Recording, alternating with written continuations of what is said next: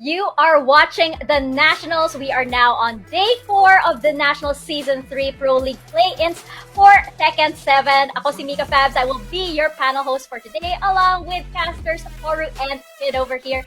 And the weather is piping hot with a heat index of 42. Wow, naging weather report. Pero mas mainit pa rin kasi ang mga laban dito sa the Nationals today. We have been seeing some very intense matches and some really huge surprises over here. Nung nag-review na nga ako, I was actually really surprised to see the standings so far because I think there are a few big surprises there, especially with the addition from our athletes from the draft series. And actually, we also have 2 days left to qualify, which means that actually the bottom 2 in our standings will be eliminated. Now, this particularly puts a few players in the danger zone, especially today. So every single match is very, very crucial. Now, checking out the standings that we have so far, and as I mentioned, there were a lot of big surprises looking at these. And casters, I want to get your opinion as to what surprises you the most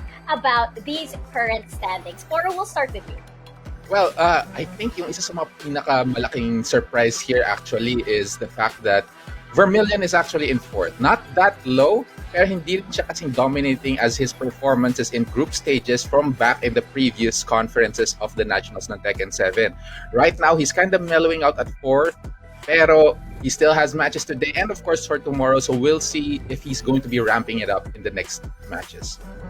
I'm actually not that surprised just because it's like 4th is not a bad place. It's nothing against Vermilion now. It's like 4th is not a bad place at all. I think like what surprises me the most, and I'll get back to this later, is AK over here in 6th and going over to the rest of our standings. You know, we also have over here, we have Jason, we have Kunicat, Sidesteplance, Coffee Prince, Gold Standard, and Don Argus. Now, we'll talk about Don Argus, this little danger zone over here. Nakikita nyo yung red dyan. Ayan, mainit na mainit. Yan yung 42. Yan yung 42 na heat index na Don Argus. Baka kailangan nyo na order ng milk tea, ng fruit juice or something kasi medyo mainit sa position nyo ngayon. But again, this is very, very critical. Kid, what about you? What are your big surprises in the standings so far? It's really surprising to me how Gold Standard is in the bottom 2 simply because of how well he did since Challenger Series 1, and it only just goes to show that every single player here sa Pro League they're killers. They're not an easy road. This isn't an easy road to take, and Gold Standard is gonna have to step it up, as well as Don Argus. Don Argus has a steep hill to climb, so he's gonna have to get off that bike and walk it off so he can slowly but surely get to the top. Yeah, speaking of those draftees, then yung Kunicat and Sidesteplance, they were at the top for quite a few days before, and then suddenly they stopped. Wala silang points na nakuha recently, right? In yesterday's matches. So they kind of fell down a lot. I'm really interested to see now that medyo malapit sila sa danger zone kung ano magiging response nila for today. And looking at this, yung bottom 4 natin nandito, we have Don Argus, we have Gold Standard, and Jason, and Coffee Prince. Now, these guys, I feel like they really, really need to step it up because we only have 2 days left once again before the eliminations begin. And as we see right now, we have Gold Standard and Don Argus, but we also have Jason, who is in a very precarious situation at the moment. Now, going over to the other side of our standings, our top performers so far, we have Coffee Prince over here, Jules, and Hapon. And, I'm pretty sure that these players, they have had a lot to adjust to since 2020, for example. Pero this seems to be, for example, working particularly well for these 3. And they've been adapting, I feel, to online a lot better than the others. What are your thoughts on this? Kid, go ahead. Oh yeah, I'd like to begin with Coffee Prince because he, as pointed out by Poro and Younger Fike, if I remember correctly, for sure, Coffee Prince was the one to exercise that demon, and that said demon is AK. And you can't really expect that type of performance from Coffee Prince, especially early on into day 3 of the Nationals. And Coffee Prince really stepped up, and I'm so excited to see how many people he can deny here in the Nationals Pro League. And I think you mentioned this earlier while we were off stream. You know, this guy, he can be so scary once he gets that momentum going. We have seen it happen before. We have seen how this guy moves when he steamrolls, and you know, all he needs sometimes is that little bit of a nudge, and he becomes pretty much unstoppable. Or what about you? I actually want to get your thoughts on Jules. Yeah, about Jules, yet another one of those terrifying players dito sa the Nationals. Sobrang calculating and super consistent niya in his performance. Even bringing out some really interesting characters. Like, recently nilabas na niya yung Devil Jin na hindi natin nakitang ilalabas pa niya. And even the Geese as well. Definitely some curveball picks from Jules. And even then, kahit na hindi niya usually nilalabas yung mga characters, performed absolutely well. So, he's definitely one of the players to really watch out for if you're trying to survive here in the Nationals. I actually want to know, Poro, do you think that, you know, him bringing out the Geese is an influence of maybe his new teammate?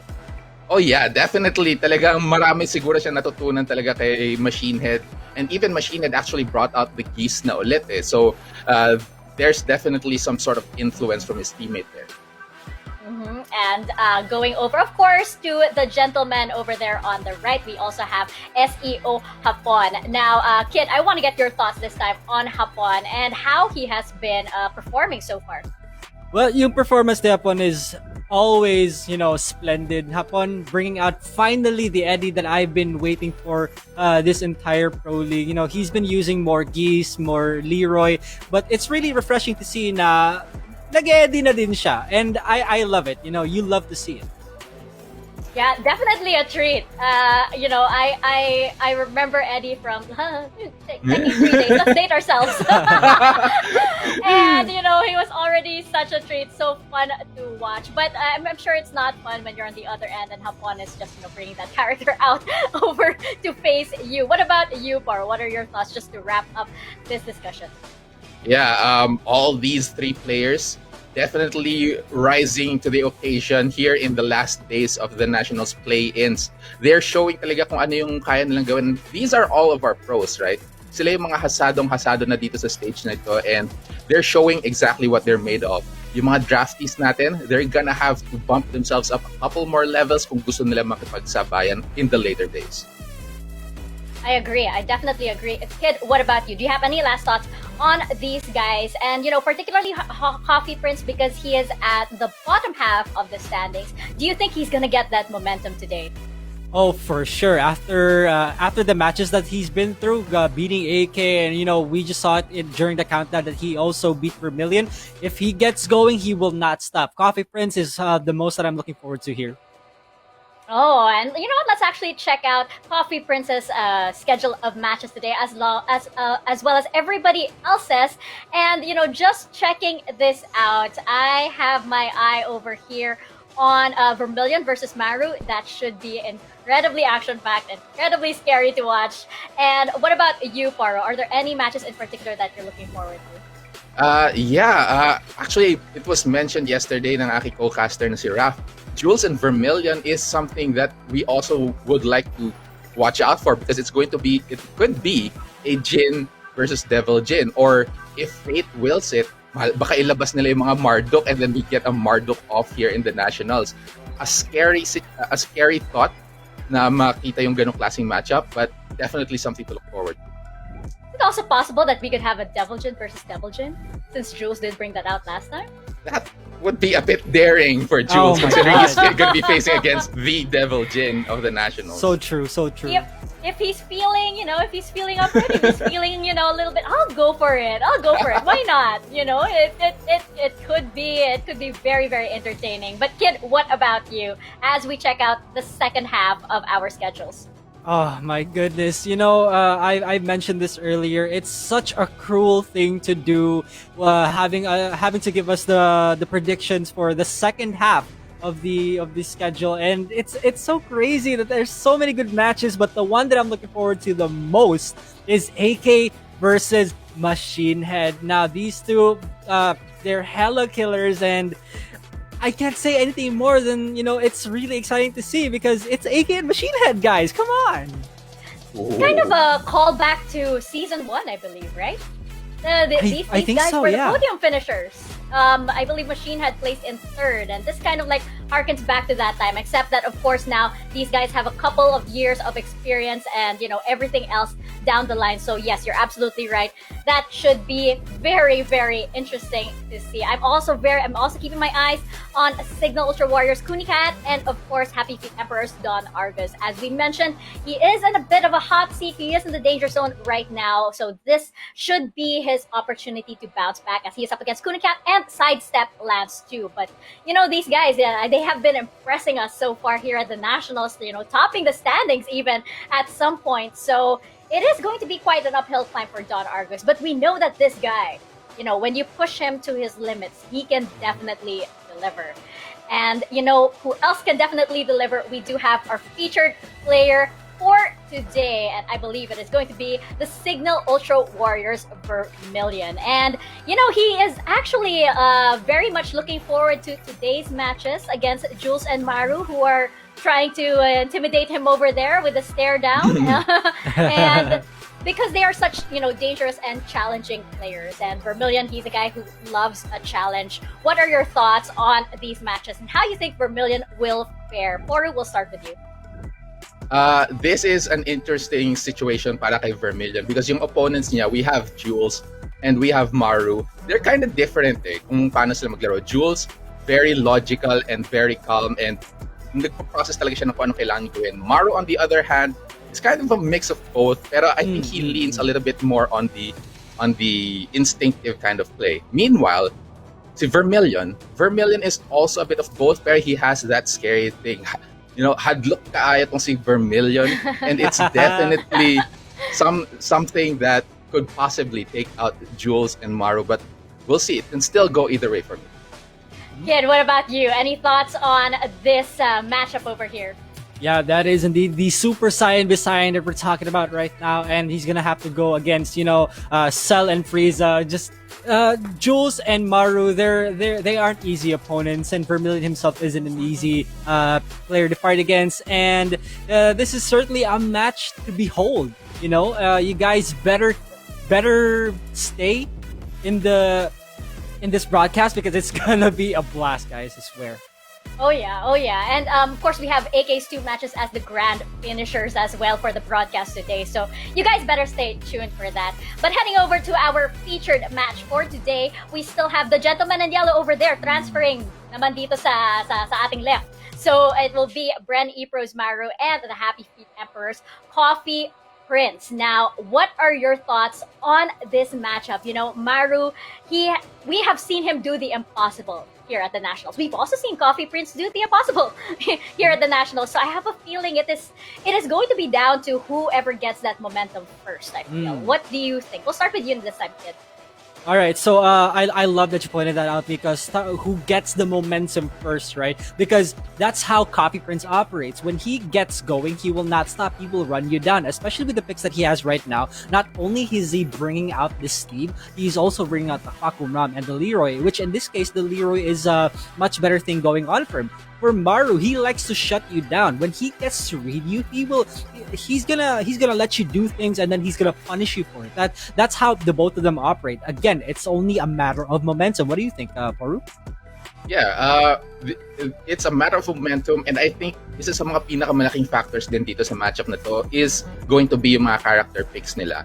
We know that Coffee Prince does have that Leroy na nilalabas niya yun. He also has the Steve, pero Maru is basically Coffee Prince also has a plethora of characters aside from the Steve that he's known for. But Maru, on the other hand, also has that. So they have a tendency to actually counter. They have a possibility of counter picking each other. So it will definitely play a huge factor here in this matchup. Mm-hmm. And just to wrap up everything, I do have an important question that I actually wanted to ask you guys. May tanong ako about AK. Siyempre, Season 1 champion, Season 2 champion, back-to-back. But right now, his standings aren't exactly where we expected them to be. So I just wanted to ask, sa tingin nyo ba, is AK underperforming? Is he biding his time? Or nagsistep up lang ba talaga yung mga ibang players dito sa the Nationals? Or D, all of the above? Naging multiple choice, no? Poru, what are your thoughts on this? Definitely a lot of factors talaga dito. Pero one of the things na talagang tumatatak sa isipan ko is that AK may be biding his time, right? He has a comfortable amount of points, hindi kataasan. And this is the part of the Nationals where, although it is crunch time, he can still test out many different things. He's trying to evolve definitely, and probably going to be kicking it off like to a higher gear kapag kailangan na talaga niya. And it might be today. That's true. It could be a strategy also na saving his energy, making sure that he is realigning, possibly switching up some strategies to prepare himself for the future. What about you, Kid? What do you think? Oh, Mika, I think a lot of these players here in the Pro League are stepping the hell up. They are playing so well, so out of their minds that, the standings are drastically changing compared to Season 1, right? Normally, it was AK and Vermilion at the top 2 of the leaderboards. Now it's Jules. Now it's I forgot who the other one is. But especially talking about Jules, right? Jules has transitioned very well to the online side of things. He had some obvious struggles back when we transitioned, but now he is certainly doing the best that he can, and he's showing it.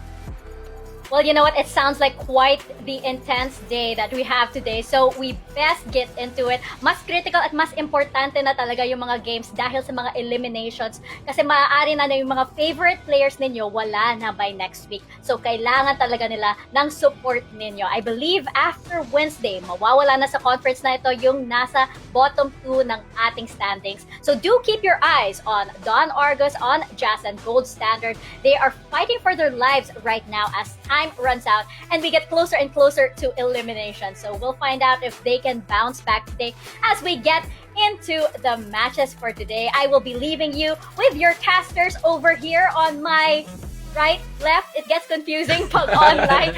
Pero wag na wag kayong aalis dahil magsisimula na ang The Nationals. All right, thank you so much, Mika. It's a new haircut and a new day. Yes, it is for the National Season 3 Tekken Conference Pro League play-ins. We're coming in hot with Day 4 action, and ako ay nagagalak. Nakasama ko po si Porokun kasi siya pong magiging translator ko for Tagalog if maubusan na po ako ng Tagalog words. Poro, kumusta? Okay lang ako, Kid. Maraming salamat sa kamusta sa akin, and I hope you're doing well as well. And buti ka pa nakapagpagupit. Ako hindi pa pwede, sarado pa yun sa amin dito eh. Pero you know what we can look forward to is definitely the matches here, because we are going to be starting, of course, with Coffee Prince versus Gold Standard. Here is our schedule, and it will be followed by BRE Pro's Maru against Coffee Prince, Happy Feet Emperors, and then Gold Standard of STIE Olympians against Laos Playbook Eagles Jason, then Vermilion versus Maru, Jason versus Kunicat, and then Jules versus Vermilion to wrap up the first half. Over and over again, we've mentioned how crucial it is for Coffee Prince to get going when he fights a few people. And I'm sorry if I'm not speaking more Tagalog because, naubusan na nga ako this early on into the broadcast, So I'm really sorry about that. But anyway, going back, right? Coffee Prince, it's really crucial for him. And he is no stranger to denying people the opportunity, right? He will be the one. He will be the one to decide whether or not they will go to top 8 or whatever, right? But Gold Standard, he is within the bottom 2. Poro, what do you think?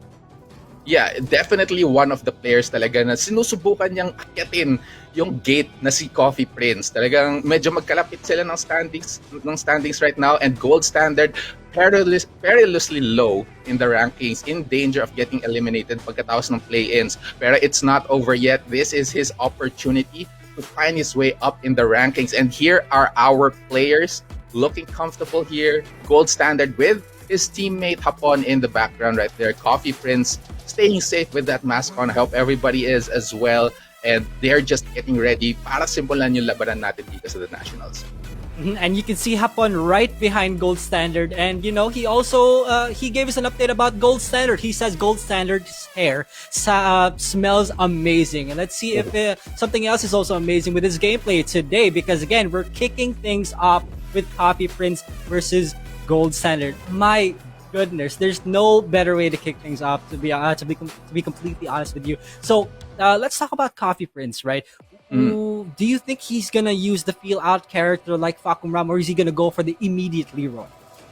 Uh, he definitely has the opportunity to go immediately for Leroy or maybe a different counterpick as well. Depende na lang kung ano yung mararamdaman niya. Kasi medyo malabang umalis ng character si Gold Standard. He's been favoring the Leo for a while now and getting some good progress on the character as well, getting those points in.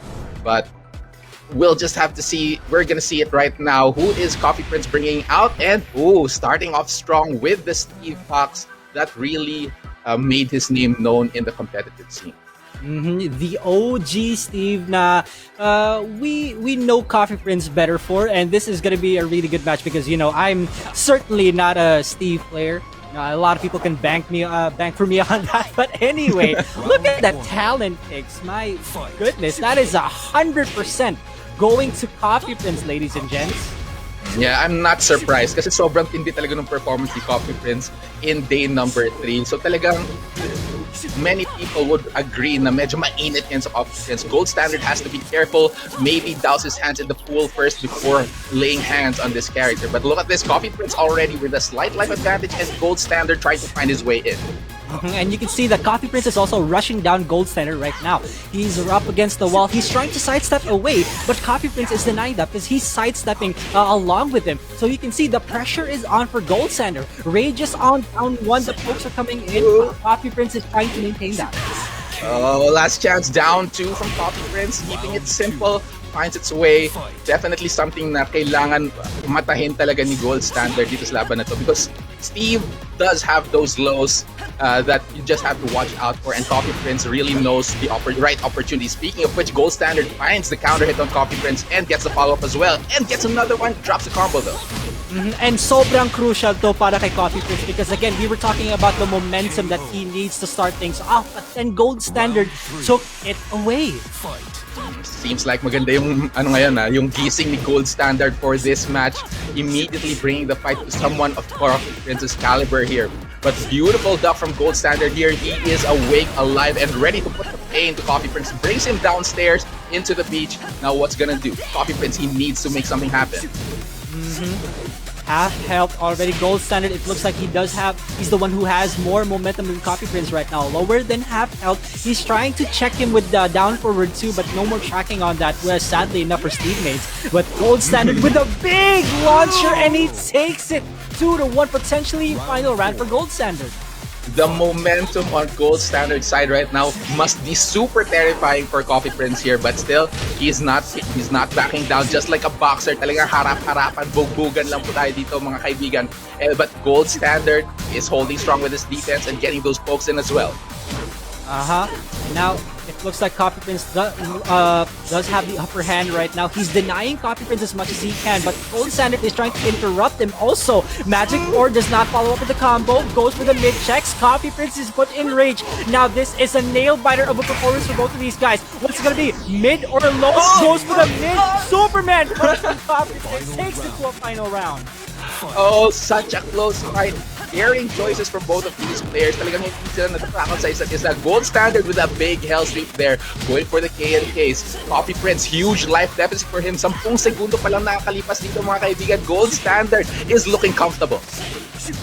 And oh my goodness, Coffee Prince gotta stop pressing because he's getting punished for it. And the mid takes it. Gold Standard with game 1.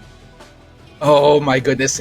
Definitely defying expectations here. Nakita niyo naman yung talent predictions here. 100% on the side of Coffee Prince. But Gold Standard, sabi niya, wala akong pakialam dyan sa predictions niyo. I don't care that I'm at the lower part of the rankings. I'm gonna move forward and climb my way up one match at a time. And he's doing fantastically against Coffee Prince here.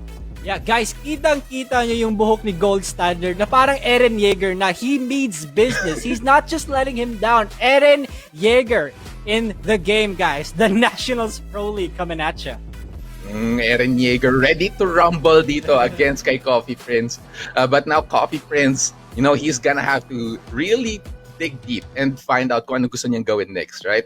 Because the stage was pretty wide. earlier on, right? He didn't really play that much of a factor against dun sa ginawa ni Gold Standard. Gold Standard played it cleanly in their matchup. So he could change the stage, but I don't think that's going to matter much against Gold Standard. He might instead, however, change the character pick.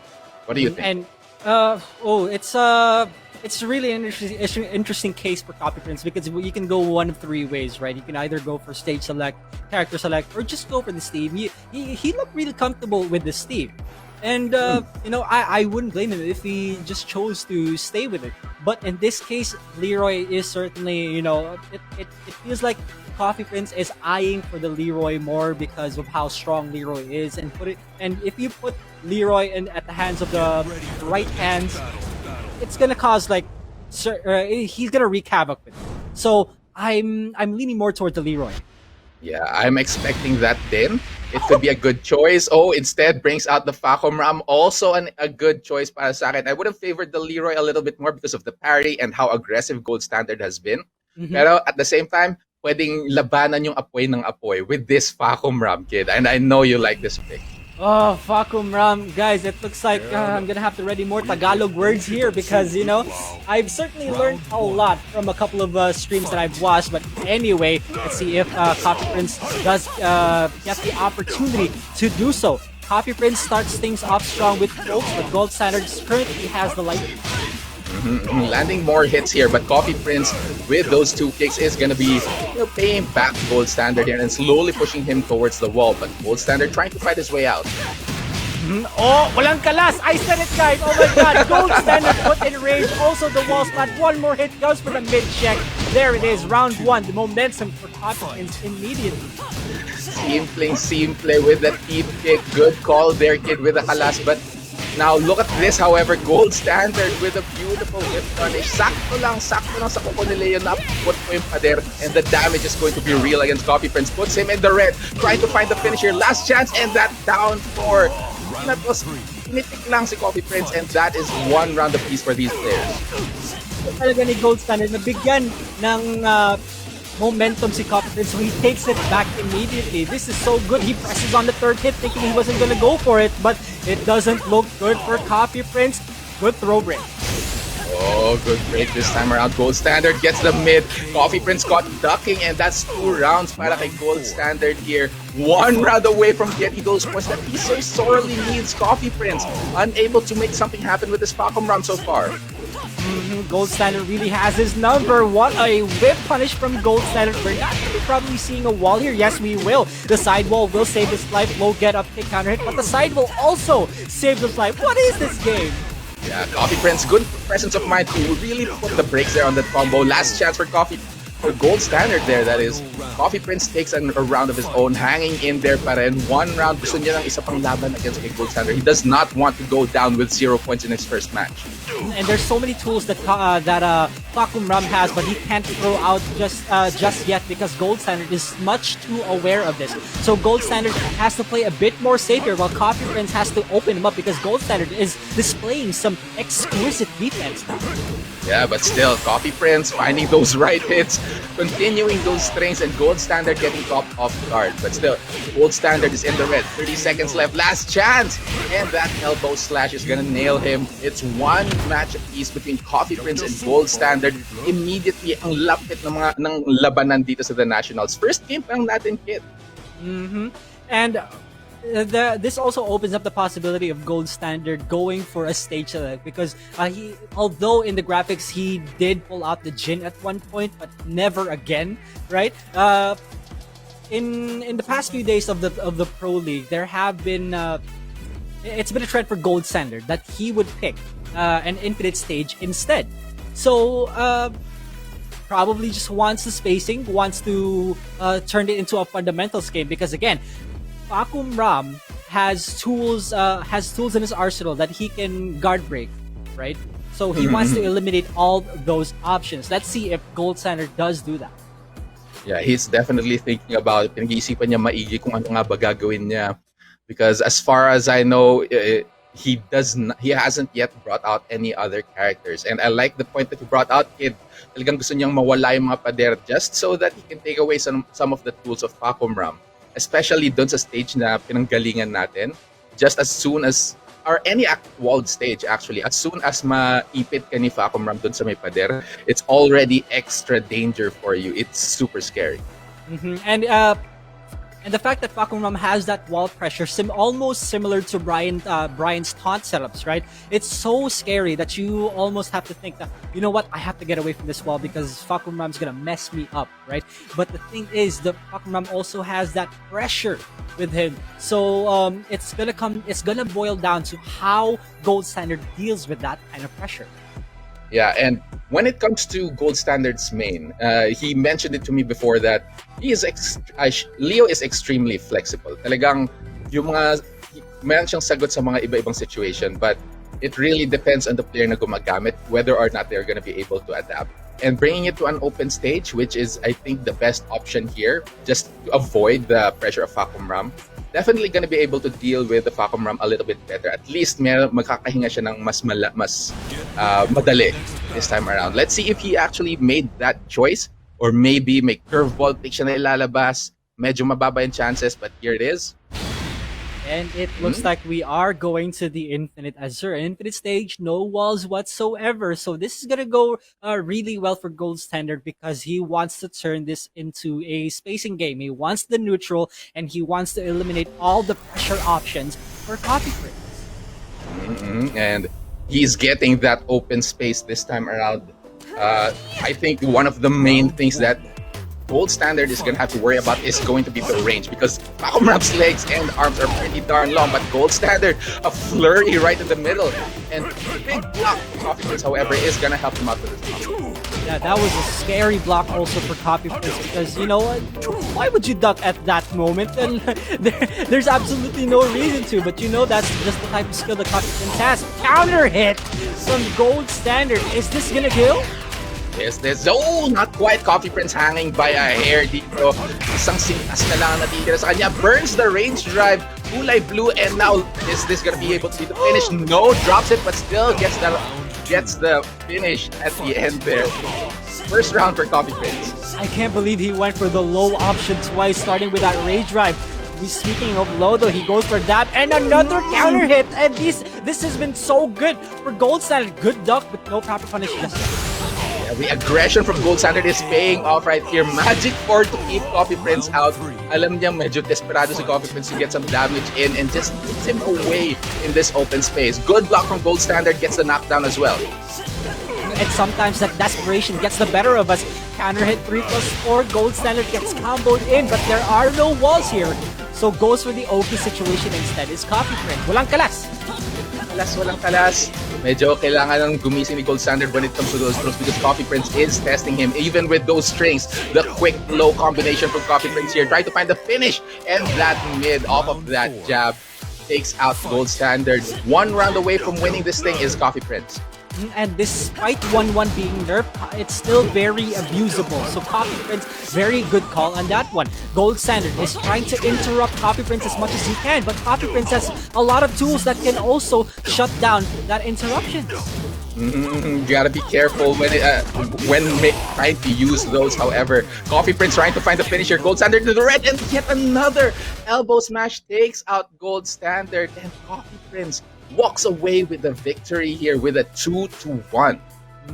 And it looks like the talent predictions stay at 100%. Gold Standard still has one more match coming up today, but that has got to be rough, because again, guys, we cannot express enough that there's only so little chances to come back and get away or escape the bottom two, in which Gold Standard is there.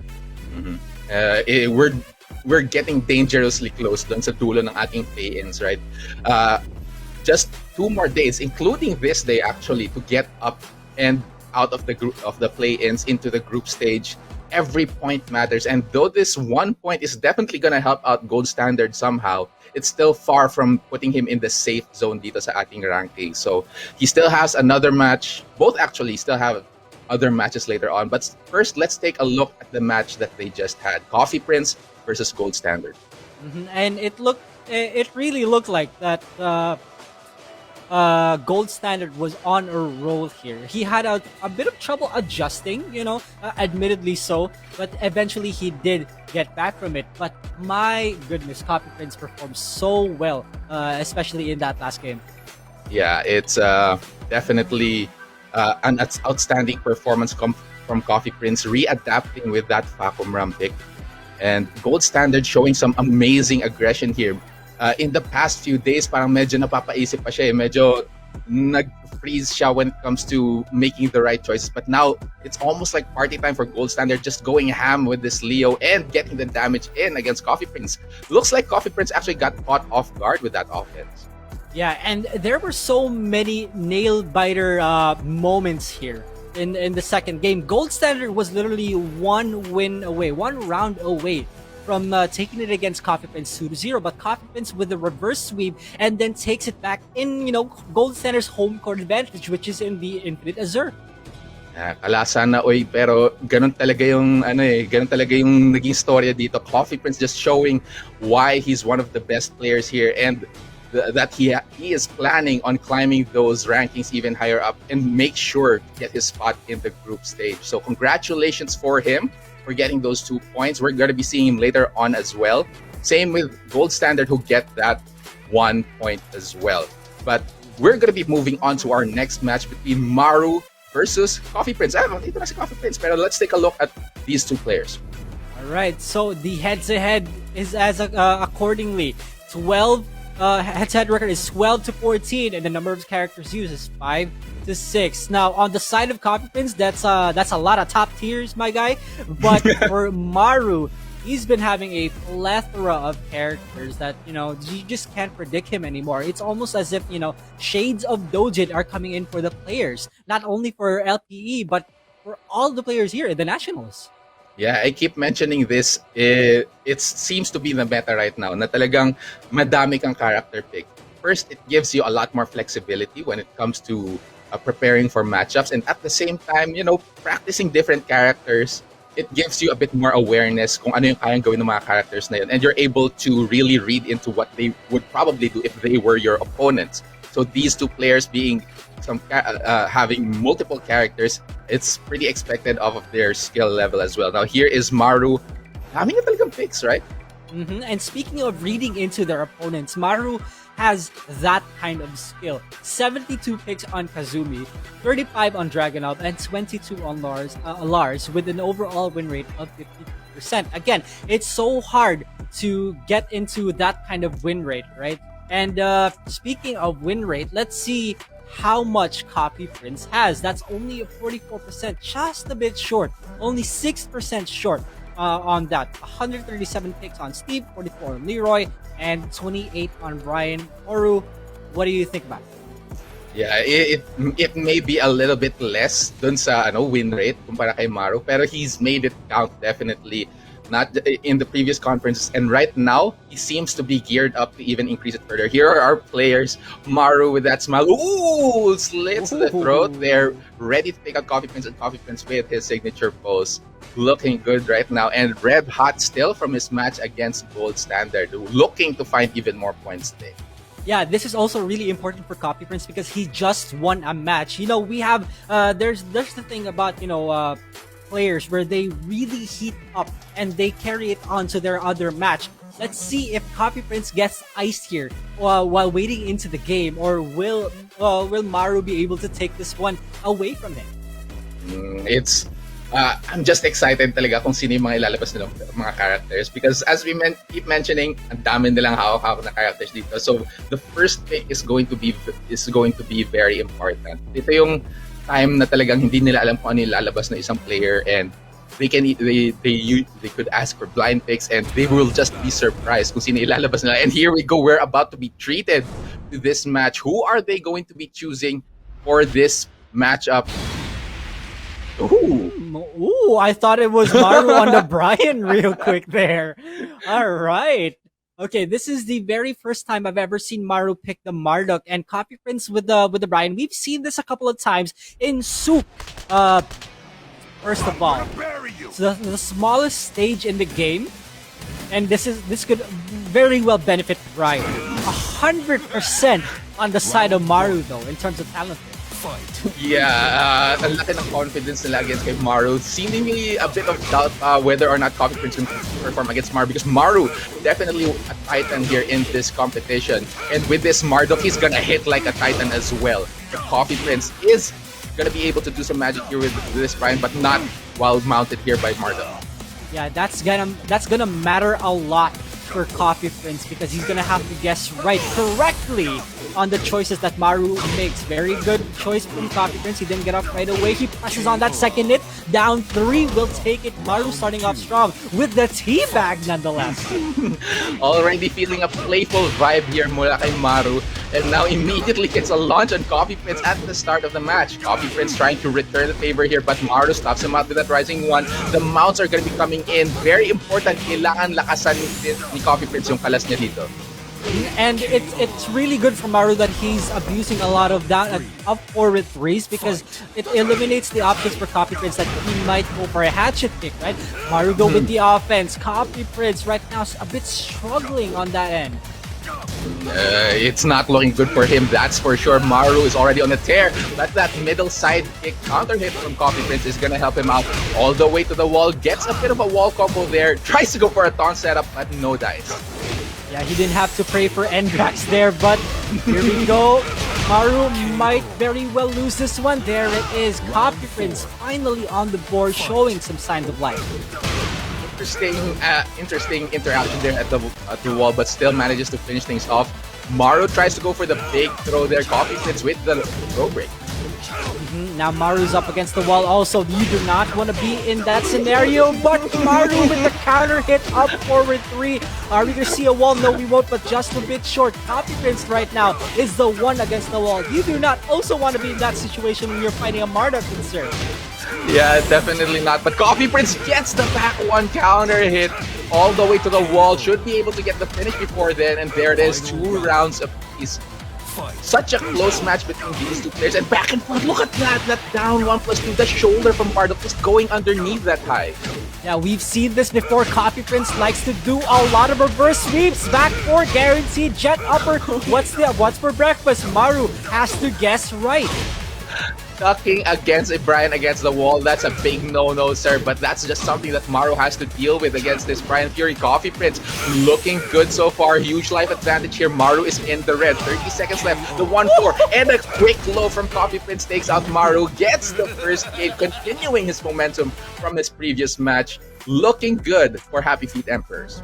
Yeah, he's really letting people know that you do not disrespect the coffee royalty like that. You're trying to teabag me here. He's a reverse sweep, right? And he's certainly sending a message to everyone out there that he is not playing around. Although he did have a shaky start here in the Pro League, Coffee Prince, he's tearing it up. He's, showing everyone what he can do. Seems like hindi lang to basta quick burst of performance here from Coffee Prince, because we know that he usually brings it out in the most crucial times. But I guess this does count as crucial because this is day number 4, and now it seems that this level of play from Coffee Prince is here to stay.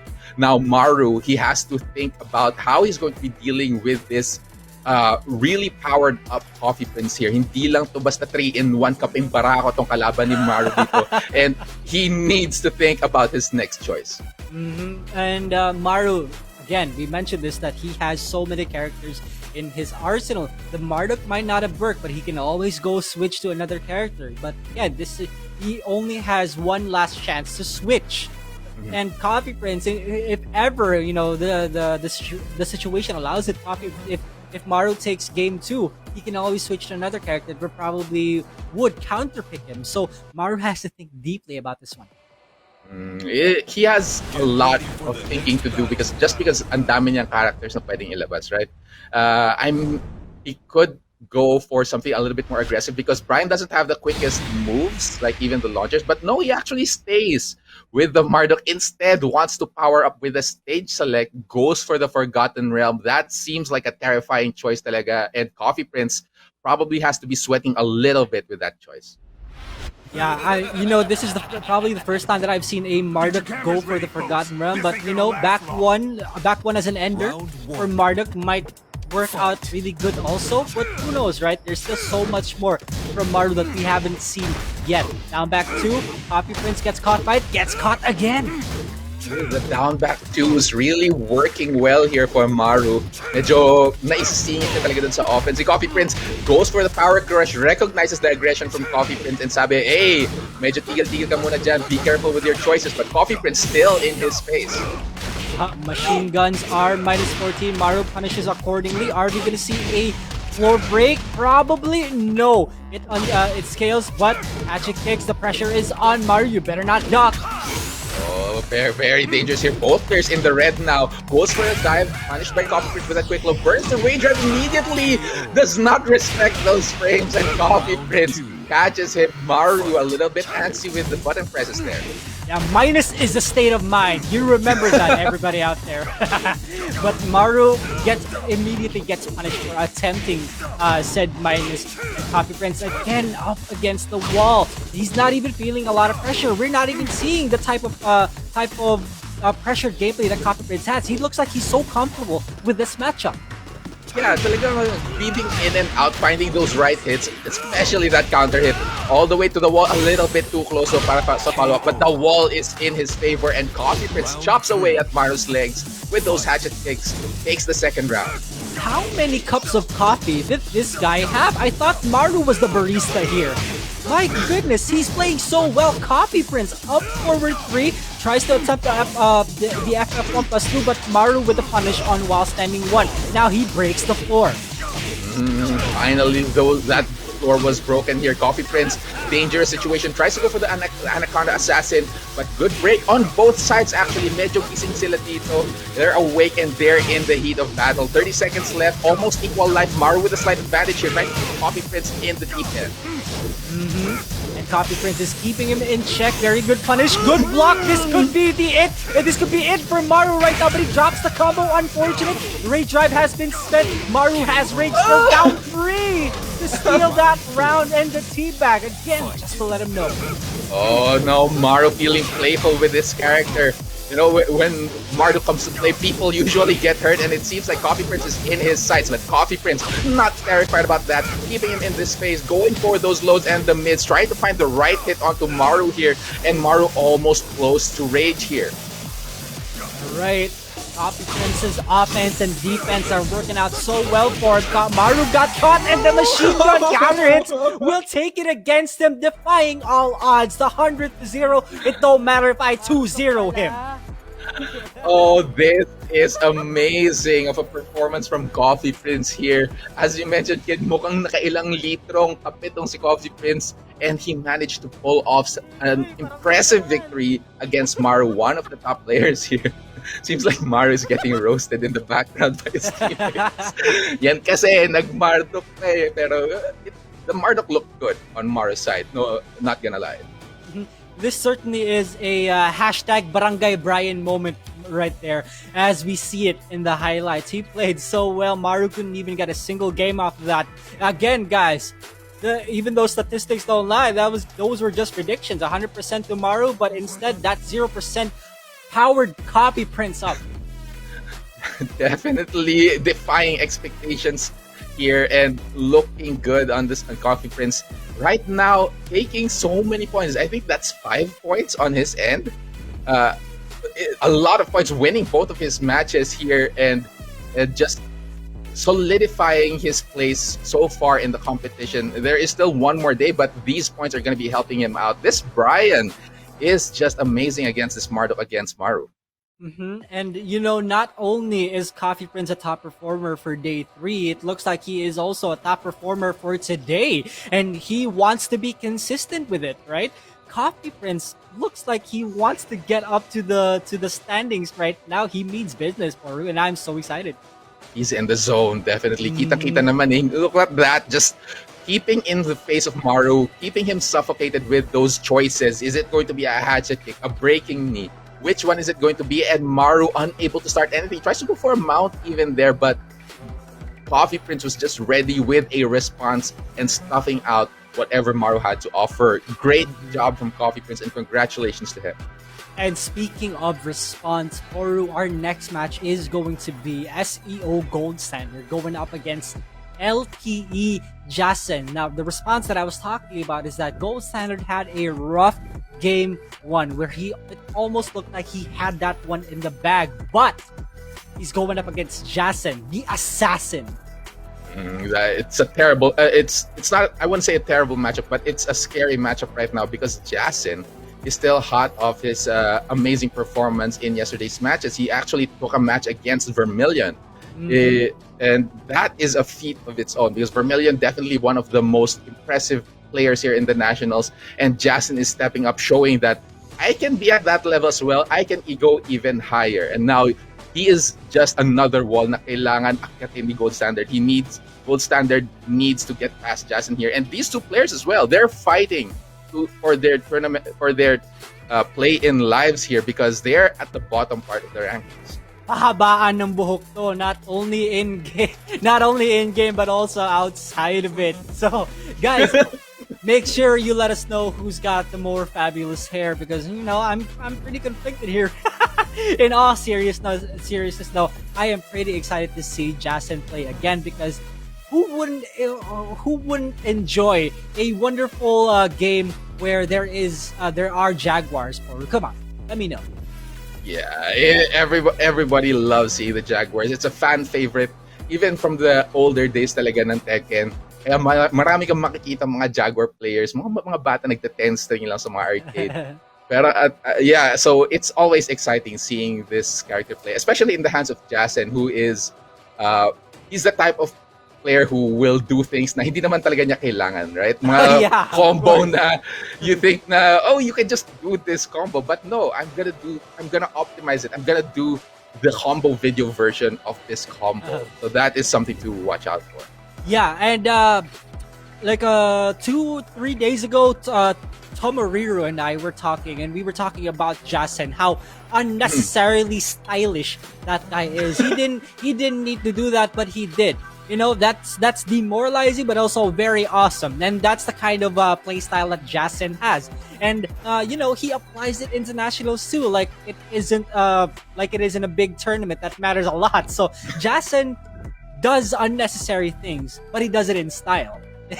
He does. Meanwhile, on the other hand, talking about Gold Standard naman, Leo has her own tricky combos as well. And nilalabas din ni Gold Standard dito sa competition natin from time to time. Not quite as often as JS5N, but kapag kailangan ni Gold Standard na ilalabas niya. And that's pretty impressive considering that they are competing in an online situation right here. So obviously, lots of practice on both sides. And one thing that we nearly forgot about Gold Standard is that he did bring out the Kunimitsu back, if I remember correctly, Challenger Series 2. So there might be a slight possibility that he brings it out here. Oh, that might be interesting. Pero tignan natin because JS5N is pretty scary. Probably not gonna go for it. And there it is. Does stick with the Leo pick. Mga comfort pick nitong dalawang players na to. Gold Standard on the Leo and JS5N on the King. Always usually starting off with that King, except I think in the previous match against Vermilion, where he started off with the Armored. Yeah, and this is going to be a very good match to watch. So 80% going to JS5N and 20 on the side of Gold Standard. We might see the balcony being broken here for, but no, he doesn't continue. Oh, once the wake-up situation is the Gold Standard gonna get that wall bounce. Oh! Power crushes from the back, but still JS5N catches him with that launch. Unable to convert, however, but the damage has been done. Gold Standard a sliver away from Rage here. JS5N backing away. He does have the life lead now, so he wants Gold Standard to approach him, especially the fact that he is just outside of range.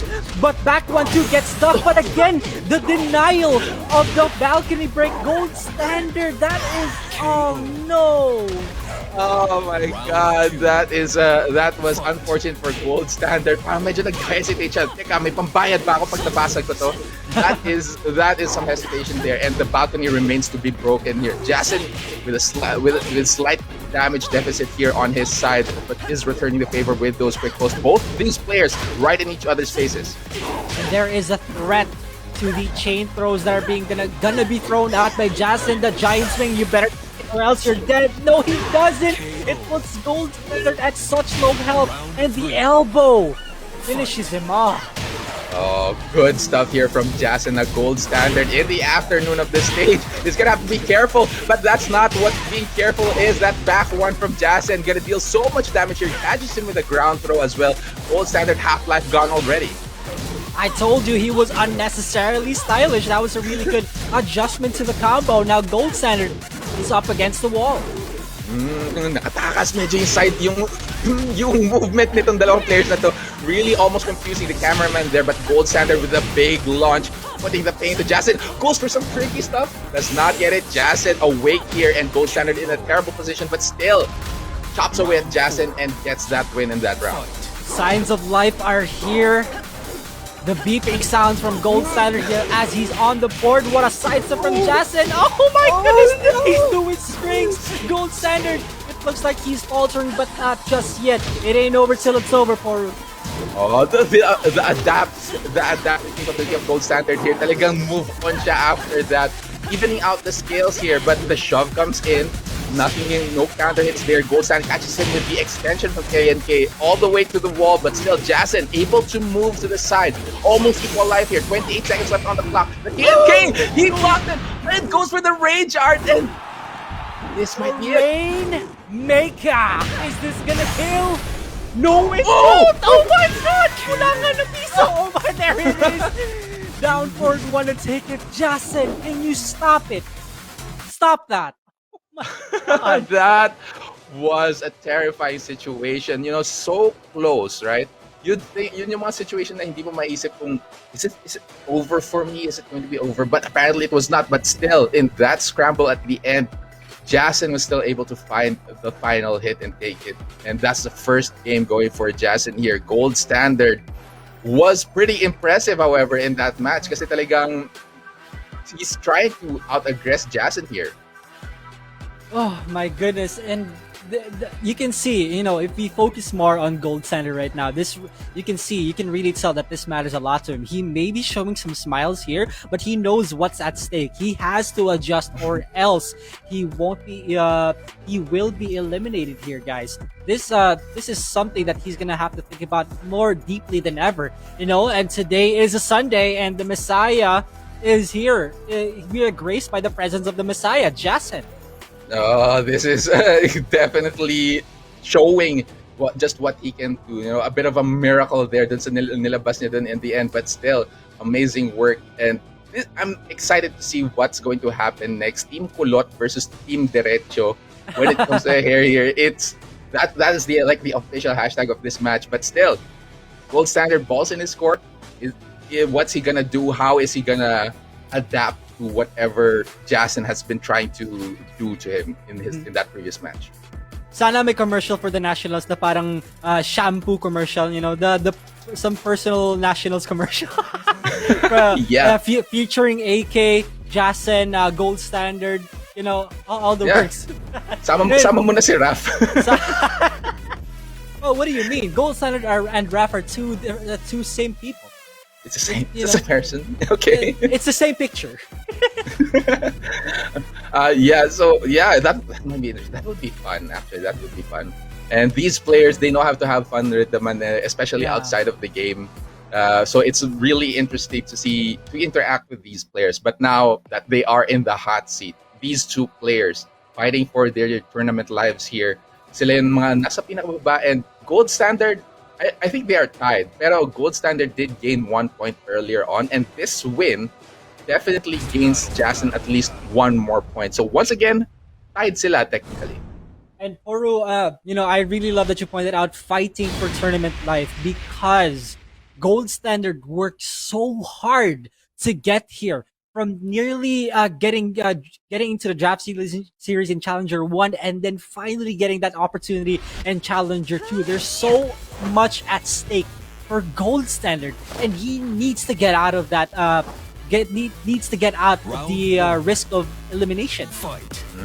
Definitely, and let's see if he's gonna be able to make the right changes here. Laban kay Jason immediately starts off strong, gets that damage with a rising 4, but this throw from Jason is going to hurt. Yeah, figure 4. What's the setup gonna be? Down 3, wants to guarantee damage. Gold Standard again looking for that up forward 2-1. But still, Jason is not budging. Not quite. Both players almost equal life here. A big counter hit para kay Jason here. Gonna be able to take it to the wall. Ooh, super close actually. Medyo mahirap makita yung wall dito at some points. But still, here comes the adjustment from both these players. 25 seconds left on the clock. Almost in rage. Guys, tawagin niya si Young Rafiki because he's gonna need that rosary beads for Jason. Gold Standard in round 1. Kulang sa dasal and Gold Standard is just ready for the adjustment here, already showing signs of life with this one round.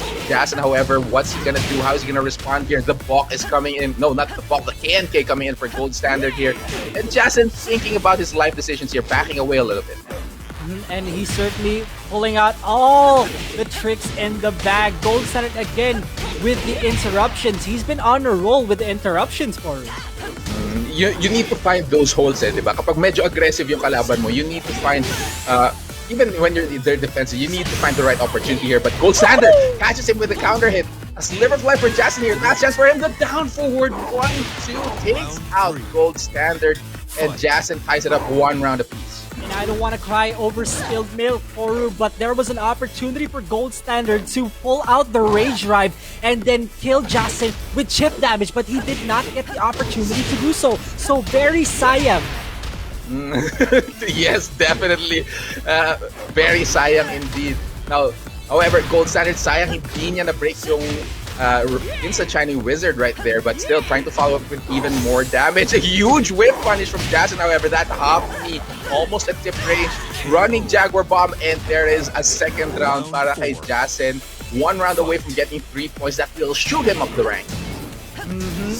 And it looks like Jason is basing it off more on the movement side of things right now, ladies and gents. Jason is interrupting +7, don't press. Gold Standard is looking for more openings here.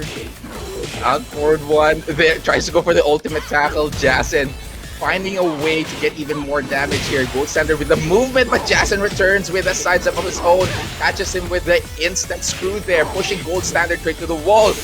Forward 2, Gold Standard in the red, in the corner, nowhere to go, nowhere to escape, trying to fight back in the circle here. Jason, huge life advantage for him, 20 seconds left on the clock, the DF1 comes in, the low Gold Standard is hanging in the hit, but the DF1 and Jason takes him out, 2-0. Jason just gets those 3 points, and that is going to help him out immensely. Father, forgive me for I have sinned. Gold Standard gets punished accordingly. Jason again with the very unpredictable playstyle that he has. Unnecessarily stylish and unnecessarily konyo for me for saying sobrang sayang. But anyway, very sayang actually. But yeah, that was so good. And we'll see that again in the highlights, ladies and gents. Oh, okay. That is like one of the most interesting interactions na nangyari dito sa laban na to. The power crush actually still working kapag nakatalikid yung kalaban. Something we discover every day. But these two have been put in a lot of different interesting situations. But it's always important na may composure ka even though may mga pangyayaring ganun, right? And it showed between these two players. They played out of their minds in this match and they really want to get those points to stay in the game. And especially this moment into the match, right? The Rainmaker. And because of the +5 health, that was Gold Standard had every opportunity to come back from it. But again, nakulangan ng piso, went for the down forward 1 check just to be safe. And there it was. Yeah, there it was nga. And it just works out. Those choices at the last moment, very important when it comes to, when it's down to the line and the stakes are high. And Gold Standard tried to make a comeback dun sa last part dun, and it's super close. And he would have been able to play to make it work, but Jason just found the right hit and takes him out. Jason, congratulations for those 3 points. That was amazing, and that is going to help him out definitely. And I think we're going to be seeing him later on, but for Gold Standard, that's going to be it for him now. Yeah, so Gold Standard had a very rough day today, boys and girls. But there's still a lot more Tekken action to think about. We're gonna have to go into a very short break, guys. But when we come back, it's gonna be Vermilion versus Maru. Stay tuned. Welcome back to the National Season 3 Tekken Conference Pro League Play-Ins. We're gonna be continuing with day number 4 dito ng ating play-ins. Kami ang inyong mga casters, Horukon and Kid, and we have seen some amazing matches so far. Umpisa pa lang ng araw na to, sobrang tindi ng labanan. And Kid, I can't believe what has just happened earlier on. So many different players showing, defying the expectations natin when it comes to results, and they've already really moved up the ranking. So let's take a look at where all of these players are standing so far. And as you can see, Jules is still standing tall with 14 points, and Maru and Coffee Prince tied at 13. Oh, Coffee Prince again, one of the top performers here. Machinehead with 12 and Vermilion and Hapon standing both at 11. Na-launch si Coffee Prince all the way up there. And on the later half naman ng ating standings, we have AK actually hanging in there with 10 points, Kunicat at 9, Sidesteplance at 8, and Jason with his head above water at 8 here. And at the bottom two, still there in the danger zone, STIE Olympians Gold Standard and Don Argus right here with 6 and 2 points. So really going to be crucial day for Gold Standard tomorrow. Don Argus has some chances to gain some matches later on. But first, let's take a look at our next match, which is an intense one because it's going to be between Vermilion and Maru. Oh my goodness, this is certainly a match to see. And you can see that there is an Ana there in which Maru did bring out at one point. Now, this only means, this can only like beg the question for us for Vermilion, right? Vermilion might, pick up the Devil Jin right away. I don't know. There's a lot of things that Coach Nature Lover probably told him, don't bring out Devil Jin just yet, or just do this, do that. But yeah, again, Vermilion and Maru, this is not an unfamiliar match to see, but it's always such a treat to everyone. Yeah, probably nga ilalabas niya talaga yung Devil Jin, even though it is pretty early in the competition. I don't think he can afford to actually do other picks against Maru. Although he does have a few of them as well. May Steve, may Kazuya nilabas, even brought out a Julia Chang actually in his previous matches as well.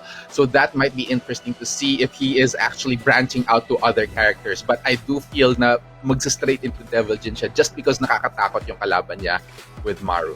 Yeah, you better not mix in one sentence, Vermilion and Julia Chang, because lalabas ni si Coach Nature Lover and says peke. But anyway, we do have Maru here, ladies and gents. Again, Kazumi, Dragonov, and Lars, and that's the characters that he has used is not enough to fit into this one whole graphic. There's so many more. He did bring out the Brian, he did bring out the Marduk, and who knows that there might be some surprises here. When it comes to surprises, talagang si Maru yung king ng surprises dito sa the Nationals. He is very playful when it comes to his Tekken.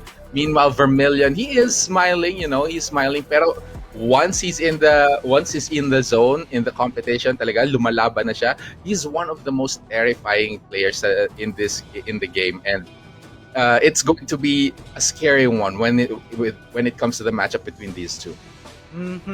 And it's there's nothing else to it. It's just good Tekken. It's all fundamentally sound, and Maru might bring out some craziness in them, and Vermilion, he really might not. There's a very big possibility that he might not pull out the Devil Jin right away because he wants to know what Maru's gonna play or how Maru is gonna play it. There's so many questions here coming into this match. Yeah, and Vermilion, he is in a pretty comfortable spot naman in the rankings, right? He has the opportunity to strategize a little bit better and maybe test some stuff out, especially against high-level opponents like Maru. If he wants to be bringing out some curveball picks later on in the game, he really needs to stress test yung kaya niyang gawin with those characters right now. And Maru is definitely one of the players that you can test it out just because of how well Maru has played before in the past. Taking second in the second season and even in the conference finals of the first season as well. And we can't write off the fact that there will be a possibility na Vermilion is going to use Julia. Oh, There's yeah. Julia. There's also he's also channeling his inner Kunicat. He might bring out the Li Chaolan. He might bring out the Marduk. He might mirror the Marduk at that. Oh, But yeah. what if he also brings out the Kunimitsu? Anything can happen, guys, and we are gonna get into the match. Yeah, tignan natin kung ano yung pinili nila. Always interesting. And Maru, interestingly brings out the Ana. Nakita na natin ginamit niya to in the previous conferences, but never in this one just yet. And Vermilion, on the other hand, steps away from the Devil Jin, pero keeps the Mishima spirit with the Kazuya. Mm-hmm. And I remember someone was asking if Vermilion was gonna bring out the Kazuya, and there it is.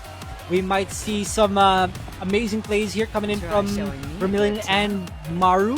But there, look at that. Town picks 80% going to Vermilion and 20 for Maru. Let's see if he defies the odds.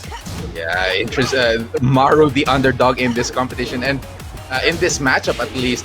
But especially with this Ana pick, we have yet to see what he can do this time around. Ano pang natutunan niya here? A huge sweep from Maru is gonna put him in the lead. Malaki yung lead niya this time, and Vermilion is still trying to find an opening here. A huge block on that. Yeah, what a guess for Maru. It immediately shuts down Vermilion, even though there was no reason for Vermilion to hell sweep in that scenario. It's a risk always when you go for that hell sweep, because once it's blocked, it's going to be huge damage on your end. But it's a risk that Mishima players have to take, just like that sweep from Red Maru here, making things happen. Sneaks in the DF2, however. Vermilion says, what's a stop for Red Maru here? Another hell sweep comes in, tries to go for the steel pedal here. 30 seconds left. Did Vermilion press with his rage art? He did! And Maru should be able to take him out with this. This should be more than enough. Speaking of risk, this game is pure 50-50. They both have to guess whether or not a mid is gonna come or a low is gonna come. This game is just no proper reads, all 50-50. Yeah, just like that, Maru ducking there just in time for the hell sweep. But that's not to say it's all about chance. It's more about risk management, because these players do have tactics to deal with these kinds of scenarios. And Maru, however, putting the fight to Vermilion here. The pulls are coming in. Big block from Vermilion. Tries to go for the Rising One, but a little bit too far. And Ren Maru takes him out. Takes the first game with conviction against this Kazuya. That was such a good performance by Maru. And, it also comes into play how Maru plays this in a way that he does fake punishes. Now, what I mean by fake punishes is that he does certain lows that's supposed to be like -11, -12, maybe even 13. He does a launcher anyway, the full crouch launcher. And you have to think about that, because normally you press back hoping, oh, he's not gonna punish this properly, so I'm just gonna hold back. But you never expect whether or not the low is gonna come and he's gonna get launched for it. And you can see Maru is enjoying the hell out of this matchup, and he doesn't even look pressured. Yeah, obviously in the zone with that Ana pick, right? Seems like it's something na pinlano talaga nila. He's talking with his teammates over there and just seems to be very proud about what he's achieved with the character. Meanwhile, Vermilion is deep in thought, probably listening intently to the voices on his side of the table here and thinking about kung ano yung character na isusunod niya dun sa Kazuya, because that Kazuya was completely suffocated in the presence of that Ana. Medyo hindi niya kinaya yung alindog ni Ana dun sa matchup na yan. The thought process for Vermilion just might be, if you want 50-50, I'll give you 50-50, and maybe brings out the Devil Jin. He has to turn things up immediately, or else he's gonna lose the chance to get that 2-1. He definitely is going to want that, because while Vermilion is in a comfortable spot, hindi pa rin ganun kataasan. But look at this, actually goes straight for the Kazuya and just going home to Vermilion gates. Technically not home, but he is Vermilion. And yeah, let's see what kind of adjustment Vermilion has in store for Maru. So, this might be the stage buff simply because they both have the same name, Vermilion and the Vermilion Gates. And, it's all a matter of how comfortable they are here, ladies and gents. So, no character switch from Vermilion. Wants to maintain that 50-50, but has to be aware of the full crouch launchers from Maru. 50-50 laban sa 50-50 na to. Medyo pahirapan sa isip nitong mga players na to. Vermilion trying to take the initiative here in this match. Works out well, breaks the balcony within the first match, and now Maru, balls in his court, he has to catch up. He's also outside of range. Vermilion is very comfortable with this scenario. Now, no duck from Maru, looking for those mix-ups again. He wants to fish for the counter hits, but Vermilion is keeping him up. Counter hit coming in from the launcher. Are we gonna see a wall here? A little bit too far, but yes, actually makes it in there anyways. That down 3 comes in and Maru takes the first round. Grabe yung adjustment ni Maru. Managed to make comeback in that round, and now Vermilion is yet again in a tough spot just because of this round advantage from Maru. Huge sweep from Maru, almost instant, breaks Vermilion to the wall, and now Vermilion needs to wake up. Yeah, and just to quote one of the former competing, Challenger Series players here, Jake, ang sakit sa ulo talaga ni Ana. He's no doubt about that. There's so many things to think about when you're fighting that character. Vermilion though, he's at rage. He's putting Maru at the wall. Electric to come in, but he drops that combo, goes for the low option, and Maru takes it. Oh my god, Vermilion ka sana. Uy, pero that was a missed opportunity with that electric there, but Maru is going to capitalize with this lead right now, putting the fight to Vermilion once again. Vermilion catches him with the rising 2. Good adjustment with that combo as well. Sidewall situation, gotta be careful there, and Maru has a bit of an advantage here. Now, this is the last opportunity for Vermilion. He has to make it count. He's making Vermilion approach now, but Vermilion is making it a bit more on the side of the movement side of things. But Maru is still aggression. It's the aggression. Vermilion sidesteps away, and he follow up with the combo. No! Maru again gets sidestep. Spends that rage drive. He spends his rage art, goes for the duck, but no! What the hell? No! Oh way! Not like this! Oh my goodness, Vermilion overestimated the damage of the Demon Slayer for Kazuya. Hindi sapat para patumbahin si Maru, and Maru gets away with that win. That was a shame. Oh my goodness. Oh no! Kid, are you still alive? You can see him. He's laughing. You can see that he knows that he messed up there. Oh, nature lover, go easy on the man. Oh my goodness. I felt that. Everybody who knows how to play Tekken felt that kind of pain. Oh my goodness. Yeah. Let's take a look at what happened in that matchup between these two players. Very interesting picks, Kazuya versus Ana. And, right from the get-go, Maru already playing an amazing Ana. Mukhang komportable siya with the character. Being aggressive, just like how the player is meant to be played. Going for the 50-50s, making the right decisions, including the rage arts. Yeah, I really apologize for those outbursts, guys, because again, that was a completely missed opportunity for Vermilion, and I believe he still has another match. Yes, he does, and he still has an opportunity to come back from this. But yet again, Maru with the performance of a lifetime. That was such a good showing of Ana. I think this is the first Ana that we've seen here in the Pro League. Yeah, it's definitely the first one, and Maru just waving the flag for the Ana players dyan, mga Team Ana na nanonood, this is a very good reference, especially since he's playing against Vermilion, though. Vermilion is on that Kazuya pick, not the Devil Jin. Pero still, it's pretty scary because Vermilion knew what he was doing with the character, right? Ito yung heartbreaking moment. Goes for the 1-2-2, pero masyado pa lang marami pang health si Maru. And I know that's probably digging into Vermilion's brain right now, pero at the same time, that's how it is. Those are the choices that we make, and it played out like that. And Maru walks away with the 3 points. So congratulations para sa kanya.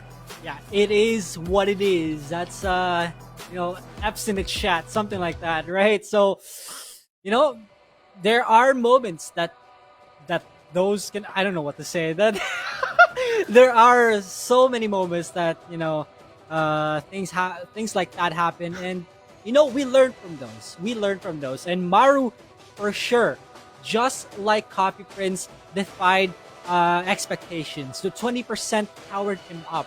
For our next match, tomorrow, boy, we have LPE's JS5N versus another Signal Ultra Warrior, Kunicat.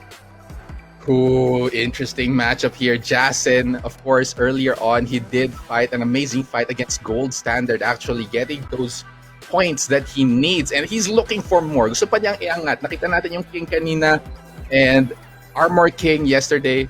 But he's going to be facing off such a trickster of a player with Kunicat, using that Kunimitsu. Yeah, and I love that you pointed out Trickster because again, he did mention, Kunicat did mention in an interview that he was, I hope my opponent knows how to deal with mix-ups because that's all that I'm gonna do. Kunicat, he has pulled out a couple of new picks right now that we definitely did not expect, like the Shaheen, mostly. But, we haven't seen enough of that Kunimitsu. Will he pull it out against Jason? I believe he also fought Jason before qualifying for the Pro League. Correct me if I'm wrong. I think there may have been definitely a chance for these two players to actually fight. And look at this Kunicat giving thanks to his viewers, showing some love to his fans. Jason, on the other hand, meditating right now. Probably in the middle of conversing with a voice from above there, giving him some advice on how he's gonna be taking on this opponent, because this is gonna be interesting because Jason, he's on King and Armor King, right? They're not what you would call really fast characters. They definitely have the fast moves, but some of their key moves definitely take a little bit more time than others. And Kunicat, if he gets going with the Kunimitsu, he's gonna be hard to stop. And Jason has to be ready for the matchup with the knowledge to actually deal with the character. Yeah, and I believe it was you, Poru, who pointed it out to me that Kunicat won Challenger Series 1 with a pad. And he's normally not a pad player. He's a stick player. And he wanted to sell his stick because he wanted to quit Tekken. If I remember correctly, right? So with that already proves that Kunicat has the skill to close it out, even with circumstances out of his control, like using controllers that he isn't exactly comfortable with. And now that he has the stick, he can finally bring out the characters that we don't expect him to use, like Shaheen. There's so many things that we've yet to discover from Kunicat. Yeah, it's like an evolved form of Kunicat, basically. And he definitely probably learned a lot from the Shaheen pick na ginawa niya. And there it is. Pinalik niya yung Kunimitsu. And Jason's gonna have to deal with it using the King. And we're going to the Dragon's Nest, relatively small stage. So Kunicat definitely gonna be putting the pain to Jason and giving him a massive headache with his character. Yeah, there's gonna be a lot of scenarios where sidewall situations will happen. It will save a life, or maybe not. It can happen. The wall situation is going to be terrifying nga lang. Whoever manages to make use of the wall situation, yung mailalagay nila sa corner yung kalaban nila, they're gonna have an advantage talaga. And Kunicat with his pokes and his mix-ups as well is gonna be crazy with this in this stage. And a 60-40 ratio between the both of these guys. Kunicat again with the mix-up that he was talking about all over again. Jason up against the wall, down back 3. You cannot low parry that, but low parry this, you casual! Giant swing to the wall. Something that Kunicat's gonna have to watch out for, because King mains, when they're backstones to the wall, you know that a giant swing may be coming there. And now Kunicat is in the life advantage here. Ducks gets caught with a crouch throw there. Probably dead. He's probably dead if he doesn't break this. Ow. Oh, although he gets out, he still whiffs. Unfortunate for Kunicat. Jason on the board. Kunicat knows when to bring out that rage drive. Napagana na niya ilang beses yon in his matches, but Jason was patient enough to wait for it to actually come out. There it is again. Giant swing. Sabi ni Jason, uy, walang palas yung kalaban ko. Medyo, let's take advantage of this, shall we? Alright, so Kunicat maintaining his spacing also. He does not want to go up front when he's fighting a grappler like King, right? What a sidestep from Jason, acting like King isn't a big character. Medyo gumaan-gaan si King sa kamay ni Jason eh. No? When Kunicat trying to return some favors here, gets out of the corner, and Jason, beautiful duck there, but trying to get that shove in. Jason is in the red, hanging by a sliver, but Kunicat finds the last hit.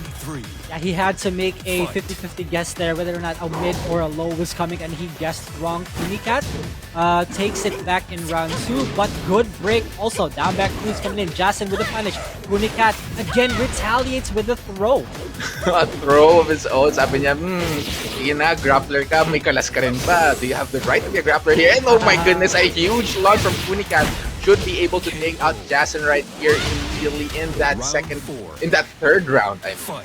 Yeah, sobrang scary na situation na yun for Jason, because he had also to guess whether or not the full couch down forward 3 was coming last night from Kunicat. Mix up. Ulit-ulit na gagawin niya ni Kunicat hanggang sa mabaliw ka. But Jason not giving Kunicat a chance here. Goes for the power crush as well. But Kunicat able to block there. Catches him with a dagger in the back now. What's going to happen for Kunicat? Oh no! The Rain Drag gets stuck with the Hopney, and Jason evens it out. 2 rounds apiece. Out of nowhere, bastos ka, Jason. Hopney!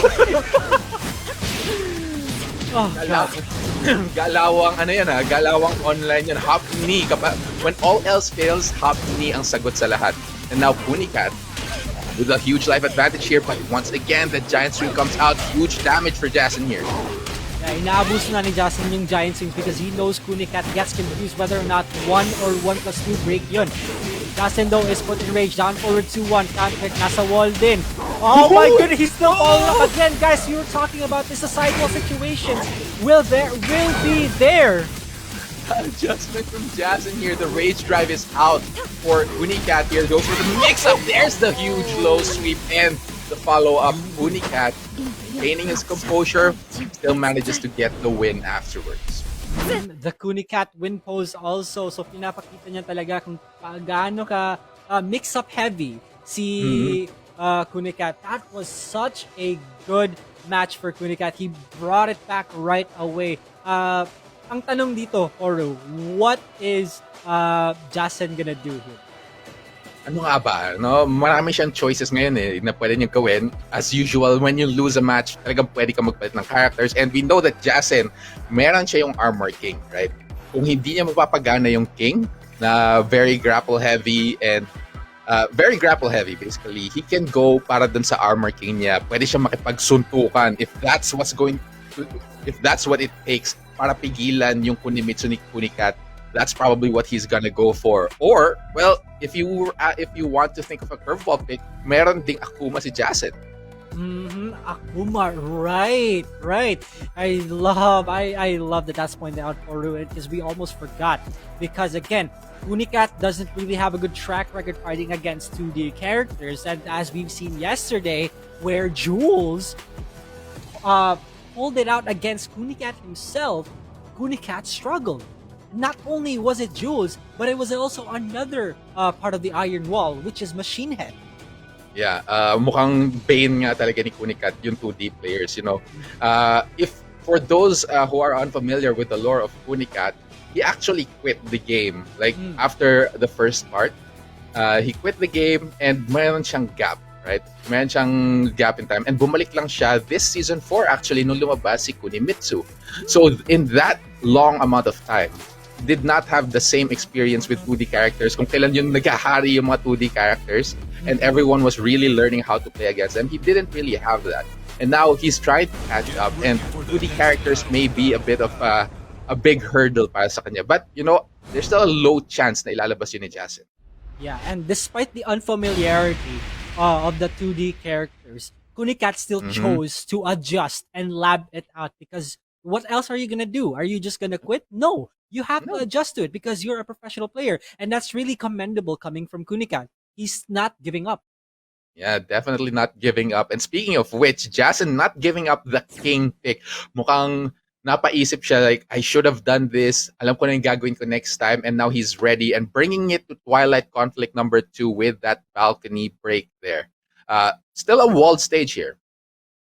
Yeah, so you know, they don't want the weirdly and awkwardly shaped stage. So going for the square option this time. So let's see who utilizes the balcony break, and hopefully it works out. Let's see. Both these players really, in their comforts right now. Jason tries to go for an early throw here. Kunicat with a throw of his own, but good break from Jason. And also good patience from Kunicat. What's the mix up gonna be? Back turn 3! The disrespect coming from Jason. Guess right? No, give me that groin. Oh no, Jason feeling himself right now after that fantastic decision against Kunicat. Good block on the slide as well. Catches him with a gut punch. Gets the clothesline follow-up, and Jason with the first round here in this match. And now, this is also shades of game 1. What a shining wizard coming from Jason. You do not see that instant shining at point blank range. You gotta be kidding me. Oh, one of the skills ng mga king players talaga eh. Yung abilisan mag-Shining Wizard, you don't know if it's the one that's coming out. But Kunicat, unfazed right here, putting Jason in the corner, gets the launch, gonna get some damage. Jason is in the red. How is he gonna come out? He gets it with a quick hook. This might be it for Kunicat. Yes, burns the Rage Art, and that's going to be the round for Jason. Pangkabuhayang back one coming from King and Steve players. The Rainmaker to finish it off. Jason is one round away from taking it to a game 3. Let's see if Kunicat manages to reverse sweep. Let's see if he can make it happen. That throw is definitely giving him a huge advantage. Ang aga pa lang sa round, ang laki na ng advantage dito ni Kunicat, but now he's backing away. Pwede siyang dahan-dahanin muna, but still he's right in Jason's face here, trying to get the finish. Jason, onti na lang, mapapatumba siya dito ni Kunicat, but he's trying to find the right way there, but that dagger is gonna keep him out. Yeah, the dagger throw is a good choice there despite it being -11, because what else can he do? 2-1, 1-2? There's not much punishment that can come from it. But it looks like Kunicat is trying to get back from him. 10 seconds have been spent. Jason gets caught in the middle, but no, Kunicat does not adjust. He goes for the OP setup instead. Yeah, no conversion from Kunicat, but still keeping it up with the damage there. And here it is, kid. You may have called it. Mukhang gusto ni Kunicat ng reverse sweep, but Jason, what's he gonna say about it? Jason is turning it up. Oh, parry! Goes for the full crouch mix-ups again. Kunicat is feeling like himself a bit more. Jason pokes him out, trying to stop that momentum. Throw? Okay. Not this time, sabi na reverse ni Kunicat, but Jason still managed to get out of that ultimate tackle. Now Kunicat trying to go for those lows. A huge hit here for Jason. Drops a combo, but still, oh no, Kunicat responds with a hop knee. Up forward 3, Kunicat. Both players are practically at the same health, but Jason is put in rage. What can he do with it? That is the question. Jason is going to look for more shoves. I guarantee it. One counter hit shove from Jason and Kunicat is done for. No, the sidestep! It goes straight for the Rage Art. That is it, kid. The Rainmaker! Oh my goodness. That was phenomenal movement from Jason from the wake up and just getting the side of Kunicat into the wall. That was solid adaptive capability from Jason there. Presence of mind to sneak in an attack in that opening and then get the finish as well. Fantastic work from him. Also great work from Kunicat, but man, Jason. Yeah. You should always take into account that Jason's got that movement. He will sidestep when needed be. And sidestepping as King or Armor King or any big character at that, it's really difficult. You normally don't get to sidestep the things that are sidesteppable because of the size of the character that you're bringing. But Jason said, you know what? Screw that. Let me sidestep, let me forward 2-1, let me wall splat him, and then let me get game 2. So really good stuff, really good showing from Jason. Let's see if he can continue that in game 3. Oh my goodness, that is going to be this so far has developed into such an amazing match because Jason just bringing it back there against Kunicat. He chose not to switch characters. Nagstay siya dun sa king pick niya and still managed to make it work. So obviously, medyo may basa na siya dun sa Kunimitsu ni Kunicat. Now, is Kunicat gonna make the switch or baka may basa na rin siya sa kung anong ginagawa ni Jason? Pwede niya ilabas yung Shaheen. So, daming possibility natin dito. But instead, he goes for the Infinite Azure. So there's I understand this choice because there's many scenarios wherein it's similar to Falcon Realm when you're fighting a Jaguar, like King or Armor King. You get to neutralize the damage from the Giant Swing or the throws, the up 1+2. So this is a really safe option for Kunicat, ladies and gents. Just gonna be taking advantage of the space then, waiting for Jason to get in there. Kunicat can play yung hit and run game when it comes to this stage. And actually, so can Jason, but definitely with the offense of Kunimitsu, Kunicat is gonna have the advantage on that. Again, Jason is looking for a lot of hop plays, but then, Kunicat is also very aware of it. See, can he break this? Are we gonna see an RDC? Please, Lord God Almighty, no, never mind. Not this time around. That would have been a great opportunity for Jason to catch up, pero not this time. Catches with the chest bump. Another one. The running 3 into the chest bump. Pain on the side of Kunicat here, and Jason with the first round. Echo, but instead, Jason, Jason really turning it up right now against Kunicat, and Kunicat's also doing the same. He's, being very aware with these throws, and Kunicat wants to stop him from doing so. Yeah, it's working out well with all that offense. Jason has not had a great opportunity para gamitin mga throws niya, but this huge block into the gut punch is gonna help him catch up when it comes to damage. Jason, however, very close to getting taken out. The Chinese getup is gonna give him that combo. And also, you have to get up right away because there is a risk of King doing that rage drive on you, and you will get hit by guaranteed move. He ducks! Yumoko! See Kunicat, ladies and gents, and he gets finished off. One more win for Jason for him to take it against Kunicat 2-1. Can he do it? Oh, that was an unfortunate choice from Kunicat here, and now Jason, with the momentum so far here, going for that chain throw, wants the wake-up opportunity onto Kunicat here, gets him with that quick blow and now backing away, but now Kunicat in close proximity here, trying to return the favor. Grappler ka pala, break this! And Kunicat has to guess right. Are we gonna see a King's Bridge? No, we won't, but instead the sharpshooter. And the chain throws, medyo delikado para kay Kunicat here. Tries to go for the jabs there. The slide comes in, rising 4. Oh, the down forward 1. Kunicat tried to challenge there, but Jason just took him apart. 3 straight rounds with that King.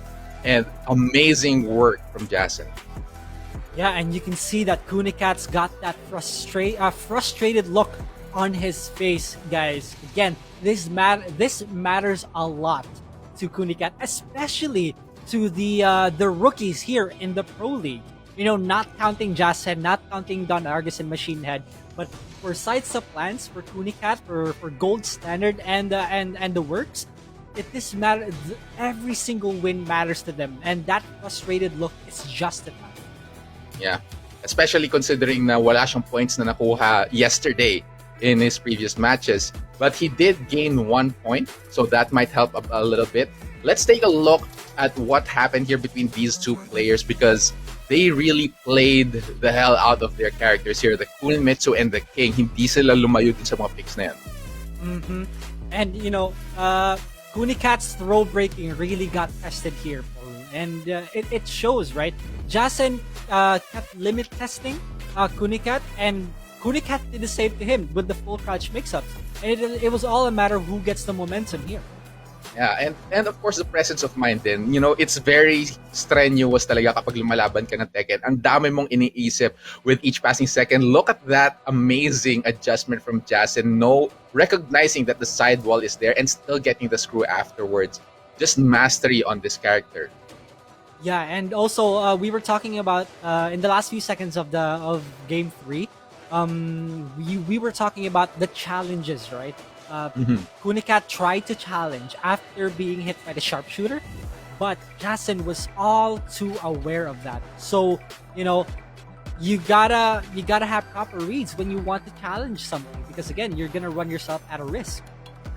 Sometimes you just have to go for it, right? Pero that's where risk management comes in. We talked about it earlier.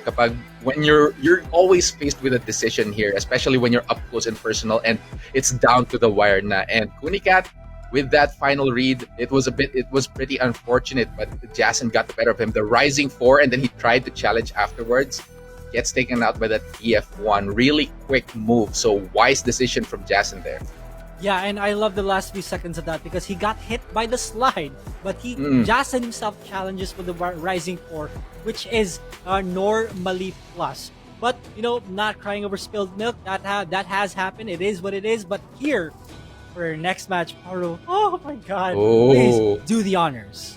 Ito na yung nabanggit ko earlier on. I'm looking forward to this match. We're gonna be seeing Smart Omega's Jules facing off against Signal Ultra Warriors Vermilion. Jin versus Devil Jin. So, looking forward kung lalabas yung character picks na yon. But so far, Jules has yet to bring out the Jin.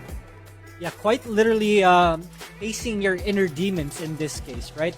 Both players, they have experienced fighting each other, and they know the ins and outs of how they play, but there's so much tricks up in Vermilion's sleeve. For Jules, though, he has been picking some, uncharacteristic characters, and it might be, the adjustment period for Jules right now. Yeah, despite the interesting character picks from Jules, however, he's performing really well. Obviously, marami talaga siyang napag-aralan ng mga characters, and he's not just testing them out. Well, he is technically, pero these are characters that he took some time to really master so far. 117 picks on the Jin that has yet to come out.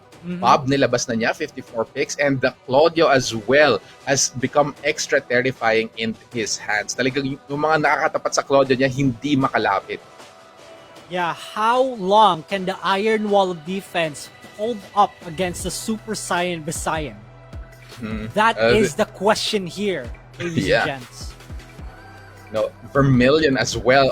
He's probably reeling about dun sa decision na ginawa niya in his previous match against Maru, trying to skimp out on that damage and getting knocked out as a result. So right now, he's with the regrettable decision. He's probably fired up to say, "Hey, I want to get more points. I'm not gonna make the same mistake this time around, and I'm gonna crack the wall that is Jules." And I'd like to think that this would turn into a situation wherein counter picks will happen, but the complete difference here is that they're not fighting face to face, so they're not gonna see who they're gonna pick. It's a complete guessing game from start to finish, ever since character select. So we don't know. Both players will not know who they're gonna pick, unless, of course, it's not a blind pick. What do you think, Maru? What characters will we see? One of the interesting things that you brought up actually nung nag-uusap tayo earlier, Kid, is that they both have, they both sported a Marduk at some point, right? And the Marduk pick, maybe we could get that as well, but who knows, right? And that might be a crazy situation, but I'm definitely looking forward to seeing that. Pero syempre, may high hopes pa rin ako on the Devil Jin side. Oh yeah, of course. Everybody's wishing for the Devil Jin because it's OG. Nothing can beat the OG side of things, especially when it comes to Jin and to Jules and Vermilion. I almost said Jin and Jules. It's a partnership between those two players, right? Medyo yan yung stand ni Jules. Yan yung talagang tutulong sa kanya when he's in the top spot. But who knows if he's gonna bring it out nga talaga. Because the Bob has been adjusted in such a favorable way in this season, right? Pinalik yung crouch dash 1 launch, hindi na need ng counter hit. Maraming salamat Harada for that. And the hop kick as well na nilabas. So that is something interesting for the Bob players, the fans ng character. And the Bob is certainly a very big possibility. The Claudio is also there because if and only if Vermilion picks Devil Jin, he's gonna need more sidestep capability. Meaning, a slightly smaller character compared to Bob would be Claudio. You might see it. Huh? Steve! Steve! Lumabas on the side of Vermilion, and Jules bring out the Facom Ram. So it's going to be a brawl here in the Cave of Enlightenment. I'm sorry for that outburst, guys, but Steve is just too exciting to watch. My goodness. But for Jules with the Pakum Ram, oh The dark side. Jules stepping into the dark side with this Facom Ram pick. Always a tournament favorite. Talagang napaka-complete ng character nito with the damage, with the range, and with all the shenanigans to confuse the opponent. But, Vermilion actually taking a steep approach on whatever Jules might have planned for it. And Jules tries to start things off with back three, hoping to get an instant screw out of it. Vermilion, though, look at this aggression already. Good break from Jules. Look, holding strong is the iron wall of Smart Omega right here. Goes for the low. Talagang very, very calculated folks from Jules here. Just slowly but surely chipping away at Vermilion. Catches him with the Ramasura as well. The homing keeps him in place. A bit of dirty boxing for Vermilion here to put the knockdown to Jules though. Jules not getting up from that one. The Iron Wall is showing us the defense that he has.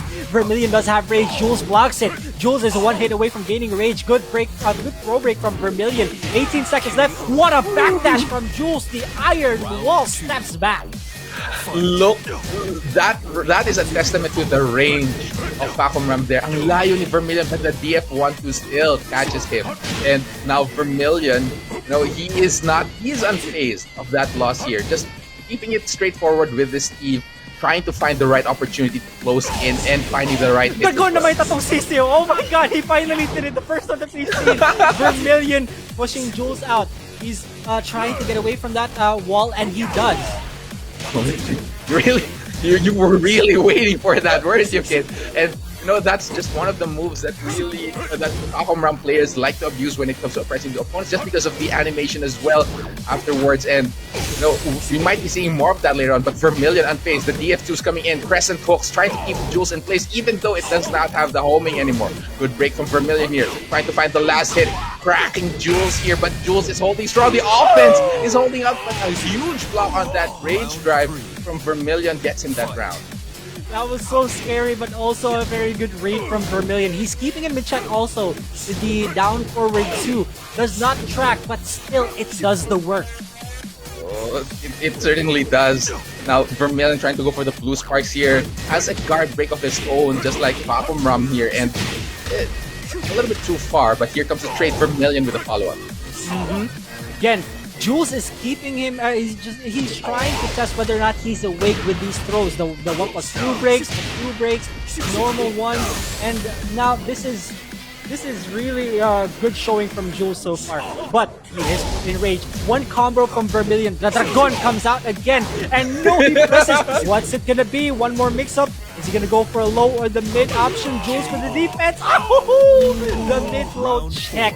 Vermilion takes it 2-1, and he gets not a block in time there for Jules. Medyo nasisilip na ni Vermilion. Yung tama opportunity, a hero combo from Vermilion there. Not gonna break the wall this time. Goes for the damage instead. Back one from Jules. That's a real wall splat there. Interesting situation. Jules almost in rage. Right now, this is Vermilion's comfort pick right now. Comfort spot rather. Jules, what can he do? Vermilion is up against that breakable balcony, but still he's not under pressure. The Sonic Fang, no, rather the Wild Man finishes it off, and Jules, oh my goodness. Again, guys, he did show up. He did show a lot of good defense there, but Vermilion pokes some holes in that iron wall. Yeah, talagang Vermilion came in with a sledgehammer that is Steve dito sa matchup na to. Ito yung literal na suntok sa pader moment ni Vermilion here, just punching away at the iron wall that is Jules, but definitely worked out in his favor and found a way to take down Jules there. But on the other side, Jules actually being very offensive here. Parang it's like turning offense into defense, right? Trying to not give Vermilion proper opportunity to enforce some of the terror that he can induce. Yeah, I want to go back to what you said, suntok sa pader moment. Sorry na ako lang to. But Yeah. But for the possibility of Jules, we know that Jules has turned heel in this season of the Nationals. He brought out the Leroy at one point. Who knows? He might bring it out again. But with the Steve in mind for Vermilion already, he knows what to do. And will he bring out the Bob or the Claudio? Who knows, right? There's so many things to think about for Jules. Yeah. Even the Facom Ram pick actually was played really well.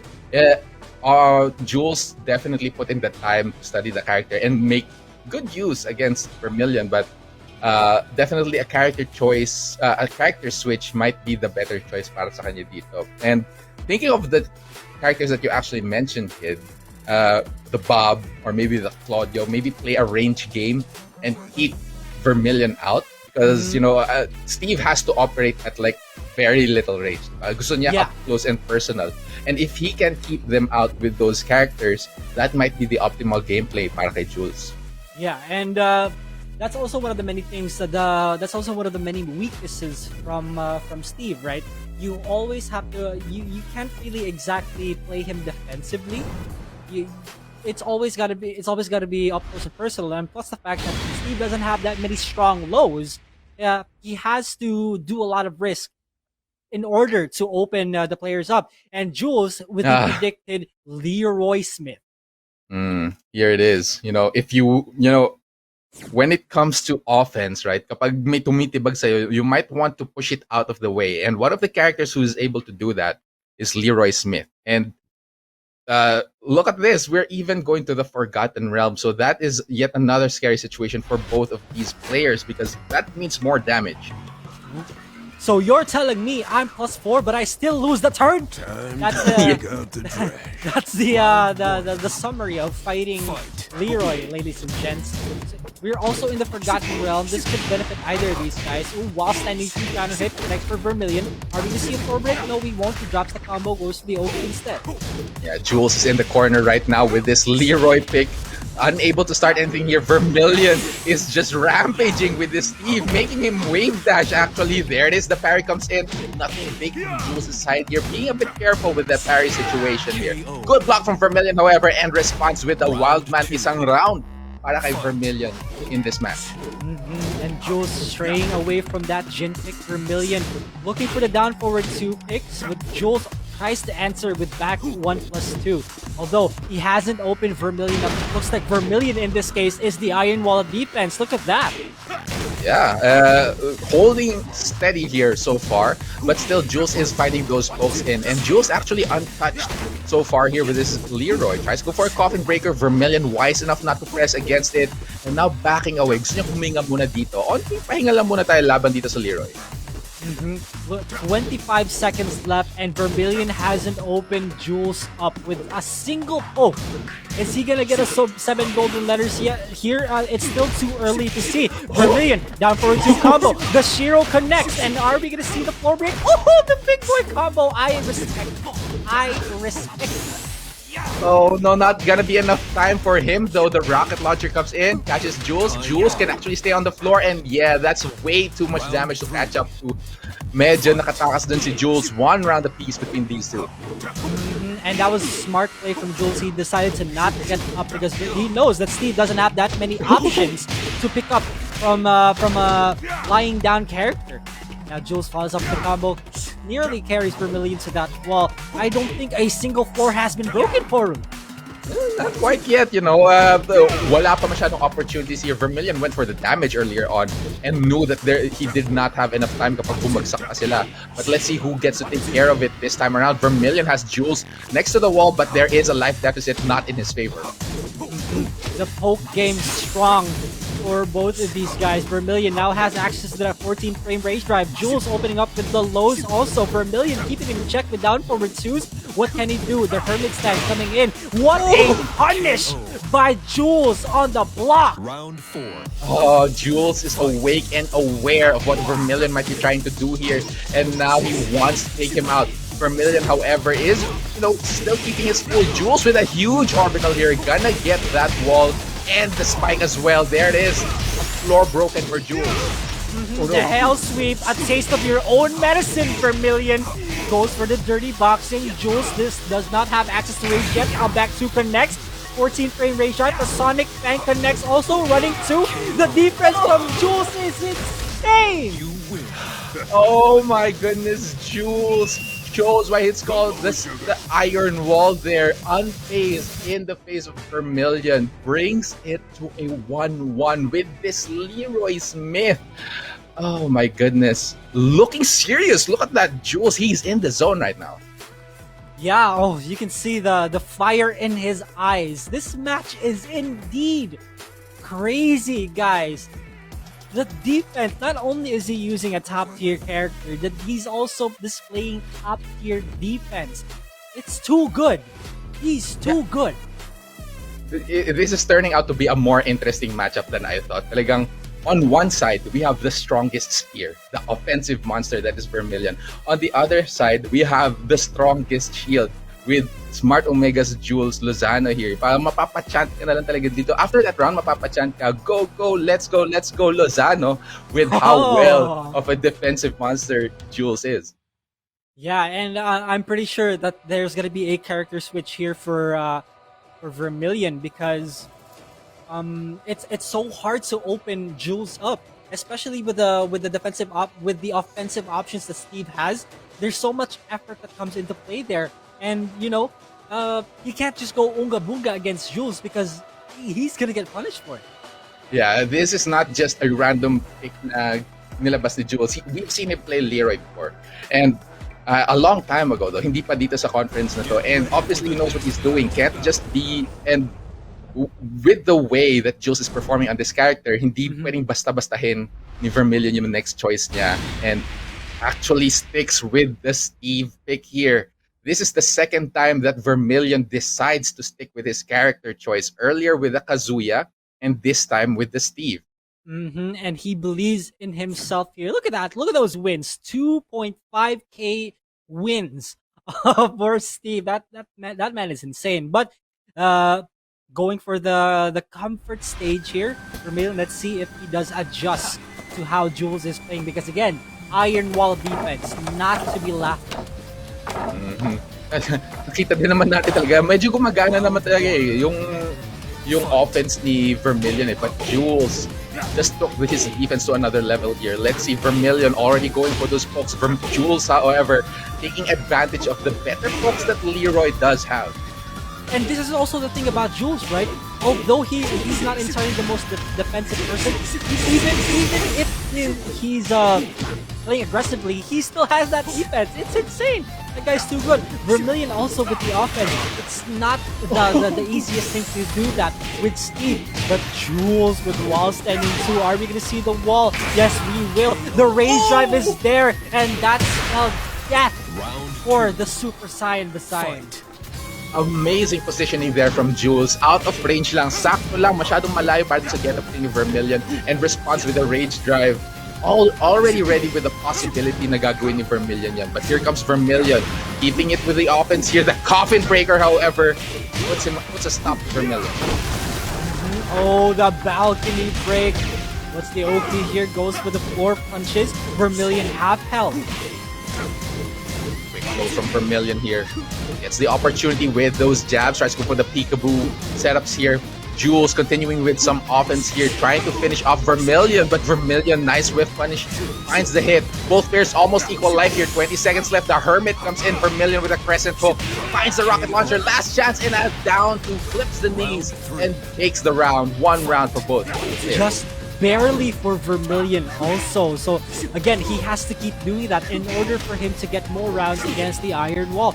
Half health, 10 seconds in. Jules has to find an opening for Vermilion now. He continues the aggression. What's he gonna be?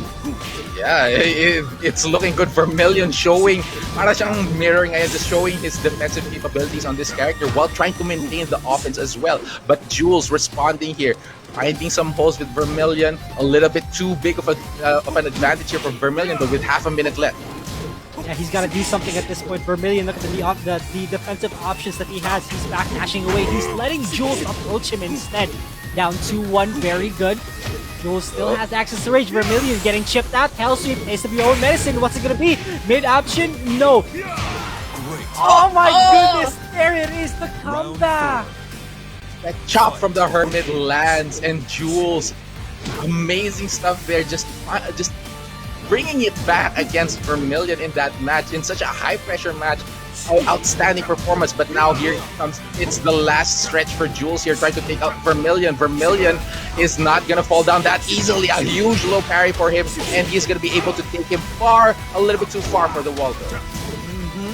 Jules is trying to get away from that wall also, catches him on a float down towards one, goes to the Massage. Alright, this is a tough scenario to be in because now Vermilion is the one up against the wall. He does not want to be in that situation. What a duck by Jules. Can he carry to the wall? Optimal combo? No, he drops it. One more hit. Wild then. The Rage Drive comes out. Jules, both Rage Drives comes out, but the quick low from Vermilion evens the scales. 2 rounds apiece. Final round between Vermilion and Jules. Alright, everybody relax. Everybody take a breather. Jules and Vermilion, it's a back and forth. -11 on the late hop pick. Good punish by Jules, so very aware. Trade comes in, the Jules gets clipped by that Sonic Fang, however, Vermilion with an advantage here. The jabs are coming in, Jules, the defense isn't holding up. The F1 from Vermilion here. Backing away is Jules, trying to find the right hit, tries to go for the down 3-2, classic Leroy, and Vermilion was ready for it, gets him with a duck, and escapes with a 2 points against Jules. He had to do something. Jules had to do something, or else he would have lost the entire thing due to a timer scam. He had so much health to look at that. Look at Vermilion's sigh of relief. He knows that was not an easy task. That was such a good display of defense from both sides. Guys, the first wall has been brought down here, and he still has another match coming up a few moments after this, and we're gonna see that in the highlights. Guys, if you want to show your friends what true defense is, this game is it. Yeah. Both sides actually exhibiting some amazing defense. Talagang makikita mo yung decision making nila, how they're being careful, but at the same time not forgetting na kailangan nilang bawasan yung kalaban nila, and they're just finding the right spaces to do so. Absolutely, and it's so good how Vermilion just, both of these guys, just let them have a taste of their own medicine. Talagang mainit ang laban. I did a poor thing, but so good. And he switches to Leroy, and it works out in his favor also, right? I don't think we've ever seen a single floor break in this game.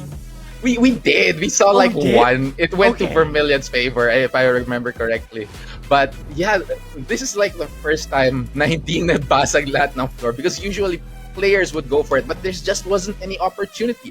These players, for the most part, were just poking at each other because their defenses were holding super strong, and that is just the high level of Tekken that we expected from this matchup.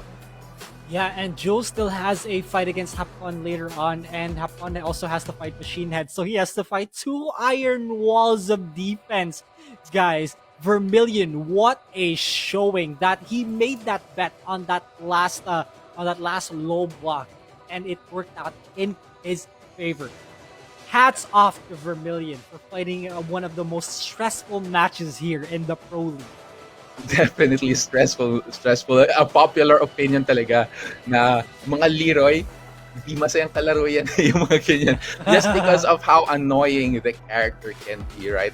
And that down 3-2 ni Leroy, one of his prime tools to actually get into the Hermit stance, which gives him an opportunity to mix up the opponent even further. And Vermilion just said, nah, I don't want that. Ayoko na. I'll take the risk. And there it is. It pays off. So congratulations once again to Vermilion for that win. Such a well-deserved win there. Risk and reward, ladies and gents. You gotta realize that. And with that being said, what a match to wrap things up in the first half. Guys, it has been a blast to be casting the matches with you, Koru. Oh my goodness. It has been Kid and Koru-kun. Koru, do you have anything else to say for the viewers out there? Well, marami pa tayong Tekken action makikita later on. Some of the heavy hitters are there. It's even our champion as well, si AK, mamaya lalaban siya. And lots of other great players as well. So make sure to stay tuned in, because there's going to be more Tekken right here when we return in the Nationals. Muling nagbabalik ang The National Season 3 Tekken Conference Pro League Play-ins. Thanks so much for everyone for tuning in. My name is Porokun and I am joined this time by the one and only Poch Spice. Poch, how are you feeling about yung mga matches natin so far? I am so excited, but first, before we talk about anything, this tournament is under the supervision and regulation of the Games and Amusement Board, so big shout outs to them. And also, you can tune in to the Nationals on TV and catch the replays of the matches on One Sports and One Sports via Signal TDP a day after at 4 p.m. For amazing matches, I'm definitely going to catch that on TV because I almost lost my voice. Sobrang bakbakan talaga yung mga matches, and I wrote down all my Tagalog words. I ran through all of them already in that one go. But we're going to check out the matches for today. So let's check out the graphic in the second half. Ready ka dito, Poch. Pero ready na ba kayong lahat para sa second half natin? Because we're starting off with a blistering match between Signal Ultra Warriors Kunicat and Happy Feet Emperors Don Argus. Immediately, ang hindi talaga kagad ng matchup natin. Followed, of course, by STIE Olympians Hapon versus SMO Jules. And then Happy Feet Emperors Don Argus versus BRE Pros Sidesteplance. Then the last three matches are Machinehead versus Hapon, Sidesteplance versus AK, and a big match to watch out for is AK versus Machinehead. Again, like you said, all of the points matter, and let's check out the standings because they have been shifting for. They certainly have, and look at this. Maru actually getting up top there at 16 points. Talagang napunta na siya sa pinakataas, showing off what he can do. Followed closely by Jules at 15 points, and then Happy Feet Emperor's Coffee Prince with an amazing run so far, climbed all the way to 13 points, tying up with Vermilion, who is also at 13 points. SMO's Machinehead is hanging in there with 12 points, yet to appear so far here in today's matches, and STIE Olympians Hapon with 11 points. Here in the second half of the standings, where the blast zone is, AK is still waiting for his match, but he's accompanied by Kunicat and Jason. Again, they had an amazing match, so you do have to check out the replay. Sidesteplance still has to perform today, but Gold Standard and Don Argus are definitely in danger. Don Argus is one of the matches that we have to watch today, and that's going to happen after this half. Yeah, talagang napaka-importanting araw na ito for Don Argus because we are in day number 4. So talagang dalawang araw na lang bago tayo magsabi ng babay dun sa sa dalawa nating mga pro players. There will be a problem for those who are at the bottom of the rankings. So make sure to watch out for those matches later on. But first, let's take a look at one of our pro players, the Iron Wall of SMO, Jules Lozano. Hello, my name is Juliano Lozano, a professional Tekken 7 player for Smart Omega Esports.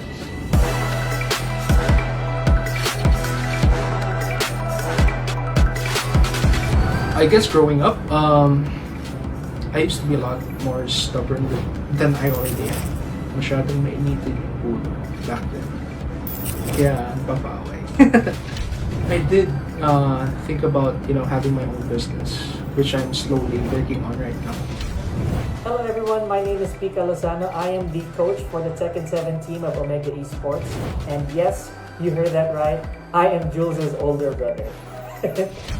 Being Jules' coach and brother actually has a lot of upsides and downsides. Pretty much a double-edged sword altogether. Being his coach, of course, I have to maintain a certain degree of professionalism. I have to establish that line wherein I should be strict, and at the same time, I should still have my blood brother identity with me. Kasi syempre, hindi ko may iwasan yun that my brother still has a soft spot here and vice versa.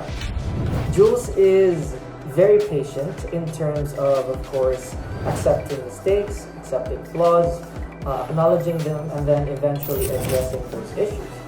One more thing that I don't like about him is that for some reason, he can never resist ordering food. I would say that naturally, like any other siblings, there definitely is internal competition. But of course, there's a certain degree of success or level of skills that I want to reach when it comes to my brother. Because admittedly, he did surpass my game skills, especially during my long hiatus. And that's something that I'm very, very proud of him. Some friendly competition may be character achievements at Tekken. But in terms of combatant rivalry, wala naman. Because we don't really fight, per se. We debate. But the one time that me and my brother had a fight or an argument when we were children, Inaway ko siya kasi ayaw niya makipaglaro sa akin. So, I ended up punching him, I think. Yeah, let's just keep the fight going. We got this. Look. so hang in there, buddy.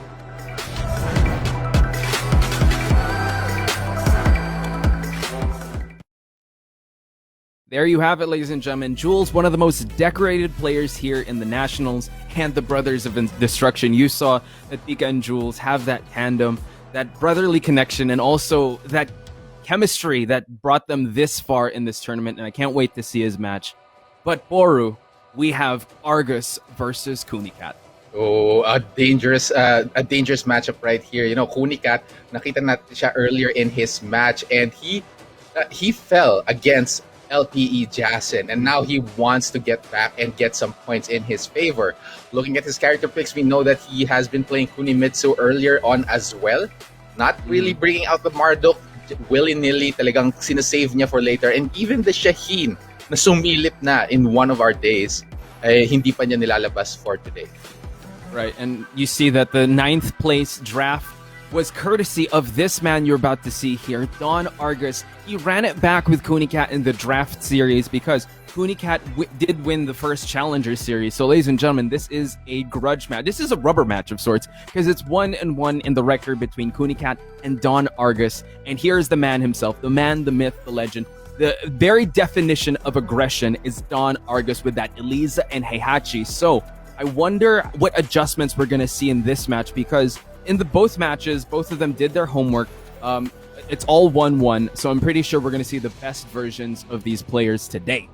Pretty sure marami naghihintay nitong laban na to between Don Argus and Kunicat, and just wants to see kung sino sa kanila ang finally makakalamang. Kunicat already recovered from his loss earlier on, showing some love to his fans. Don Argus looking comfortable as well, thinking like, okay, whatever happens, looking comfortable, and yeah, ready to fight this match between these two. I'm excited to see kung aling mga characters ilalabas nila because Don Argus actually recently brought out finally the Heihachi.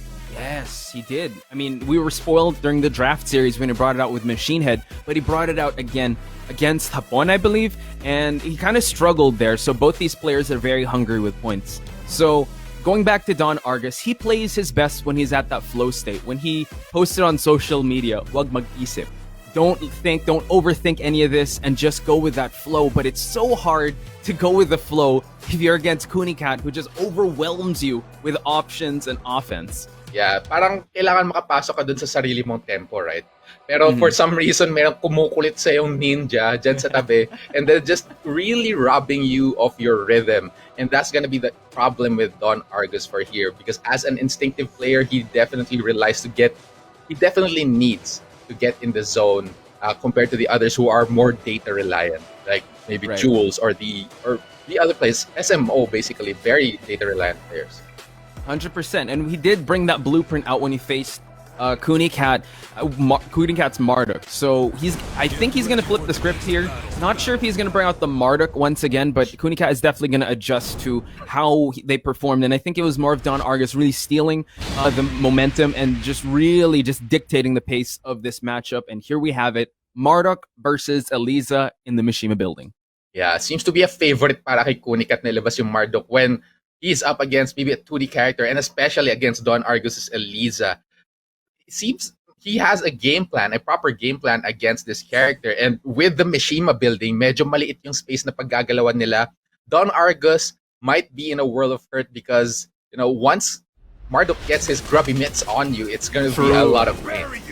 Oh, wow. And just the player matchup, 50-50, ladies and gentlemen. Again, it was one apiece. This is a grudge match. Let's see what happens. Kunicat versus Don Argus. Again, Argus trying to just get in his face already and dictate the pace of this dance. Yeah, kung hindi ka bibigyan ng opponent na magkaroon ng opportunity to get in the zone, you have to start it yourself. But there is one of the throws that will catch Eliza out of the air kapag nagkamali ng dive to Don Argus. And Don Argus already with a huge life deficit. Wow. Oh, Babble Smasher counter hit. Kunicat now in the lead in terms of life. But Don Argus again just dive kicks his way out of that option. Don Argus again has been a comeback king, but Kunicat shuts down the first round in dominant fashion. Very nice punish. That's a Dark Tempest there. But Don Argus starts off the second round strong with that EX dive kick. Now Kunicat is in the wall, receiving lots of damage. Needs to properly wake up, and there's the low into the mouth. That was one of the options that Don Argus has to worry about. Kunicat's Marduk is always a threat, even on the ground. Now Don Argus not letting go of the real estate advantage. EX DPs him back to this corner situation. Kunicat now trying to create some space between him and this wall. Oh my goodness, that was pretty close. Don Argus tried to go for the spring kick there. Almost gets caught mula sa likod ni Kunicat. It could have been dangerous. The mount comes in a little bit too far. Don Argus with a recovery and a dive kick, finishing off one round apiece. A little too short on that rage drive, but Kunicat shaking off the cobwebs here as Don Argus just shook off that tackle. Now Kunicat creating some space to try and figure out how best to approach this vampire. Don Argus now chooses to engage. Burns the meter. Death impact. Gusto niya ng onting takot para kay Kunicat here. Tries to go for a really close wall splat there with that knockdown fireball. Don Argus catches him with the spike as well, and Kunicat has to catch up here. Go for those Babble Smashes again. Kunicat has his anti-airs on point. Again, Don Argus is dealing with a huge character, so being a taller character, you can definitely jab a lot of these options out. But now, you can't do that when Don Argus is in your face and dictating the aggression. Uses the EX to continue for the damage. That was insane. Just going for the Shadow Ring ni Eliza. One of those, it's a big low. Mabagal siya and people can see it. Pero if you're not ready, there are times that you just won't be able to see it coming. And Don Argus picked a great opportunity there. Now he's one round away from taking out Kunicat. And this is what we're talking about, right? When Don Argus gets creative and gets in the zone, this is what we see. Magic coming from Eliza. Kunicat now in very big danger. Now he's in the red. Don Argus smells blood, but no, eats the rage drive, able to get him out of the mount position. Yeah, a huge advantage for Don Argus here. Gets an EXDP, not gonna risk a conversion, and goes for the tricky low instead. The flurry of blows from Eliza. Nakakalito yan kapag hindi ka ready doon. Usually used to end rounds, and it worked in Don Argus's favor here. Takes the first hit. Yeah, that assault barrage, you actually see him psyching out a lot of his opponents with that. Either is he going to go for that low, delay it, going to just crouch, and he saw that he was able to pull the trigger there. Now Kunicat receiving some words of wisdom from his fellow Ultra Warriors. Don Argus has to feel really happy about that match, but he can't rest on his laurels just yet. Definitely a huge step here for Don Argus kasi siya nasa pinakababa ng rankings natin, right? With very little points, he needs to start climbing his way up and out of that danger zone because he does not want his journey to end here just yet. But you know, he's still one game short of achieving that because Kunicat is definitely gonna have something to say about this Eliza pick. And it's a double win para kay Don Argus because if you think about it, he's also denying Kunicat of some points. So he's also, not only is he climbing up, he's also kind of pulling someone down because unfortunately, and this is the new format of the Nationals, 2 people have to be eliminated and someone has to take the spot of those bottom 2 people there. And Don Argus definitely wants to claw his way out there and wants to just find a way to just keep his tournament life alive here in the Nationals. That's just the way it works. Kung may aangat, merong bababa. And Don Argus is definitely ready to work his way up. But now, once again, let's get back to the matchup because Kunicat, now he uses the Marduk against the Eliza. Talagang favored pick niya yan when it comes to the matchup. But it seems like Don Argus got the better of him in that previous match. So what is he going to do now? Is he actually going to switch out of the character? I know you've been asking for that, Shaheen. I want to see it as well. And I really want to see how Kunicat would deal with that 2D, the 2D play style of Eliza with his Shaheen. I know the Marduk has worked out in Challenger Series 1, but you have to understand that Don Argus did adjust. He did his homework. And we always said, even casters in the back, give Don Argus a week and he will definitely come up with a strategy to take you down. And that's what he's doing here. Even though he took it from Draft Series, he hasn't skipped a beat facing Kunicat from from the Draft Series. Yeah, and that's exactly what makes them pros, di ba?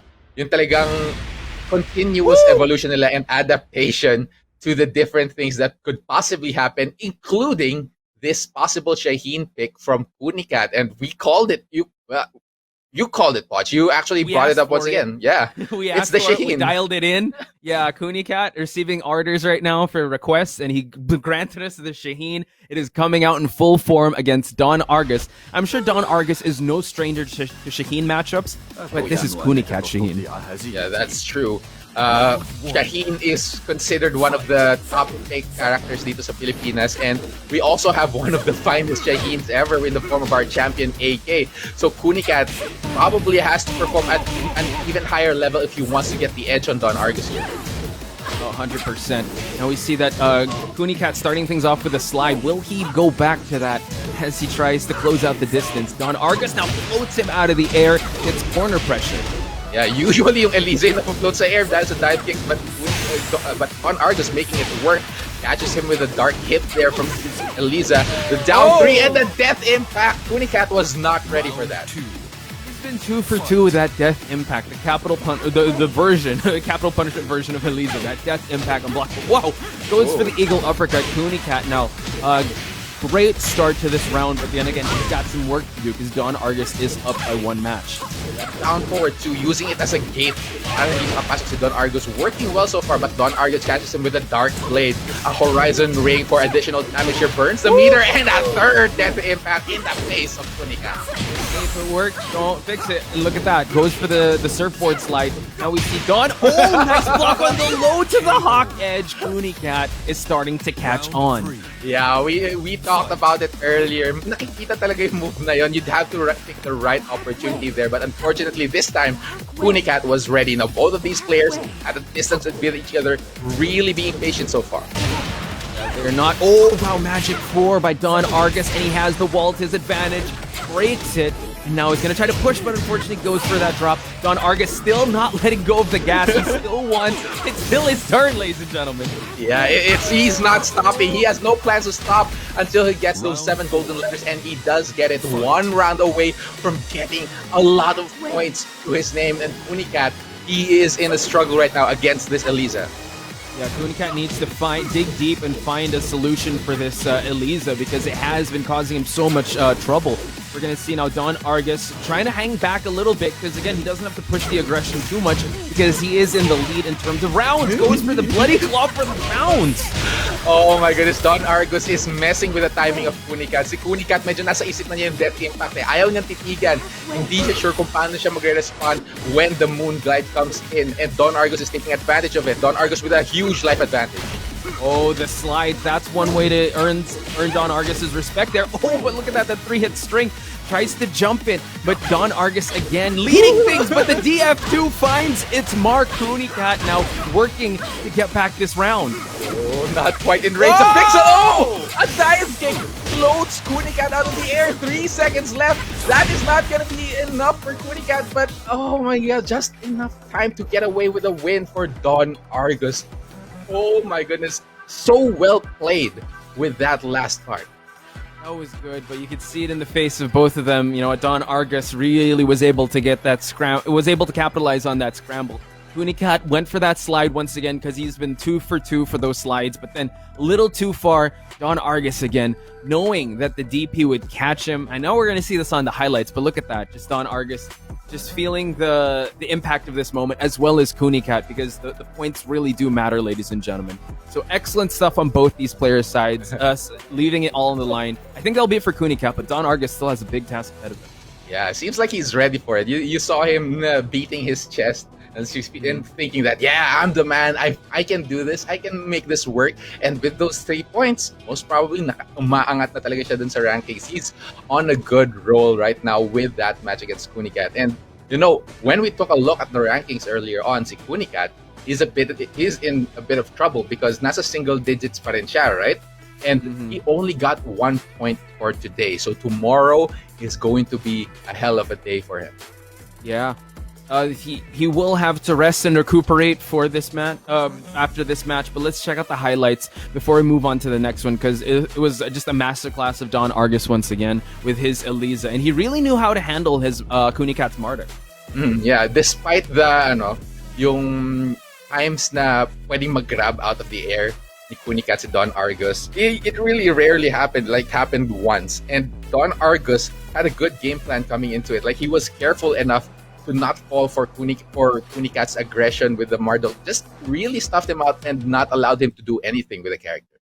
And really just capitalize on the moments in these scrambles. He knew when to use his EXDP.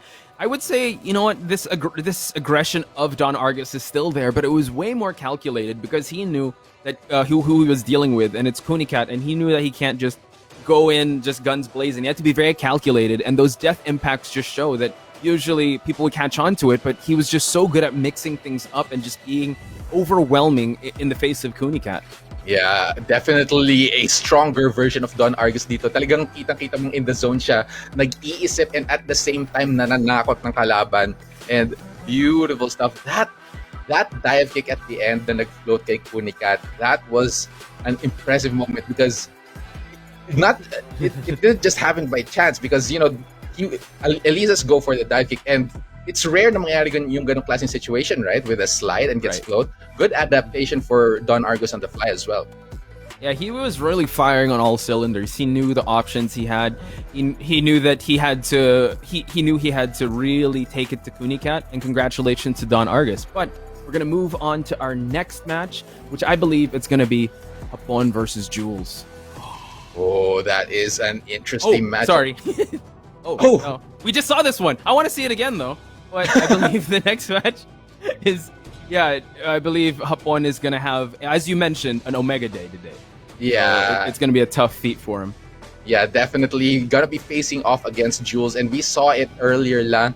At hindi nung ginawa ni Jules, he was up against Vermilion, the offensive monster, the terrifying Vermilion of Signal Ultra Warriors, and he held his ground amazingly. And you know, talagang tutok lang between the two of them, and now he's facing off against Hapon, and Hapon with Jules red hot after that match has a lot of work to do.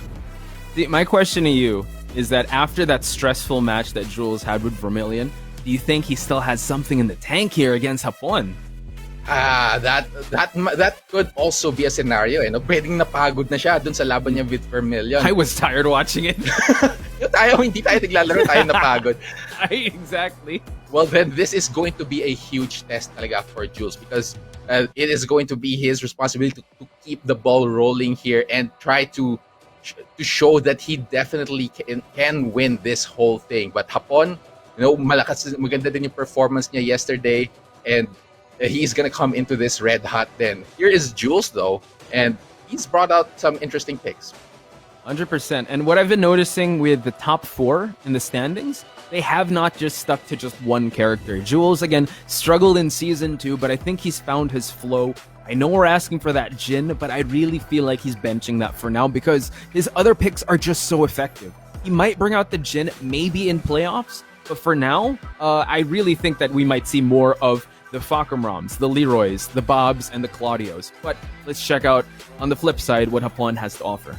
Yeah, Hapon, on the other hand, has brought out quite a few of those as well. Nakita na natin, nilabas niya yung Leroy at some point. The Geese, he also brought it out to great effect and has been very generous with giving us a glimpse of his Eddie Gordo, the character that he's known for. And really, it's gonna be interesting to see which character he picks because Jules, nakakatakot yung Leroy niya. Pag lumabas, we could actually see a Leroy mirror match, and that might be interesting to see. Yeah, especially with the styles they bring to the table. I would actually say also Hapon is very defensive with his Eddie and his Geese as well. He really waits for his opponents to do something reckless. So this is definitely going to be a masterclass of defensive play coming from both Hapon and Jules. Parang magko-converse sila sa isip nila like, ano kaya pag ito ginawa ko, anong gagawin niya? It's going to be a back and forth between these two, completely analytical. So it's gonna be a test to see kung sino yung either mas analytical or who will be able to break the whole thing, right? Kung sino yung magiging unpredictable in the face of the whole mental mind games between these two players. Pero Poro, ito yung mix-up. What if they just go guns blazing? Like one of them does, right? Like they both know each other. They both know they're very defensive. What if? Because you saw how effective Jules was, and I think that kind of caught Vermilion off guard with how offensive he was with Leroy. But Leroy just is the type of character that you can do that with. The marching band mix-ups, the hermit mix-ups, it was so good. Even though he was being very aggressive, I could still feel Jules' safe playstyle. Yeah, obviously talagang praktisado with the Leroy and still thinking very carefully. Hindi lang siya yung tipong mga Leroy na makikita mo sa online na binabasta-basta lang yung character.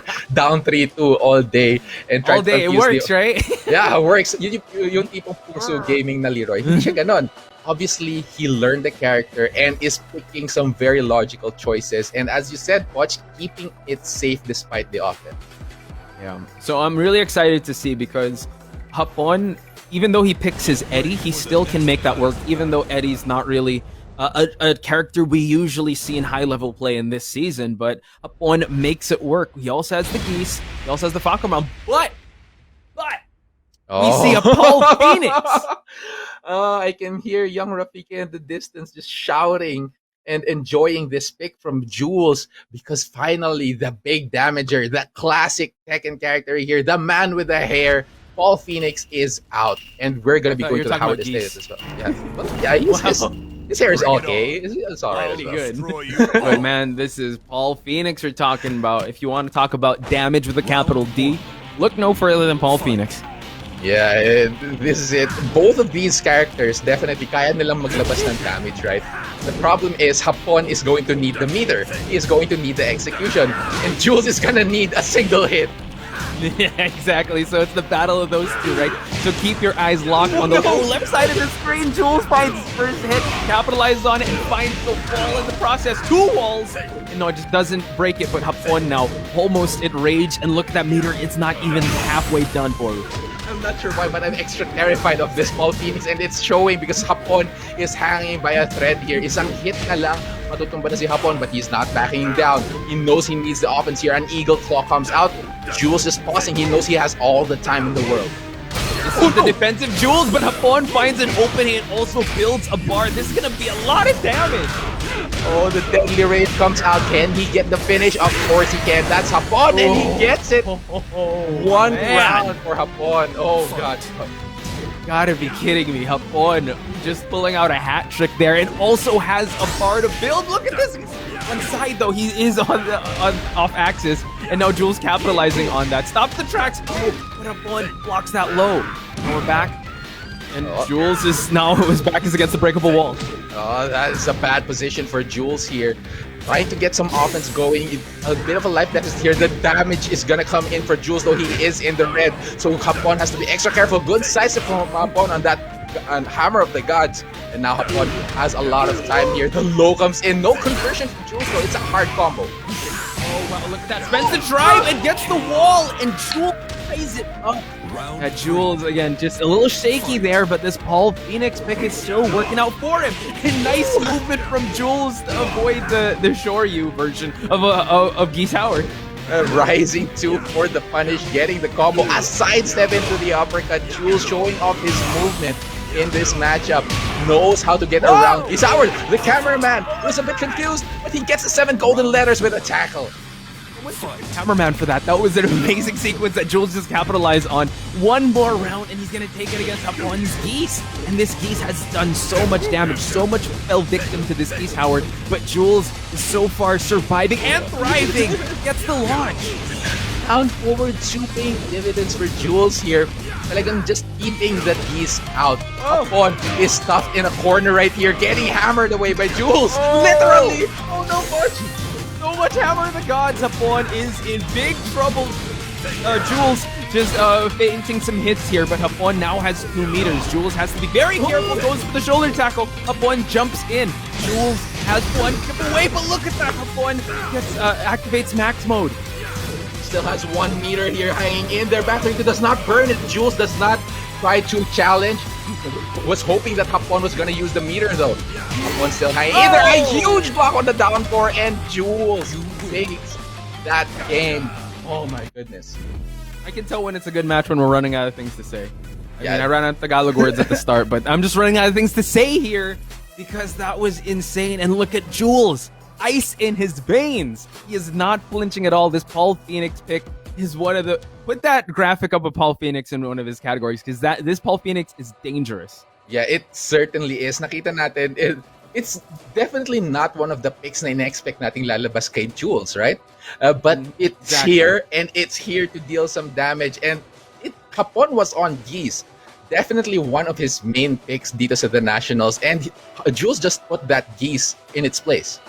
Yeah, and I think Hapon was a little caught off guard, just like us, that he wasn't really expecting a Paul, maybe a Claudio, maybe a Bob, but Paul Phoenix. I think this is the first Paul Phoenix we're seeing here in the Pro League, because usually we kind of hope for AK to bring it out, but it is Jules that is granting us that.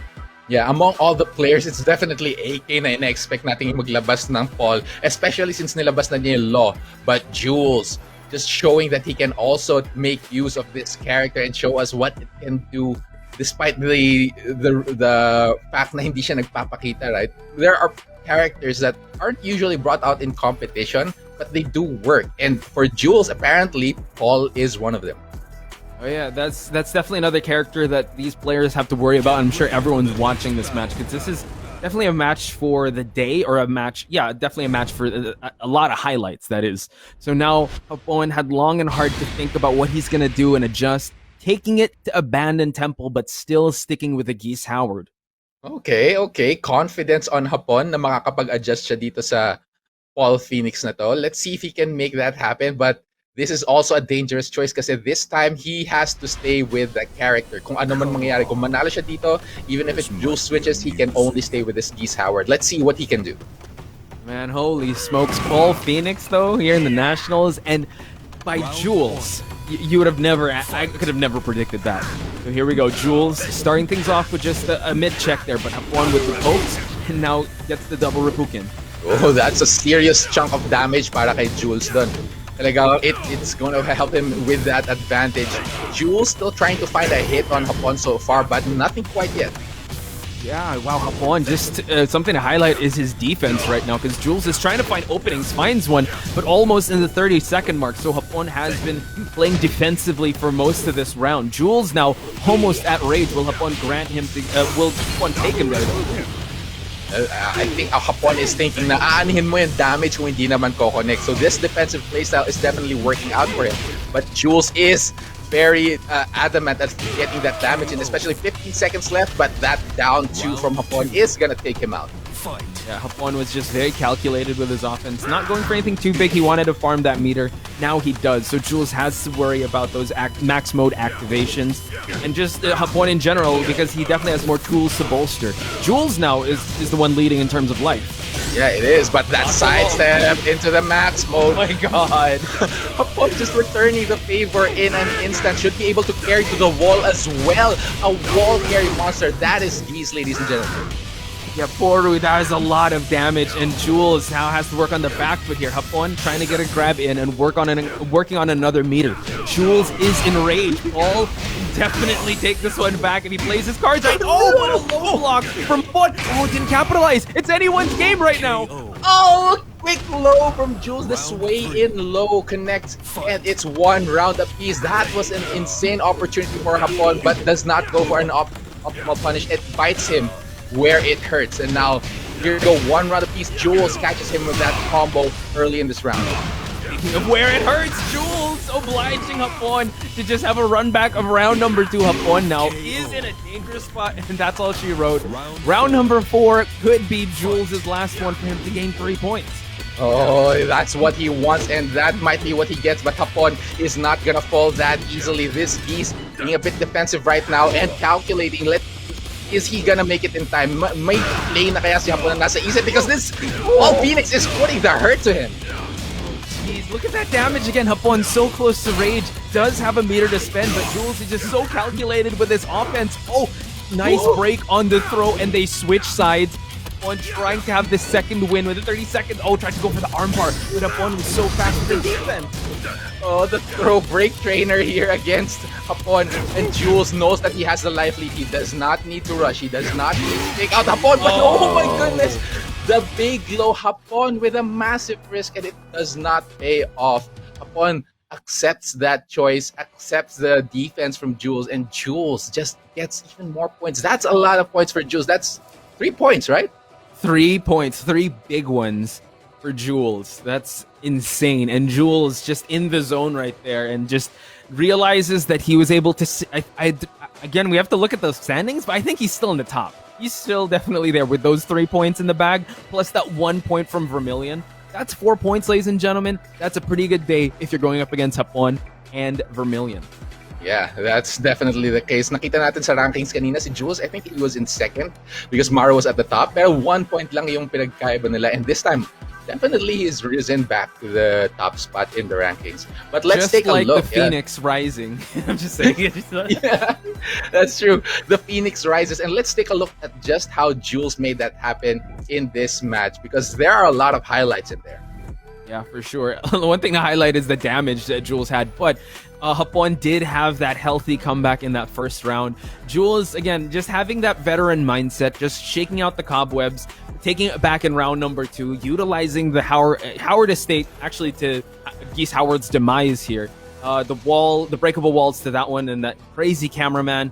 Awesome stuff to you for keeping the action in check here in the Nationals.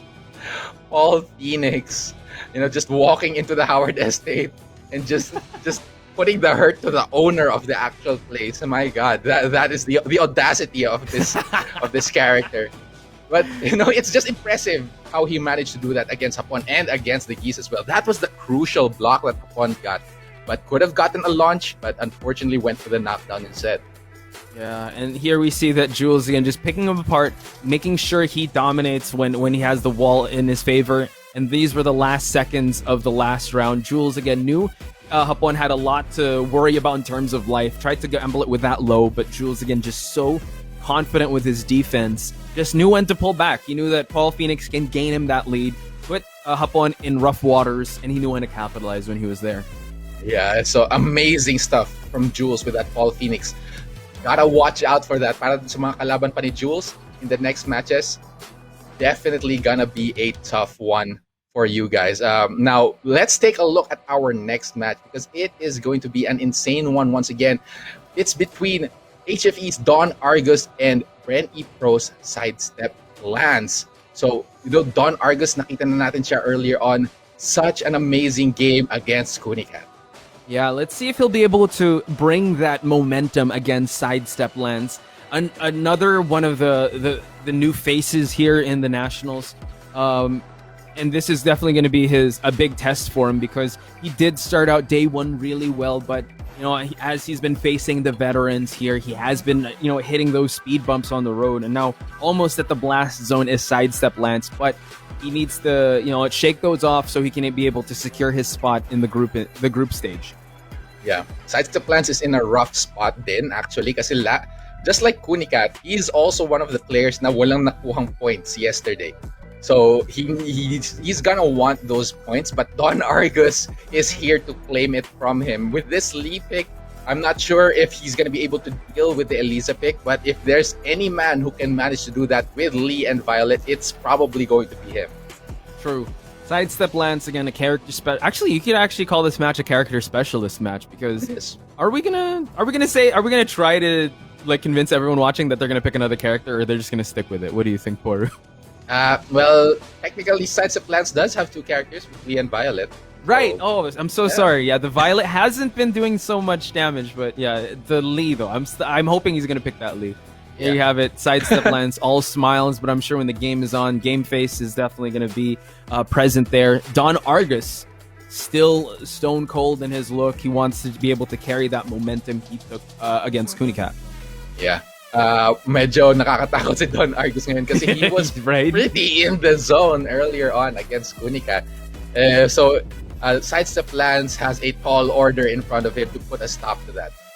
Oh, yeah, a big mountain to climb for Sidesteplance, because Don Argus is coming in with so much momentum.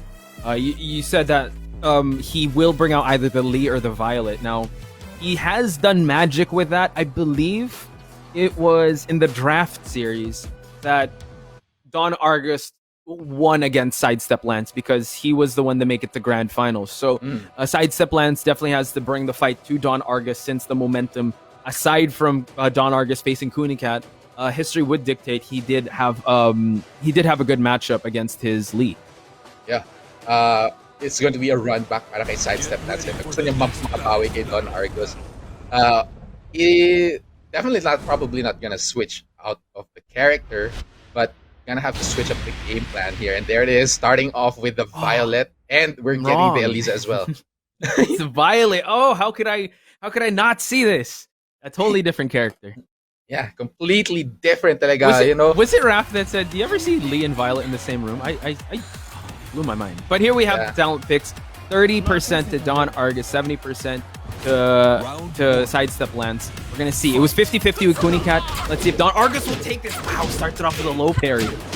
No, Don Argus recognizes that Sidesteplance likes to go with a down 3 para pumasok sa hitman stance.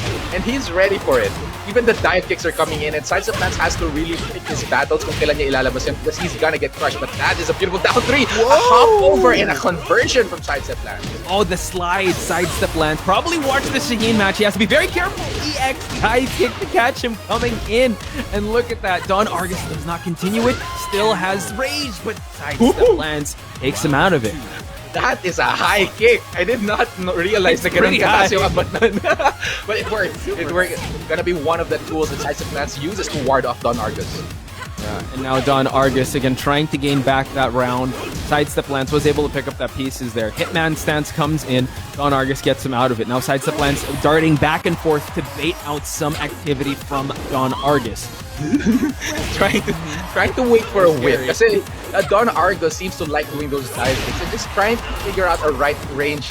Just be in range for a launch here. But oh my goodness, Sidesteplance walks right into the EX dive kick.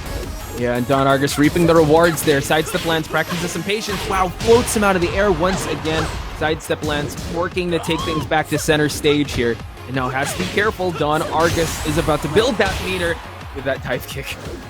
That's what we were talking about. Sidesteplance has to be careful with the lows. 8 seconds left. Don Argus has a lot of time to walk away from the Sidesteplance.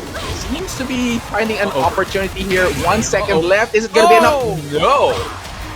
So close for Sidesteplance was trying to play his cards right, but Don Argus again. Yeah, I knew when to just pull the brake because he did have that life lead. Now Sidesteplance and Don Argus are tied up in rounds, and they're both waiting for something for each of them to whip something big or to capitalize on. Yeah, Sidesteplance. These players actually can play the range game, but Don Argus is now opting for an aggressive play here, building up one here because he already burned that one just now. Sidesteplance with a solid defense manages to walk out. Yeah, but Don Argus did walk away there from that situation with most of the life, and now 30 seconds left. Nice block on the low. Don Argus collecting this huge damage and the round. What a beautiful defense din para kay Don Argus, and the reaction din para i-punish yung low na yun. Sidesteplance is not picking those lows, the opportunities to get those lows in properly. Don Argus is capitalizing off of it. And also interrupting Sidesteplance when he's about to take his turn back. And look at this, Don Argus now, playing the patience game, but gets caught with that mid. Sidesteplance is that EX, but you know what, the defense is still putting up for Sidesteplance, but for how long can he keep blocking? Ooh, a little bit of vision on the range there dun sa Acid Storm para kay Sidesteplance. Don Argus catches him with a dive kick once again. Suki ng dive kick sa Sidesteplance. Gets caught by that homie as well. Last chance here, and there it is. First match going to Don Argus. That was dominant. Don Argus looked so sharp there. He knew that he was going to get spaced out. Now Sidesteplance, the smile has faded. He does have his game face on because he knows that Don Argus is slowly creeping his way out of the blast zone. And as you mentioned, if someone goes up, someone's definitely got to go down. And Sidesteplance realizes the threat he has in front of him, and he needs to adjust. Yeah, it's... he has a lot of work to do because obviously Don Argus was making the right decision or has a good read on Lance as well. Kung kailan siya maglalabas ng low, yung dive kicks, it lands flush on Sidesteplance. So there's a lot of work to be done on the side of Brent Pros right now. Meanwhile, Don Argus is also getting some advice right there just in case that Sidesteplance will be coming up with a solution. Yeah, they're always looking at the mythical right side. I noticed they're always looking to the right or to the left. Yeah, it was a competitive match, but you could say that Don Argus really dominated that one. And as you mentioned, a lot of the dive kicks really landed its mark. The EX was spent very sparingly, but whenever he did, it's either it converted to something big or it was pretty safe to use it. And it just seemed like Sidesteplance was always trying to play catch up with Don Argus in how he was able to just gain the lead in terms of life. Yeah. Sidesteplance was on the losing end dun in most of the exchanges. And Don Argus in the zone, talagang ang gaganda ng decision making na ginawa niya. And he was relentless dun sa Eliza na gamit niya. He definitely gave Sidesteplance very little room to breathe, especially when Sidesteplance is already against the wall. That is some scary stuff. Yeah. I'm thinking Sidesteplance has to adjust. Aside from that, what I've noticed is that he actually has a little more success with Lee. I'm just saying. Violet, maybe bench Violet first. Go for the Lee. Go to Forgotten Realm too, because he really loves that stage. Yeah. Unless he wants to bring out the Lei.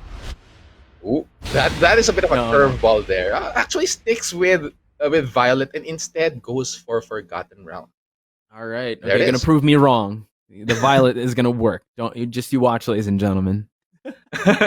Maybe adaptation is key talaga dito for Sidesteplance because this Eliza, he's gonna be meeting it a lot more. He's gonna be meeting this character a lot more if he wants to survive in this competition. And right now he has to find success in Forgotten Realm dahil ito yung stage na pinili niya.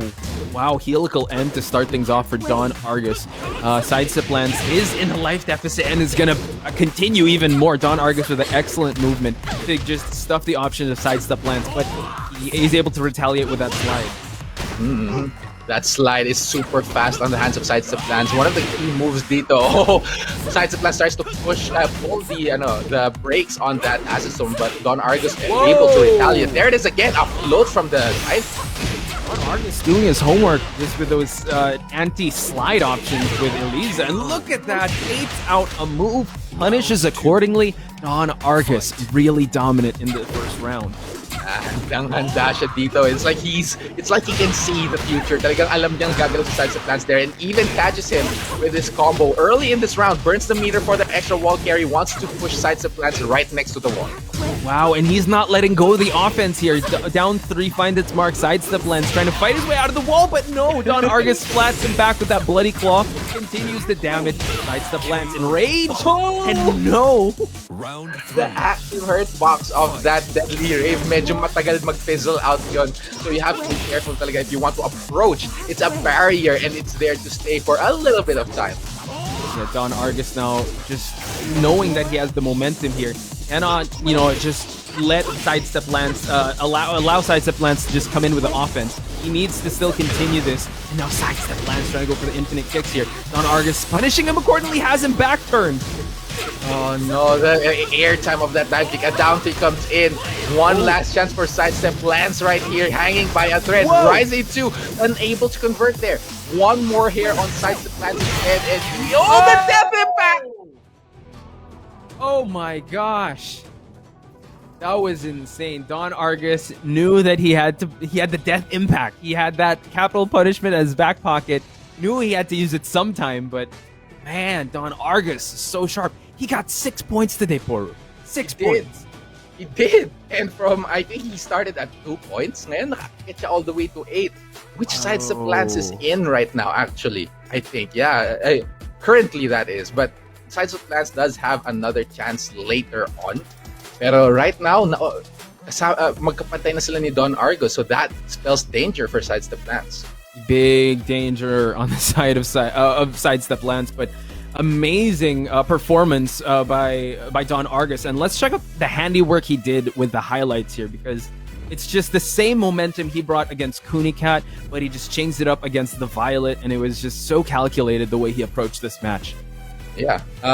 Sidesteplance had some great moments in this match, and obviously pinaghandaan niya to some degree. He had a game plan coming in, and he wanted to punish those with dive kicks, but sometimes a little bit too ambitious on the rage, and Don Argus played it really well with those dive kicks as well. Even the really long jump ins, right? Minsan napapanood niya na may ginawa si Sidesteplance. That's why he keeps landing those counter hit heavy dive kicks. Yeah, he was just so calculated. He knew the moves that he could get away with, and it was like Sidesteplance just he was kind of lost, and he really couldn't handle just the overwhelming offense. And when Don Argus presented something new, which was that death impact, that was the finishing blow he had. And look, so much life already, and he knew that Sidesteplance is a threat to not be dealt with. Used the EX, made sure that it was going to kill and kill quick, and Don Argus moves on with 6 points. So much Yeah, that's a lot. That's a lot of points, and he's gonna have a good sleep tonight, knowing na marami siyang points na nakuha. But still, not quite out of the danger zone because 8 points is still pretty low if he wants to survive here in the tournament. But that is a huge step para kay Don Argus. Yeah, one step at a time, one round at a time, one victory at a time. Ladies and gentlemen, thank you so much for watching so far. Those were 3 amazing matches. But right now, we're going to take a very short break. When we return, more of the Nationals when we come back. And welcome back to the National Season 3 Pro League play-ins, day number 4 for Tekken 7. That's a mouthful. Watch Spice and Porokun giving you the Tekken action. Before anything else, this tournament is under the supervision and regulation of the Games and Amusement Board. And what a tournament this has been, Poru. What amazing actions we've witnessed here. Talagang bakbakan. And that I'm going to stop saying that because that's the one thing I opened up with before. But let's check out the standings. Yeah. Some serious matches that we just had, but still at the top, actually overtaking Maru once again is Jules at a healthy 18 points. 2-point lead over BRE Pro's Maru at 16 points. Happy Feet Emperor's Coffee Prince following loosely at 13 points, tied with Signal Ultra Warriors Vermilion also at 13. Smart Omega's Machinehead at 12 points have yet to actually show up right now for today's matches, but still, make sure to expect it later on. And STIE Olympians Hapon at 11 points. Wow, and this is where people have to pay attention to the later half of this standings. AK, Kunicat, and Jason deadlock at 10 points. Well, we have Sidesteplance and Don Argus. Don Argus was able to climb his way out and switch places with Gold Standard, yet there's still a lot more work to be done for the Emperor known as Don Argus because he's still in that danger zone.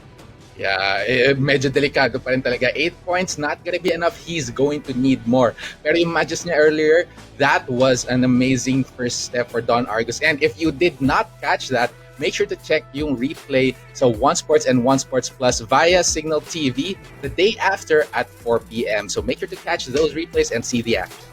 So excited for this next match, though. But I will check out those matches because Don Argus really needs that momentum boost. And as you mentioned, it's definitely a step up, and that's definitely like a step in the right direction.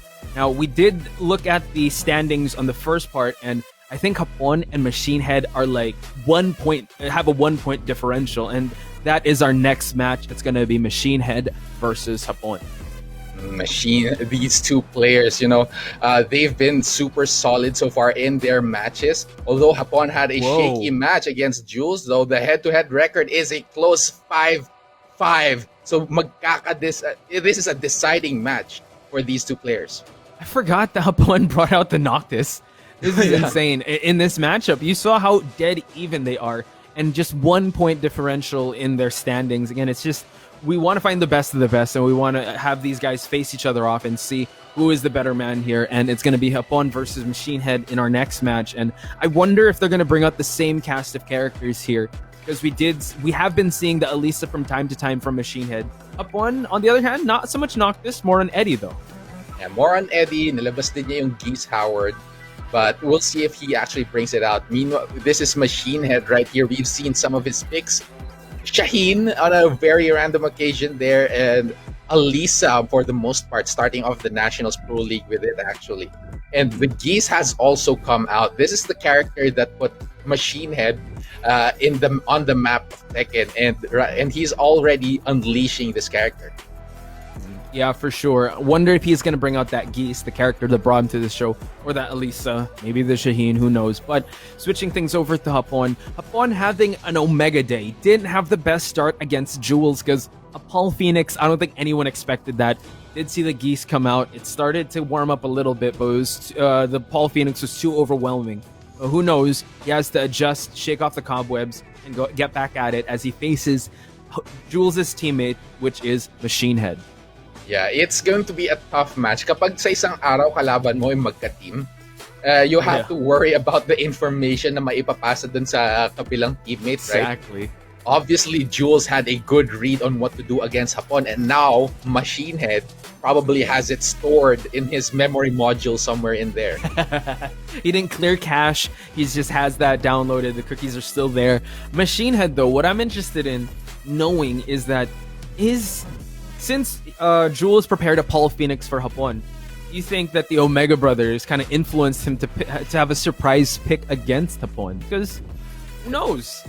I think they're both influencing each other with the characters that they have in their back pocket. Yeah, it would be interesting to see that nga actually. Kung magkaroon din ng curveball pick for this day tong si Machinehead, just like his teammate. And I wouldn't put it past him because Machinehead is pretty good fundamentally as a player. So even if he switches characters, yung fundamentals niya can still carry him to great heights with that character. Although alam naman natin when it comes to Smart Omega, mahilig silang mag-grind talaga ng knowledge for the character that they'll be choosing. So even if it is a curveball pick, they're definitely going to be using it and they're going to be fully prepared to utilize it to its max potential. And I like that you said that Machinehead is fundamentally sound because he brings that with every character he has on the table. And we see Hapon bring out the Leroy, but surprise, surprise, the return of the Geese Howard of Machinehead that has brought him so much success here in the Nationals is coming out to play against Hapon's Leroy. Interesting choice from Machinehead. Bringing it out, talagang seryoso siya dito against kay Hapon. And Hapon actually opting for the Leroy, probably feeling not very good after yung performance ng Geese niya earlier on. Let's see if this plays out differently for Hapon this time. Now, wow, talents did favor Hapon over Machinehead over Hapon, and we're seeing a big damage combo coming out from Hapon. Now Machinehead has to play catch-up in terms of life while getting himself out of this wall situation. Yeah, right now, Hapon immediately pushed him all the way there. Machinehead with that knockdown can escape. Balik sa center stage tayo dito. Onting space for Machinehead, but he is in the red. Hapon is not stopping. The down 3-2s are coming out, and that's the first round for Hapon. Marching Dragon all the way there. Again, Hapon really needs points on the board because Machinehead is a big threat for him because, again, Jules didn't really give him that luxury of gaining at least just one match, I believe. And now Machinehead slowly hunting his prey here. Catches him at the end of that Rapukin. Yeah, looking very good so far. Machinehead has made an adjustment here and is now in the lead against Hapon. Catches him with a second hit. Hapon not being careful there with the extension, and now it's tied up. Machinehead versus Hapon 1 round. And now Machinehead does have that 1 bar to spend. Hapon has to be very careful with how he chooses to approach because Machinehead, again, can block and punish that. Nice patience there from Machinehead and Hapon. Now they're spacing each other out, giving them some room to breathe and recalculate their offensive plan. And here comes Hapon na naman with those marching, that down 3-2 that is, but he, as well as a coffin breaker, showing just what Leroy can do as a character. Goes for the low, a huge low parry from Machinehead though. That was so clutch by Machinehead, going for that low parry, and now just tries to convert to some more damage here. Oh, wow, goes for that low, but Hapon saw it a mile away. That was a huge risk for Hapon, ducking actually in that situation. That is a mix-up right there, and the choice to duck was a huge risk definitely for the player. But now it did pay out in his favor, and he's 1 round away from winning this match. The movement from Machinehead, though, catching him while he was whiffing, and look at that, Machinehead makes full utilization of that max mode. Optimizing that damage, the double jump in kicks here.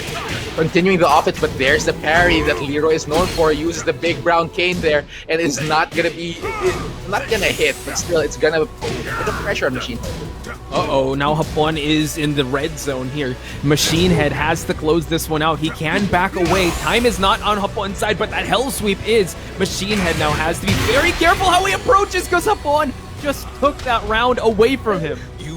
A rage drive well placed by Hapon there, and he walks away with the first game. This Leroy pick definitely looking better than the Geese Howard pick, and probably really pleased right now. Look at them, very relaxed so far. Meanwhile, Machinehead is doing some recalibrations here. Yeah, I can see his eyes darting back and forth. He is definitely doing the calculations. He is in his head. He is definitely calculating what's the best mode of action now. Should I go for the character switch? Should I go for the stage select? Because that Geese Howard, as much as it brought him so much success, Hapon was so good at stuffing the options out. Yeah, it's something that Leroy Smith is really capable of doing, right? Kailangan medyo maingat ka against the Leroy because there's the parry that you have to be careful with.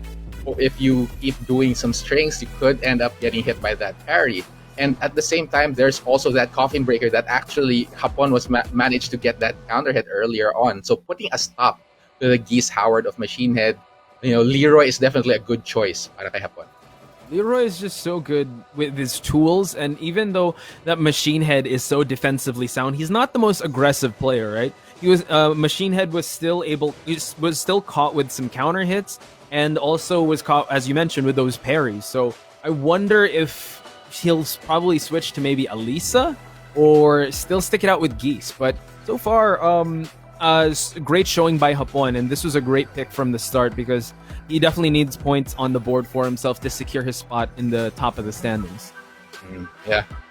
The switch here for Machinehead, you mentioned the Alisa pick. The Alisa has worked wonders then para kay Machinehead. It's gotten him quite a few wins, especially with the utilization ng chainsaws ni Alisa.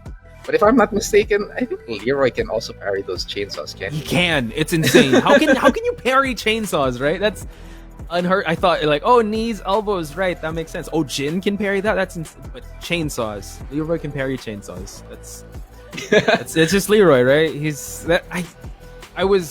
I'm still kind of shocked how so in the professional scene, it's really, I think that Leroy kind of trumped Shakeen in pocket characters for us in the local scene, because it's like everyone has access to such an amazing character that's Leroy, and it's just being shown by Hapon here. But Machinehead going with home court advantage here with Geese Howard. I like the confidence. I like the confidence from Machinehead. Nag-download ng patch update. Alam na niya yung next game plan niya against kay Hapon using the same character just on a different stage. Let's see kung yung change of location will help him out in this match. What's scary is that you're also giving Leroy that advantage of the wall breaks, right? Even though it is Geese's home, Leroy can definitely make full use of that, and Hapon is probably adjusting to that right now as we speak for this amazing intro. So, more of Hapon versus Machinehead. Immediate flurry here from Machinehead. Hapon not quite getting the hits he needs, but that coffin breaker is going to help him out all the way to the wall here. Gonna get the combo as well. What's the breakfast for Hapon? Wow, goes into Hermit, gets eats that mix-up. Oh, wow, nice stuff for that rising option, and Hapon has not skipped a beat. Still dominating in terms of round. Machinehead has to adjust, and adjust quick in this match. Yeah, mukhang hindi pa na-apply na maayos yung patch. Medyo loading pa ng konti, and Machinehead has to really pick up the pace here, and he's trying to really find some holes here in Hapon and landing some hits, but that down 3-2 is going to be chipping away at him if he's not careful. There's some holes, but Hapon is good at covering it up. Nice parry, and goes for the swim right away. And Hapon introducing him to this wall. He's not going to let go of the pressure here. Goes for a low marching band, not quite. Machinehead, gets stuck with that low option.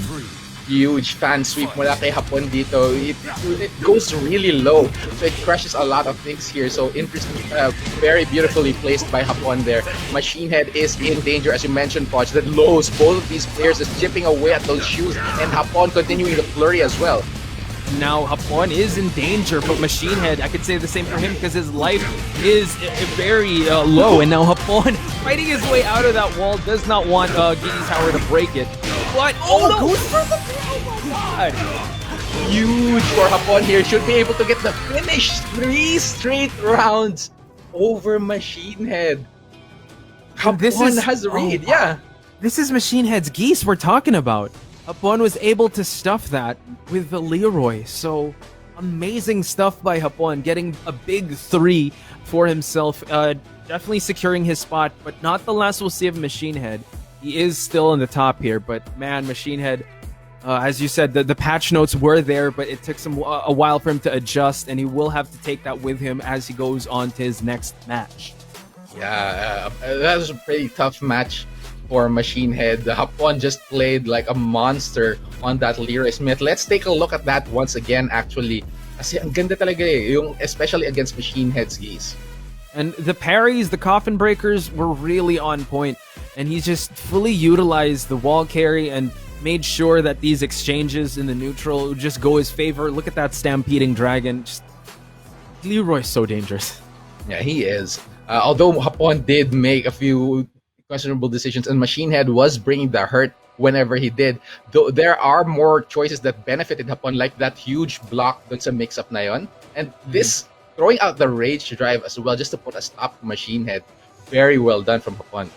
Yeah, and just keeping it compact. I believe that we didn't see a wall break in this stage, but Hapon was able to utilize the corner, really just stuff any of the movements from Machine Head once he's kept in this corner, and just kept the pressure going, changing levels, going for mids, going for lows, and just the constant parry. The threat of that parry was just really on point, and Hapon getting 3 rounds and 3 points in this day. So congratulations to Hapon. Yeah, congratulations to him.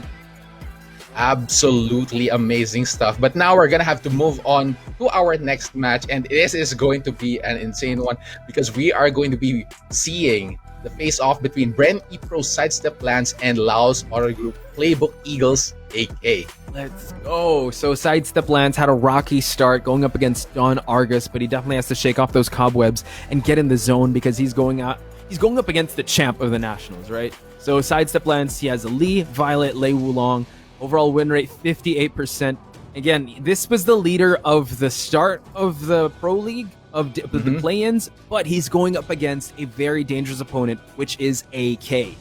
Yeah, si Sidesteplance, leader ng first day ng play-in. Si AK, leader ng mga previous conferences natin. The actual champion right here. So this is a huge test for Sidesteplance. AK has had a bit of a tough few matches lately.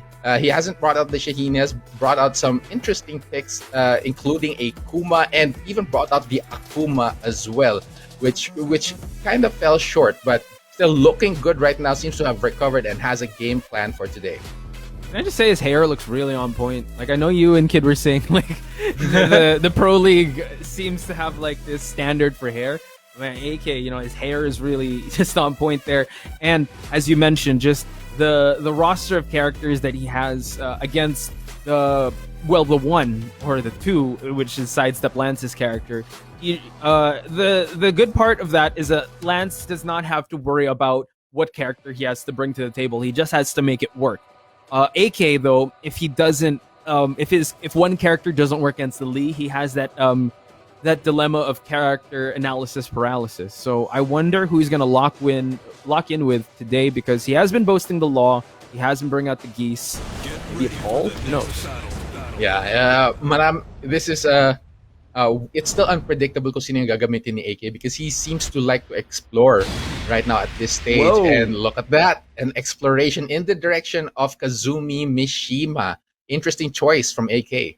Very fundamentally sound character, and this is one of the characters he's brought in online tournaments, so he has been grinding this character out. We rarely see her in this new season, so I'm excited to see what AK is going to bring to the table with her, because she has been bringing the hurt in previous seasons of the Nationals, and the talent picks a whopping 100% for AK, but in Sidesteplance turn things around. Yeah, ang daming upsets na nangyayari so far in the day, so I wouldn't be surprised, but AK is in it to win right now. Sobrang aggressive with this Kazumi. Sunod-sunod na running too. Yeah, but no, Sidesteplance was able to block most of those, and now trying to work his way back. Nice punishment there by Sidesteplance. Goes for the slide. AK now almost in the... Oh wow, I was going to say they're almost an even in life, but AK just stopping me in my track. Yeah, he gets that combo. Finds the opportunity. Huge block on the low, and AK with the punish. Rising 2 takes the first round confidently. Yeah, and now Sidesteplance not skipping a beat here, goes for this the low parry and continues the combo here. Again, wallless stage. Sidesteplance trying to post that wall carry and tries to give that much damage, but AK still back on the hunt here. Get up for Sidesteplance, a bit of damage in his favor. May advantage pa rin si Sidesteplance. Good counter hit and able to convert as well. Ang hirap ng combo na yun, tinry ko na, and it's super hard. AK is in the red right now, and the down 3 finds its mark again. That's what these pro players bring to the table, right? They're able to just execute it in clutch situations, and we're seeing that put on full display. AK now posting the movement of Kazumi, but he has Sidesteplance has to worry about that running one because she has great tools to approach with. AK loading up that running one. Oh no, gets the knee. Continue the combo. No, alam ni AK that Sidesteplance likes to use that running 3-4, the sidesteps and whip punishes accordingly, and is now getting those hits afterwards as well. Another running 3-4 from Lance, gets the down 3 and able to convert again. Beautiful stuff from Sidesteplance. It's a chunk of life from AK. AK now loading up that diamond flash because he has that locked and loaded, but again, Lee's so good at keep away, right? Oh, that's him in the gut there, and down 3. Oh, Hop picks himself out of that situation! Sumabit na yung tuhod ni Kazumi. That was crazy. Sidesteplance, one hit away from getting taken out. 8 seconds left on the clock. Trying to find the last hit on AK. AK trying to walk away from it, but the 1-1-2 does land, and that's a second round for AK. He was using that retreating warrior. I thought he was going to run away with it, but he closed that one out. Nice start to Sidesteplance's offense, but AK again just darting back and forth like a fencer in his face. Knows that he has the running flash, but Sidesteplance catches him though. Yes, able to convert as well. Keeping it simple, keeping it real. AK not quite in rage here, so wala pa siyang comeback mechanic. And Sidesteplance has a huge advantage. The power crush comes out, and up forward he as well to finish things off. Sidesteplance 1 round away from taking out AK. I'm telling you, it's Lee. It's not Violet. Lee is Sidesteplance's true main. It's working. AK now in big trouble here because Sidesteplance has that momentum of that that 4th round. Now AK making sure that his shot counts here. Again, that running 2 is always loaded up with Sidesteplance. Failed to convert it, but still has the lead. A good attempt though. It is pretty hard to do. AK gets a down forward 1, goes for the low post. Sidesteplance punishes with an infinite kick. Okay, wow, the movement from AK's coming up, but Sidesteplance catches a low parry here. Gonna continue the combo, gain the momentum, and less than 30 seconds left on the clock for him. Oh, what movement from AK, catches him in the back. So much damage inside Sidesteplance's part. Punches him on the floor. Equal life for both these players. 13 seconds left on the clock. Backing away from now. AK trying to find the right opportunity. Sidesteplance as well. Oh my God. Gotta make sure not to whiff here. Down 3 comes in. A huge sidestep. Makes it out this time. And a down 4-4. Yep, lands. And with 3 seconds left on the clock. You gotta be kidding me. Sidesteplance taking it to AK's Kazumi.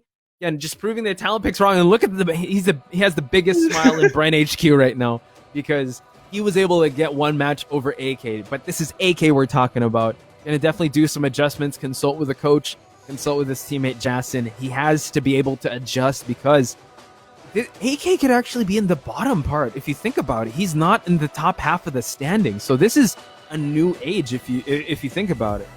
Yeah, it's definitely a precarious position para kay AK. You know, as the champion, he is at a pretty low part in the bracket, and Sidesteplance is just right next to him, or close to him at least, and is ready to overtake him kapag nanalo pa siya dito in the next match. So AK, with this Kazumi pick, is he gonna walk away from the pick, or is he gonna make something different happen with the character? Because honestly, Kazumi as a character with AK, it seems like a good idea, and we saw naman that it plays to his strengths. It did, and it did go the final round, so you can make the argument for him to pick that Kazumi again. But I bring this argument back to you. AK has so much characters, so that character analysis paralysis could come in because he knows that the Kazumi could work, but does he want to gamble it once again? Because Sidesteplance already probably is going to make some adjustments. Even if he changes the stage, you know that Sidesteplance loves like walled stage with Forgotten Realm. But, you know, our questions are going to be answered here as the screen loads with what AK is going to be picking. A Geese Howard brings it out once again, and we're going to Sook. Very small stage here. Can I just say that with the second half, the Geese Howard picks haven't been working out for Hapon and Machinehead. So let's see if AK can break that trend of Geese Howard, because history dictates in the second half that this Geese Howard has been being stuffed by these players. Yeah, it's really peculiar when you use a Geese. Minsan, it could be a hit and miss against players, and a lot of players have been using this character. So Sidesteplance has a lot of reference material. Yeah, especially being a teammate of Maru. Maru also has a Geese, and now Sidesteplance now in a bit of a life deficit, but that deficit is going to grow even more because AK scores that low parry. all the way to the wall as well. Does not go for the full combo here. Wants to set up instead. Gets another wall situation here. Should be able to get the finish. Maybe not quite. Oh, off axis saves him, but the running one from AK takes him out. He was able to pick up the pieces there. Yeah, a little off axis there, but that's AK with a quick thinking. And now they trade, but in favor of Sidestep Lance. Yeah, catches him all the way to the wall. Then Sidesteplance wants a setup here. The movement from AK puts Lance in the situation, but the flip saves Sidesteplance actually. Whoa! AK using the wall jump in his favor as well. Just gaining the distance he needed, that breathing room he needed away from Sidestep Lance's offense. Now it's Sidestep Lance that has to just get us back away from the wall. AK now just trying to bully Sidestep Lance and march him to a really bad spot here. Down 3 puts AK in the rage though. Good block on the slide. AK was ready for it. Tried to convert and get a small combo here. Not the most optimal wall damage. Good block from Sidestep Lance. Does not get the punish. Good break on the throw. 10 seconds left. A back 3-2. Okay, so AK was just locked and loaded with that, and he is starting this round with some meter. So Sidestep Lance, oh wow, just as I say it, AK spends it in the early seconds before we look. Where did Sidestep Lance's life go? It's magic from AK's side, making it disappear, and it's never coming back. But Sidestep Lance is gonna do the same to AK with his combo. Drops it though, and this mid parry from AK is gonna work in his favor. Oh wow, 1-1-2 there, and then Sidestep Lance in rage, just the sliver of health left. One more would do it. AK thought parry was coming his way, but no blazing kick from Sidestep Lance. Can he pull this one off? AK in big trouble. So is Sidestep Lance. He's running away with it. AK though with the That was close for AK.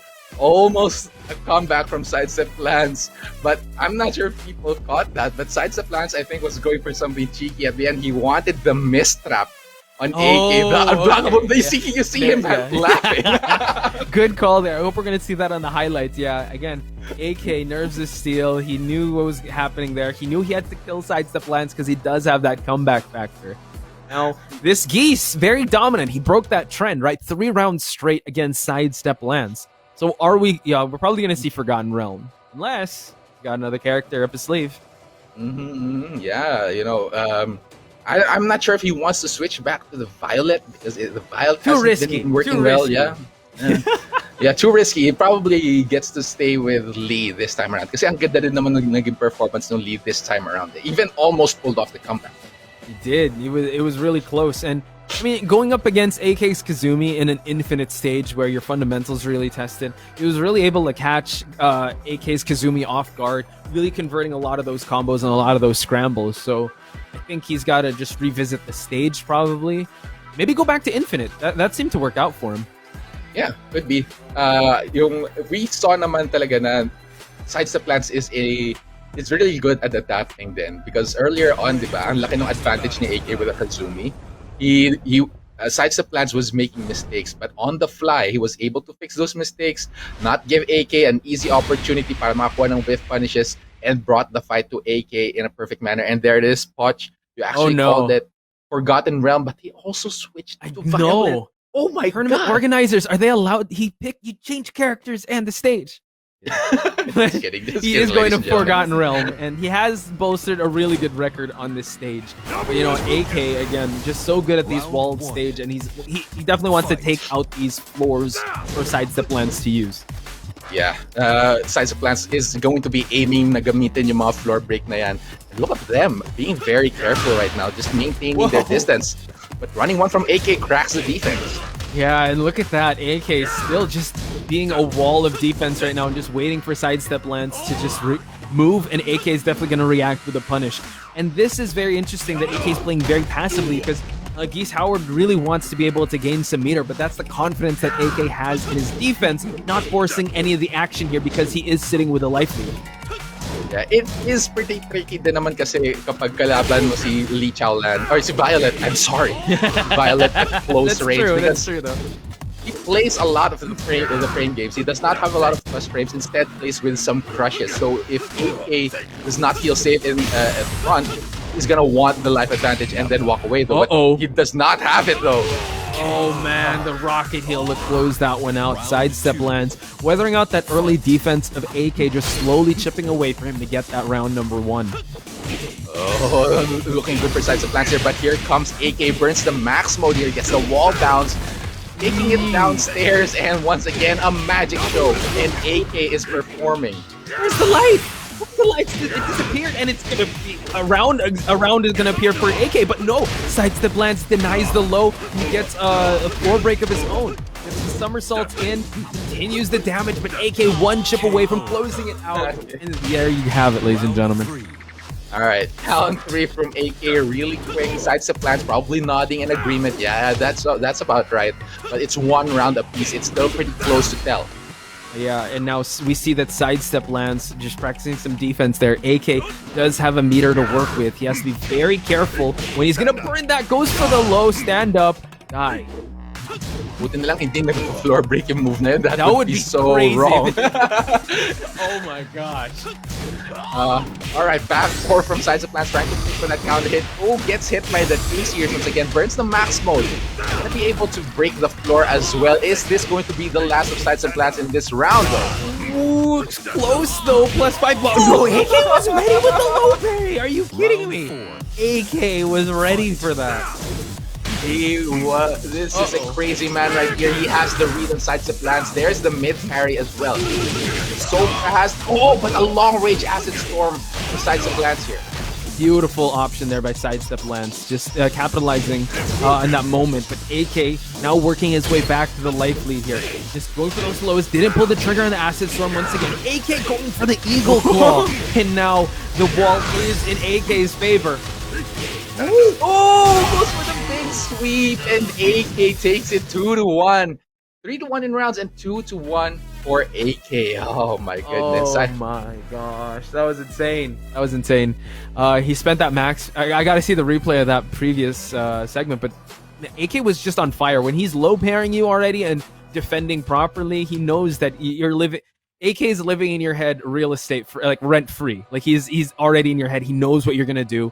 And he's able to just low parry, just stuff any options that you have. But great strung by Sidesteplance. He was able to nullify the Kazumi of AK, and he was able to go with 1 point. Still a rough climb here, but AK solidifies himself, probably propelling himself a little higher in the standing. Yeah, mukhang masaya naman si Sidesteplance. He seemed really happy about his performance. He did his best against AK, but let's see just what he was able to do and how AK was able to bring it back in the highlights right here. Because earlier on, AK did some great work with Kazumi, but Sidesteplance just brought it back. Yeah, I mean, I would be happy if I was Sidesteplance as well, because his performance was definitely one to highlight. If you look at the group standings, he definitely has still a long way to go and has more points to put on the board. But he really took it to the Grand Slam champion of the Nationals here, so really contesting him and really testing the water, testing him, testing his Kazumi. But once the Geese Howard came out, it was a whole other story. Yeah, definitely a completely different experience. Just especially since, of course, 2D character si Geese, so hindi siya yung usual na Tekken character. But Sidesteplance, as we mentioned earlier, he has a lot of preference with the Geese, with all the Geese that has come out in the Nationals. Still did a pretty good fight against AK. I did, and now AK. Here are the final seconds, trying to go for There that. it is. Yeah, he tried going for it, and that's why he was smiling. So good call there for. And we see in the Forgotten Realm, this is where, as you mentioned, AK just had a magic show with Sidesteplance's life. It just melted in the early seconds. And that low parry, he just knew. Yeah, you said it yourself. He had the complete read on Sidesteplance. Alam na niya kung ano yung next na gagawin niya. And in that situation, you know, AK seems really unstoppable. Just letting his presence be felt in that match. So congratulations to AK for that 2-1. But once again, we're going to be moving on to our next match, our final match of the day, actually. AK is returning to the stage, and he's going to be facing off against Smart Omega's Machinehead. This is going to be an intense one. Even the head-to-head is 8-1 in favor of AK, but Machinehead, again, not feeling too happy with his performance against Hapon. The patch notes have been downloaded. Let's see if the firmware can go up against a Playbook Eagle. Yeah, interesting match because, of course, nakita natin earlier that Machinehead brought out the Geese, and now this time AK has brought out the Geese as well. Will any of them actually dare to bring it out, knowing that both of them are aware of what the character can do? A Geese mirror match is actually a possibility that could happen. But we did see that Machinehead, this was back in Conference 2, so that was, 2019, that feels like ages ago. And now we see that Machinehead does still have that Geese, but he definitely has more characters. AK, we still have yet to see his Julia. I'm not sure. He hasn't been bringing out the Julia a lot, so I'm not sure if he still has this. But, you know, his Law still has done a lot of damage. His Shaheen is always viable, and his Kazumi, if he wants to rectify that loss against Sidesteplance, he could definitely bring that out. But here we have it, overall win rate at the highest at 65% and 17 total picks. Insane record here for our champion AK. But you know, his opponent right now, Smart Omega's Machinehead, is no player to sneeze at as well, with an overall win rate of 55%, not that far off, and has quite a plethora of characters, especially the Geese that has gotten him so much notoriety. Oh yeah, I wonder if he's trying to think if he'll bring out that Geese once again, because going up against a different player, we haven't seen AK's Leroy. I don't know if he'll be bring out a Leroy, and if Machinehead's gonna have Leroy nightmares at the end of the day. But you can't count anything out against AK, because he might have it, because his coach is one of the best here in the Nationals, which is Dojin, and as you said, plethora of characters. You can't spell plethora of characters without Dojin. Yeah, don't try it. Yeah, don't try it. Don't check, everyone. Don't check. All right. Just take our word for it. But yeah, you know, with a coach like Dojin, who likes to explore with other characters, talagang medyo nahawa na si AK. Ang dami niyang nilalabas na characters, and the Leroy is definitely not out of the question. And we've seen what a Leroy can do to Machinehead, because Hapon gave a masterclass on that earlier on. Yeah, but I think the ace in Machinehead's hand here is the Omega brothers being at his side here. They've definitely gone head-to-head with AK time and time again, and having Machinehead's insights as well as Jules' insight could definitely help him in this matchup. So pretty interesting, because AK in the head-to-head matchup, he does lead this dance. It was 8-1, I believe. So interesting to see how Machinehead is going to approach this matchup. Yeah, if there's a time to actually rise up na talaga, this is the moment, because he's up against definitely a terror here in the Nationals, AK, the champion himself. So it's going to be crazy to see what sort of plans Machinehead has in store for AK, because it's a tough battle for him. If we try to predict who Machinehead is going to pick, if he goes with the Elisa, I know that Dojin has a very dangerous Elisa as well. So I'm maybe he's scratching Elisa off. Maybe he might go with the Geese. How about you? What do you think before it loads? That might actually be the safest choice for Machinehead, but we'll see. Oh, it is a Geese. Oh, okay, but, you're right, bud. Oh, there we go. So I don't know. Maybe I'm just assuming that he knows that Dojin has that very dangerous Elisa that we've seen in the Nationals in Season 1. AK going back to the Kazumi, so he's trying to rectify and trying to just warm up this Kazumi and have her battle tested. Yeah, just gotta say, first time ko yata makakita ng lahat ng stats niya S+. That is pretty terrifying there, and it's a 90-10 split among the talents. Almost everyone thinking that AK is gonna take this. Yeah, but can Machinehead prove us wrong here and prove everyone wrong? Because also the stats as well. So far, so good. Just back and forth they go. But the 1-1-2 is, oh man, AK with a sidestep. Now we see that Machinehead gets the low parry. Oh my goodness, this low parry is going to help him out a lot. And immediately gets the advantage right here against AK. AK is in the red, 30 seconds left. Oh my goodness, an axe kick comes in. Time has stopped. And who knows where this is going to be headed. Oh man, it's too intense for it. It's too intense. Definitely too intense. And I wonder how the match is going, but so far so good for Machinehead. And as the talent pick says, it's 90-10, so the 10%. Can you work with that and just prove everyone wrong? Again, it's hard to say a lot during that first round because it was going back and forth, and you did see Machinehead just gain that low parry. So everything is up in the air, and I'm really excited to see how they would approach this. But you know what? That's how intense this match is. That it couldn't handle it. It couldn't handle it, and they had to. The time stopped. And ako, sobrang tindi naman kasi talaga ng laban. Especially, when AK revisits a character, right? Medyo, ibig sabihin may plano talaga siya. And once again, in this matchup, with the 8-1 head record, AK has no plans on, giving Machinehead a chance to rectify the whole balance of the situation. Yeah. 8-1 is nothing to look past because that history shows, right? But this was season 1. For us to just make this match even more spicier for the viewers to watch, Machinehead went into this hiatus in season 2 that I believe he trained in the mountains with the best of the best, and he learned how to listen to the sound of a whisper, if you would, and just tried to gain as much knowledge in Tekken as he can. And he just showed how dominant he was in the Challenger series, and now here he is. Even though it's 8-1, he still has a lot to prove, and you know what? This is the big test for Machinehead, and also a big test for AK because as I was looking at the standings, it's not usual for us to see AK this low in the standings. So it's going to be tough to assume what kind of version we're going to see of AK because he definitely needs more points on the board for himself because this is a tough spot for him to be in. Yeah, and you could see it, diba? Dun sa camera niya.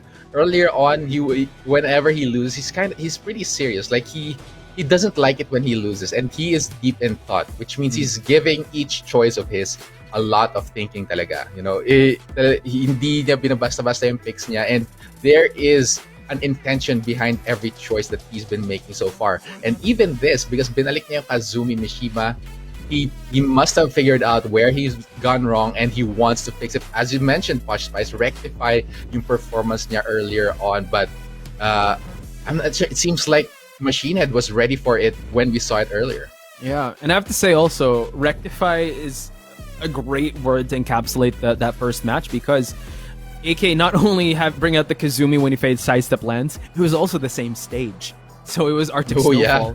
So if he's able to get that victory, what a boost of confidence he has. But if not, I think we might see a geese mirror. Yeah, that was an episode of the Nationals What If. Like, what if hindi si Lee Chaolan yung nakita niya dun sa snow? It was Geese Howard all along. That's a good one, yeah. Now, yeah, we're going to play out that scenario with AK and Machinehead. But here you can see the damage that AK has caused in the first, I believe this was the first few days of the Pro League. Bringing out the Law, I think this was day 1 when he faced against Maru. The Law pick really excited a lot of people because, again, it's like return to form of how AK was known to be, like a Law and Paul in Tekken Tag 2. But here we see Machinehead again, no one to look past. And he was, I think that before the day started, it was him and Jules like in the top 3, I believe. It was him, Maru, and Jules, right?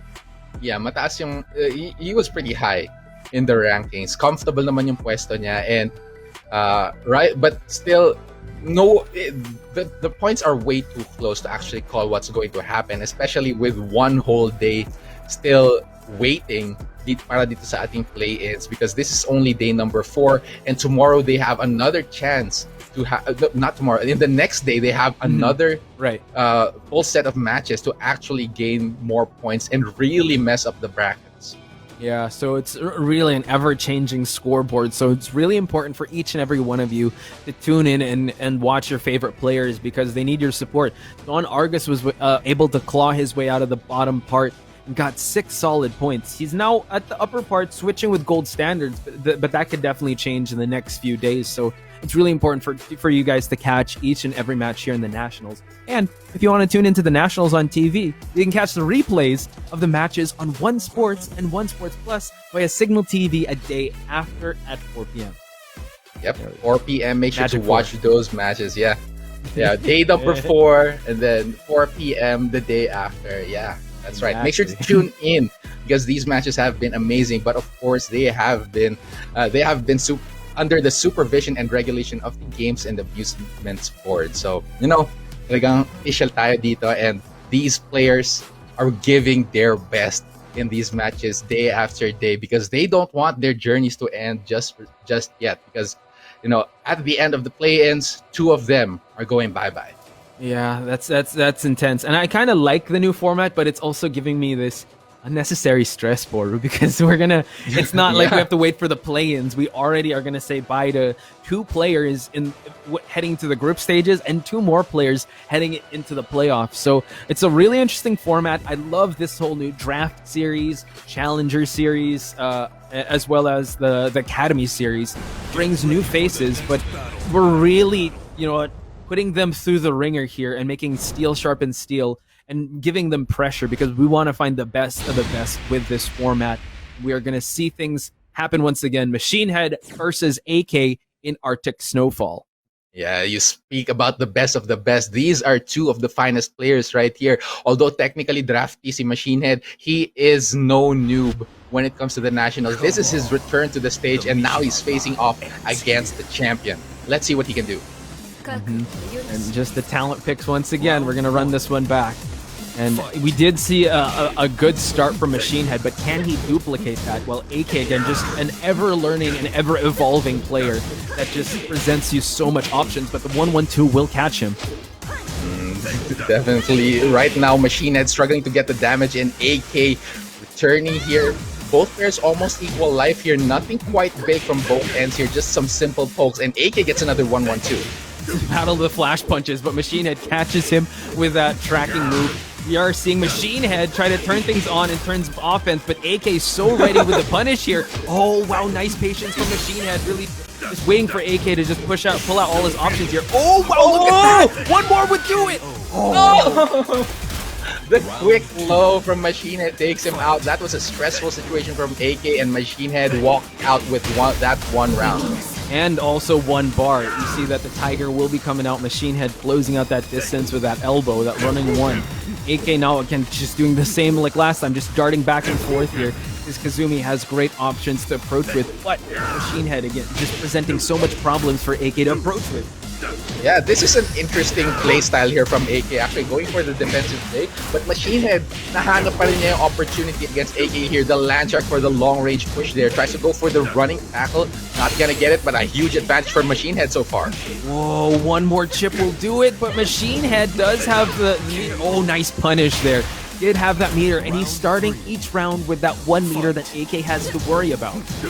Yeah, it's a headache on the back of AK's head right now, and Machinehead is putting it to good use. 1 bar in store for Machinehead. That did not use it there. Machinehead now just has that locked and loaded. AK has to pick his shots right, going for those stature smashers, and now we are seeing that AK is in the lead, but not for long! The back 3-2 max mode instantly for Machinehead with a challenge. AK is in the red, trying to throw some projectiles to keep AK at bay, but AK already up close. Machinehead trying to play the tango right here, keeping AK at bay. In the red is AK, the down 2 comes in, a flash punch from Machinehead. Tries to go for the low is AK. Machinehead with the patience, and another back 3. 3 straight rounds for Machinehead, taking that first match. You gotta be kidding me. Machinehead on another level here. 3 rounds straight against AK's Kazumi. So, think like putting myself in AK's shoe, he definitely has this. He's kind of second guessing the Kazumi, right? Because it didn't work out with the Lee, didn't work out with Machinehead. So, there's a lot of thoughts going in AK's head right now because that's not one way to start off a match with Machinehead. 3 rounds straight. Gotta give Machinehead, give him that. That's gotta give him that confidence boost. But he can't rest just yet. Yeah, definitely can't, because we've seen what AK can do in this exact same situation.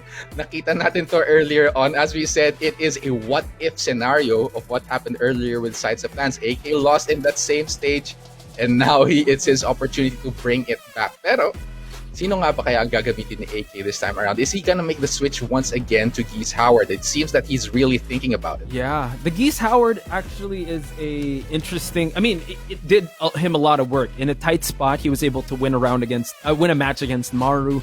He's brought it out. I think he brought it out yesterday. I forgot against who. I think it was Coffee Prince, or yeah, it was one of his matches yesterday. I think it was Don Argus or Coffee Prince. But that's definitely a pick. But you also, I'm going to bring this to you because it's a question that's in my head right now.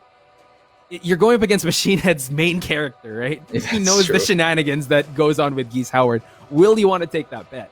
What are your thoughts? Yeah, definitely. Probably not. Kasi alam natin, impressive naman talaga yung Geese ni AK. He knows the character, how to use it. Pero, the actual master between these two, I think, when it comes to Geese Howard, is gonna have to be Machinehead. So that might be a big X on AK's part right here. But plethora of characters, AK does have a lot of characters right now. Pwede siyang mag-law, pwede siyang I think he brought out Zafina way back in the day. That might be interesting to see as well against this pick. But you know what? That's actually a good pick if you think about how AK's been playing Kazumi, the backdashing, the movement. Zafina has definitely been one of the characters you talk about when it comes to excellent movement. So maybe the Zafina pick. Or Akuma? I don't know. That's a terrifying thought. If AK's Akuma has been polished enough, kasi medyo nag-struggle yung Akuma niya. Oh my goodness, Poch! It happened! We've been talking up a storm here, but he's gonna give us the Geese mirror match. So AK's Geese versus Machine's Geese. Hope we don't pick the same outfits, because that happened one time. Oh my god. These Geese mains, man. These Geese players are invading the Nationals right now. Huh? Is it the same costume? No. Not quite. I think this one's the gold one. The other one's a different color. Okay.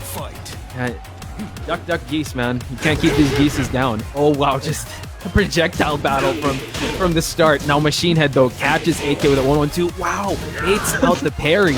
Now continues the onslaught of offense. Machinehead is in a sizable lead here. Yeah, making the right choices. AK unable to do anything. The running one comes in, but now he's trying to party himself. Machinehead is in the corner, trying to stuff him out and make the comeback. AK does have the rage, so he does have the damage. Wow, okay, AK just making this comeback work and trying to gain that meter too. He does have rage. Machinehead does not have that luxury of extra damage. Goes for the low and nice stuff by AK. Couldn't capitalize on it. And Machinehead chops him in the legs, continuing his round streak. One round for Machinehead right here. The streak continues, as you said, Poch, and it is looking good for Machinehead. AK second guessing himself right now. The running one. Machinehead says, I also have that. I am you, remember? Oh no! Ball bounce! This is the very definition of a mirror match here, but Machinehead is just showing that his Geese is so far pretty dominant, but AK showing he's got the same tools, but Machinehead able to block it. AK again in the red, but spends the meter. There's going to be a lot of damage. Oh no, the wall bounce, deadly rave for the wall combo here. Is it going to be enough though? AK still has a lot of life, so the damage. Oh, that's a lot of damage for such a lot of life left for AK. I'm sure Machinehead calculated that as well. Like, all right, next round, let's go. This is my character. I know what he's capable of. He's capable of just that. Machinehead does have meter now, so he's able to use it, but no, AK stuffs it out. Patience right here on AK's side, trying to wiggle out of the situation here, but huge situation from Machinehead. Catches him with a 2. Wall splat for AK and should be able to convert. Nice stuff by Machinehead, but AK activates. Machinehead was able to defend properly. 1-1-2 flash punches finds this mark for Machinehead. Machinehead now obliges AK into rage, and now one more round. Machinehead might take this. Oh my goodness, this might be a massive upset. Whoa! It is, as we remember, 90% on the side of AK when it comes to talent predictions here. Machinehead immediately putting the hurt 10 seconds in. AK, his life is 50% gone. Oh no! Activates! Oh my gosh, Machinehead gonna bolster the wall carry. Gonna take it to the wall. He continues the damage, Maru. Oh, last chance here from AK, the rising one. A huge low parry. AK is not giving up just yet though. Not quite yet, and look at that. Machinehead is in a very big lead, runs up and jabs Machinehead. Proving the doubters wrong here, getting 3 points against the Nationals champ. Oh, that was an unfortunate sequence there from AK. The forward one comes out. Ang tagal ng recovery ng move na yun. In fact, if it's blocked, it's launch punishable. But he whiffed it and Machinehead was paying attention. Look at that celebration from Machinehead right there. Giving some fist bumps on both sides. Obviously, super happy.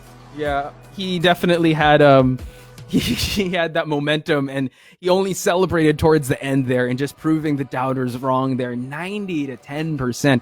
Excellent job by Machinehead. 3 points. Didn't start it out well with that with his Hapon match, but let's check out this masterclass of Geese Howard. Oh my goodness. You know, this is, of course, Tekken 7, but it seemed like the untitled Goose Game earlier on. But before that, of course, AK was on the Kazumi. He was, and you know what? It did start out so well for Machinehead, and AK was trying to stay in there, but this is the character that brought him so much success in Season 1, and it seems like a sequel to that is showing itself on the screen now, because he was just so good at getting AK, you know what, getting him to fight Machinehead's fight here, and he was so patient with everything, and he was so resourceful with how he managed his meter. Yeah, the meter management on Geese or in any 2D player naman kasi, it's just super important. And Machinehead, AK has some shines a bit in there as well, but Machinehead really played it super well in his situation. That rage, what do you call it? Rage art from Geese Howard, right? The rage, Deadly forgot Rave. what it's called. Deadly Rave. There it we go. is. Yeah, the Deadly Rave just deals so much damage. Good choice from AK on that situation. It was going back and forth, right? But Machinehead was so far ahead in life here. AK had to he couldn't block forever, right? And Machinehead, again, just so good with that character. He just knew what kind of options would come in the table. And it just shows that Machinehead, his Geese, is going to be a problem for people here in the Nationals. Yeah. Not gonna be something they can just shove under the table. Kasi, di ba, earlier on, medyo binitawan ni Machinehead si Geese, right? Even in the earlier series to get into the Nationals Pro League. Right. He's been favoring the Alisa. So we thought, binitawan na talaga niya. But no, here it is. And it just brought down the champion of the Nationals. So that is amazing stuff from Machinehead. And now AK is in a bit of a perilous situation here. So, ladies and gentlemen, that was the last match of the day, but we will have a post-show coming up, so please stay tuned for that. We'll be taking a very short break. We've been your casters, Porokun and Watch Spice. We will see you after this break. Peace. Welcome back. You are watching the Nationals, and we have just concluded day 4 of our play-ins. And things are being both shaken and stirred over here. Mika Fabs here as your panel host with Poru and Watch Spice. Guys, oh my gosh, insane matches today. We will get to all of those. We'll discuss this in detail later. But one of the biggest of which was the Happy Feet Emperor's Don Argus matches today. Buti na lang kasama natin siya dito sa post-show and we get to ask him everything we want ourselves. So guys, let us welcome over here on the post-show, Don Argus himself. Don Argus, thank you so much for joining us and congratulations on your very, very important wins for today. Thank you sa congrats. Ano pa yung masasabi mo, di ba? Well, syempre, alam naman natin na kaninang hapon, you were at the bottom of the standings and one of the biggest stories na lumabas sa mga matches natin today ay yung 2 wins mo. How did you manage to come back? Ano ba yung ginawa mo as preparation for today? Dahil very, very big yung day na ito para sa'yo. Nag-meditate ka ba? Nagsakripisyo ka ba ng something kay Elisa para para gumana siya today? Nag-practice ka ba hanggang madaling araw kagabi? What did you do to get into the right mindset for today? Actually, wala. Wow. Wow. Siguro, if I were to give an answer, yung pressure, matulong. Kasi, I can't afford another loss na eh. So, with that in mind, siguro dahil sa akin, better with matches, ganda naman naging result. Okay, so that's actually great. That means you perform well under pressure, which is excellent, no? And I also wanted to ask kung paano mo binabalance ang dad life with the pro player life? Nasama ko yung anak ko sa hilig ko. Yes. Ponies? I was gonna say na dinadamay ko na rin siya sa pagiging fan of video games. Pero since that was brought up, may instances na rin na yung hilig niya. Nagagawa ko na rin. Pero ayun, it's a good thing that she's also into video games. There's this story nga na, I think na mention ko na ito sa'yo, karoon sila ng assignment sa school. They were asked what they would want to be when they grow up. Ang sagot niya, just like my dad, it's video games. Aww. Wait, no. Huwag kayong It's not something to be odd about kasi to be honest, mixed reactions ako to. Di ko na matutuwa ako o mati-disappoint or what eh. Pero ayun. yung tamang reaction siguro dyan na parang, sige, pag-usapan natin yan. Well, I know that our casters here have some questions for you as well. Let's start with Watch Spice. So, Don Argus, congratulations on your win. You went up against two character specialists, a Kunimitsu specialist as well as a Li Chaolan specialist. How did you prepare for this? And did you have someone mimic their playstyles, or you just went back to old footage? Contrary sa mga nababanggit ninyong answers, there's actually no notes this time around. Whoa! No, it's okay. Secret of his power. There is no. Okay. Wala lang. I just played by feel. Or instinct. Pero for Lance, siguro there's a time na I got this prior to entering the season. The player that I was able to spar with. Tapos, with Kunicat, actually, I did prepare for Kunicat, but it's for his Kunimitsu. Na siguro, naging comfort matchup ko na rin yung Marduk because sa prior days, sila naglaro at saka may mga nakalaro. Right. Maybe it helped. Okay. Cool. Thank you. That's very interesting that there are no notes. May sasabihin sana ako pero baka nanonood yung mga teachers ko dati sa Don't worry, Mika. I understand what you're talking about, right? Yes, and for I'm sure you have a question as well for Don Argus. Oh, yeah. Yeah, right now, nakatapos ng day number 4 and we're moving into day number 5. And you took a huge step with your wins today against your opponents. Pero you're still in a pretty perilous position. How do you feel right now as we approach the final day of play-ins? Yun nga, hindi ko alam ba't nyo ako ini-interview, nasa bottom 2 pa ako. You had a great run today. Yeah, it's massive. You got 6 points today. That is an amazing performance. Thank you, nakaka-flatter. Pero if kung tama yung computation ko, nasa second to last pa ako. Second to the last. So, it's not that different. Ano pa rin yung feeling ng nasa peril ka. If you kita mo siguro sa tone ng voice ko, it's not something that's celebratory. There's still one more day but para maitawid. Pero ayun, nandun pa rin yung pressure. Ninanamnam ko lang kasi siguro mas nakakatulong yung pressure na yun para makapaglaro maayos. Yeah. Yeah. Well, if it is true that the pressure works wonders on you, I think that maybe adding even a more pressure for the last day might just help you out. Casters, any last words for Don Argus before we let him go up and relax finally a little bit? Hey, Don Argus, thank you. On behalf of everyone in the stream, actually, everyone who's watching, a lot of support going out to you. And man, yeah, diamonds are made under pressure, so I can't wait to see more of Don Argus. Yeah, congratulations and good luck tomorrow with your matches.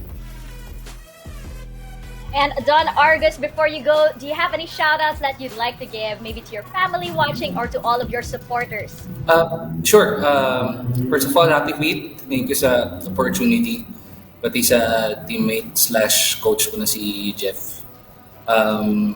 Nakatulong yung pag-coach niya kanina. Tapos, sa family ng wife ko, Andy. Nanalo na ako. Yung pamangkin kasi niya nagtanong, bakit si Tito G ang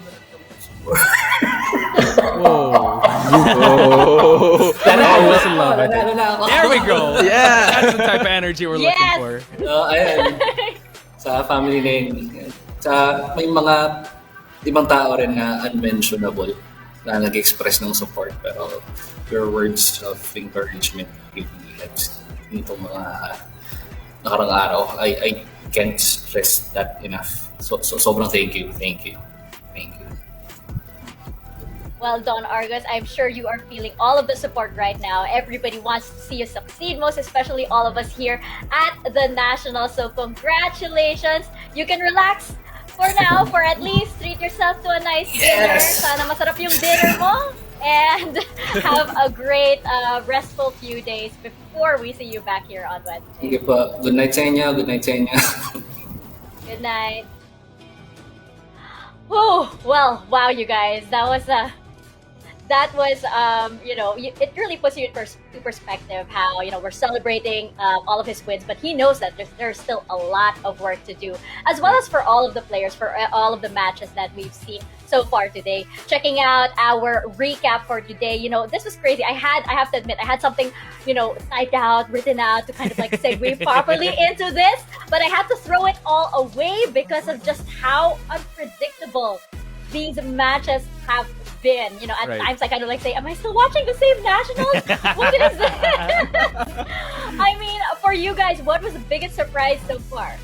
So far, I think it was the latest one, AK Machinehead performing so well against AK, and it showed in the talent predictions that we thought that AK was gonna struggle a little bit in the first round, but then Machinehead again with that Omega buff, it just shows that they're able to really hone that Geese Howard. How about you, Poru? Yeah, for me, it's gonna have to be the whole situation at the end with Vermilion and Maru. Oh. That was such a crazy exchange there at the end, and unfortunate on Vermilion's end, and I know that he's probably really replaying that over in his head, and he's probably learned a big lesson from that he will definitely carry on into the future. But that was just a completely unexpected scenario. I have to say that I also loved seeing Sidesteplance get one win, one game off of AK, and it's just so much fun watching him because he's just so happy. You see the joy. It's like, hey, got one. It's so pure. I love it. I love seeing him, be happy and smile. But anyway, checking out our standings at the end of day 4. I know this has shaken things up a bit over here. We still have Smart Omega's Jules on top, and we now see Laos Playbook Esports' AK in the first half of our standings. What do you guys make of this so far? What are your thoughts, Watch? Yeah, it just looks like the usual suspects we see in the top 8 of the playoffs, right? But AK, though, in the lower side of this, is in a pretty good spot. But then again, today, it just shows that Machinehead and Jules, they have been definitely put in the work, and now it shows here in the standings. And checking out our second half right here, one of the most unpredictable things that I have seen is that, this inclusion, of course, of our athletes from the draft series has really shaken things up. And I also love that everybody's been, diversifying their character pool over here. Right. Like before, we knew that, okay, Vermilion's gonna pick Devil Jin, Jules is gonna go with Bob or Jin. Pero ngayon, hindi natin alam eh. Hindi naman sa walang character loyalty, but we're just seeing that these players, they are so familiar with playing against one another that they know they need to widen their character pools. What do you think, Corey? Yeah, that is definitely the case. Gusto nila i-mix up yung mga kalaban nila, not just in-game, pero kahit bago pa magsimula yung laban, gusto nilang marami na pinag-iisipan yung mga kalaban nila. And we saw a lot of it right now. The pro players, they've been diversifying their picks. And yung mga draftees, on the other hand, medyo hindi pa ganun kalakihan yung mga character pool nila. In fact, we have some that are very much loyalists, like we have Gold Standard sticking with that Leo pick. And of course, we also have Kunicat not straying far away from the Kunimitsu, bringing out a Marduk. But then there's also Sidesteplance, who has been jumping around between the completely different Lee and Violet. Exactly. And, we're seeing a little bit. We're seeing them, test out some things and then go back into their comfort picks and everything. But it's just, I just love how it is a totally different ball game with this, and it's so fun to watch. Checking out our schedule for next week. I believe this is Wednesday's schedule coming right up. Do note, ladies and gentlemen, that this is also the last day of our play-ins. So by the end of Wednesday, 2 of our players will be going home. And the big question, of course, is to who? Don Argus and Gold Standard right now are in the danger zone. Medyo, kung nakita nyo kanina sa standings, medyo mainit sa pwesto nila. Pero we will see if things will shake up as much as they did today going into Wednesday. And just looking at this first half that we have over here, Watch, I want to get your thoughts on what matches you think we should look out for. There's one match I'm looking at, and it's Vermilion versus Machinehead. So. Yeah. Look at that, former teammates going against each other. This is gonna be insane. That is a match for everyone to watch, for sure. Sorry, Port, if I stole your answer. No, it's fine. Was that your answer, Poru? That was one of them, of course, but I was also looking, of course, actually, one thing that really caught my eye was Signal Ultra Warriors Kunicat against AK, because Kunicat, one of our draftees, I always like it when the new draftees face off with the previous champ. Earlier on, we saw Sidesteplance do it against AK, but now this time around, we get to see Kunicat and see how he fares against the top of the national. Yeah, and this is exactly what the draft series is bringing to the table. You get to see these new athletes, these new faces, facing it off against these, back-to-back champions like AK, for example. And we get to see the playing field definitely, have some tremors here and there. Some things definitely shaken up. Now, of course, checking out the second half, that is not the whole schedule. My second half pa tayo dito. And right now, I am actually looking at Bren, ePro's Maru, and Smart Omega's Jules over there, which I think will be a good match to watch out for. What about you guys? What do you think? We'll start with you, Koch. For me, I think I want to look at Don Argus's story. I want to see it through. I want to see him go up against Gold Standard, because you saw that they're both in the bottom half. So this is going to be a really big match for both of them to dig themselves out of that danger zone. So that's the match for me to watch in the second half. That's right. The winner of that could probably seal the deal for who will probably go home on Wednesday. What about you, Poru? Aside from those na medyo nasa peligro ngayon dito sa the Nationals, I'm looking at some of the players who are still at around the top spot. SMO Jules against HFE's Coffee Prince. Now, because Jules earlier on actually naglabas siya ng Leroy Smith, and we know Coffee Prince does have that, so it's a possibility to get that Leroy mirror that agad na dating hindi nakikita, pero it would be amazing to see kung sino sa kanila yung mas magaling dun sa character na yun. It is also interesting seeing all of these, strange mirror matches that we never expected coming. Like a while ago, we did see the geese on geese action coming from a very unexpected place. And, we're seeing all of these other, again, unexpected picks coming into the Nationals. And guys, I believe that we are now at our most anticipated part of the show. The Wait, testing. I have to admit, kinakabahan ako. You were at the top, Nika. Like, oh man. Yeah, but there's a lot of pressure on me, Poch. I feel like there's a target on my back right now, so I'm gonna work hard to try. Like Don Argus said, throw away the notes, make the pressure work in your favor. You got this, Nika. Don't worry. That's true. Wait lang, Prod. Hindi pa ako ready. Kinakabahan talaga. I don't know. Okay, wait. Okay, sige. Okay, Prod. I'm ready now. Let's show this. Oh, look at this on the top! Oh my god, nice. I'm so. Oh my god. Oh, I'm so scared. We're tied. We're tied, Poch. Oh, we are? Okay. No. I mean, I'm just looking to pass, seriously. Like, as Oh long my as I God. can bring home a report card that I'm passing above 60%, I'm good. Oh yeah, my that's God, true. Oh, okay, I'm really shaky. But you have know no what? idea why. That's fine, but we're not going to hear the end of it with Eliza Taylor. Like, oh, I know. But thank you, Yeah. Mika, for being so humble at the top. Can I just say, can we give her a round of applause, ladies and gentlemen? Yeah. Mika Thank you, being at guys. at the top, and she's still I very would like humble. to shout out my Your coach? and all of my Mika, let's interview you. So how do you... I'm kidding. This is so I have no idea. Oh wait, we have a second part pa. I'm sorry, this isn't no. Wait, I know that all three of us are here, but we still have a second part. I'm sorry, guys. I forgot.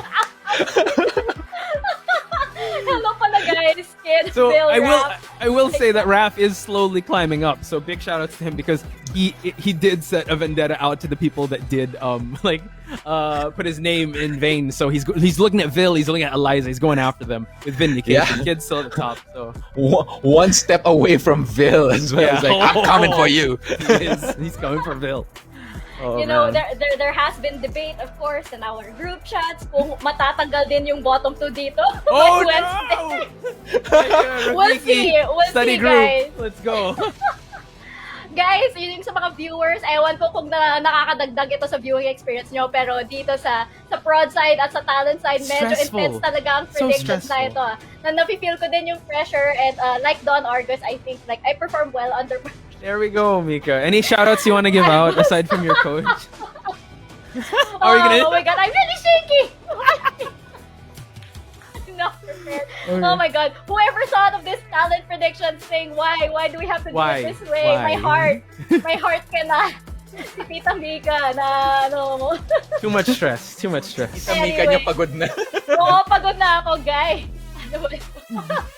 But yes, we do love it, and it does give another level, of course, to the nationals behind the scenes and of course in the matches themselves. I just want to get both of you guys your overall thoughts as we enter the last day of our play-ins. What do you guys think overall of the format so far, and what this has sort of like what impact this has on the nationals going forward? Watch, we'll start with you.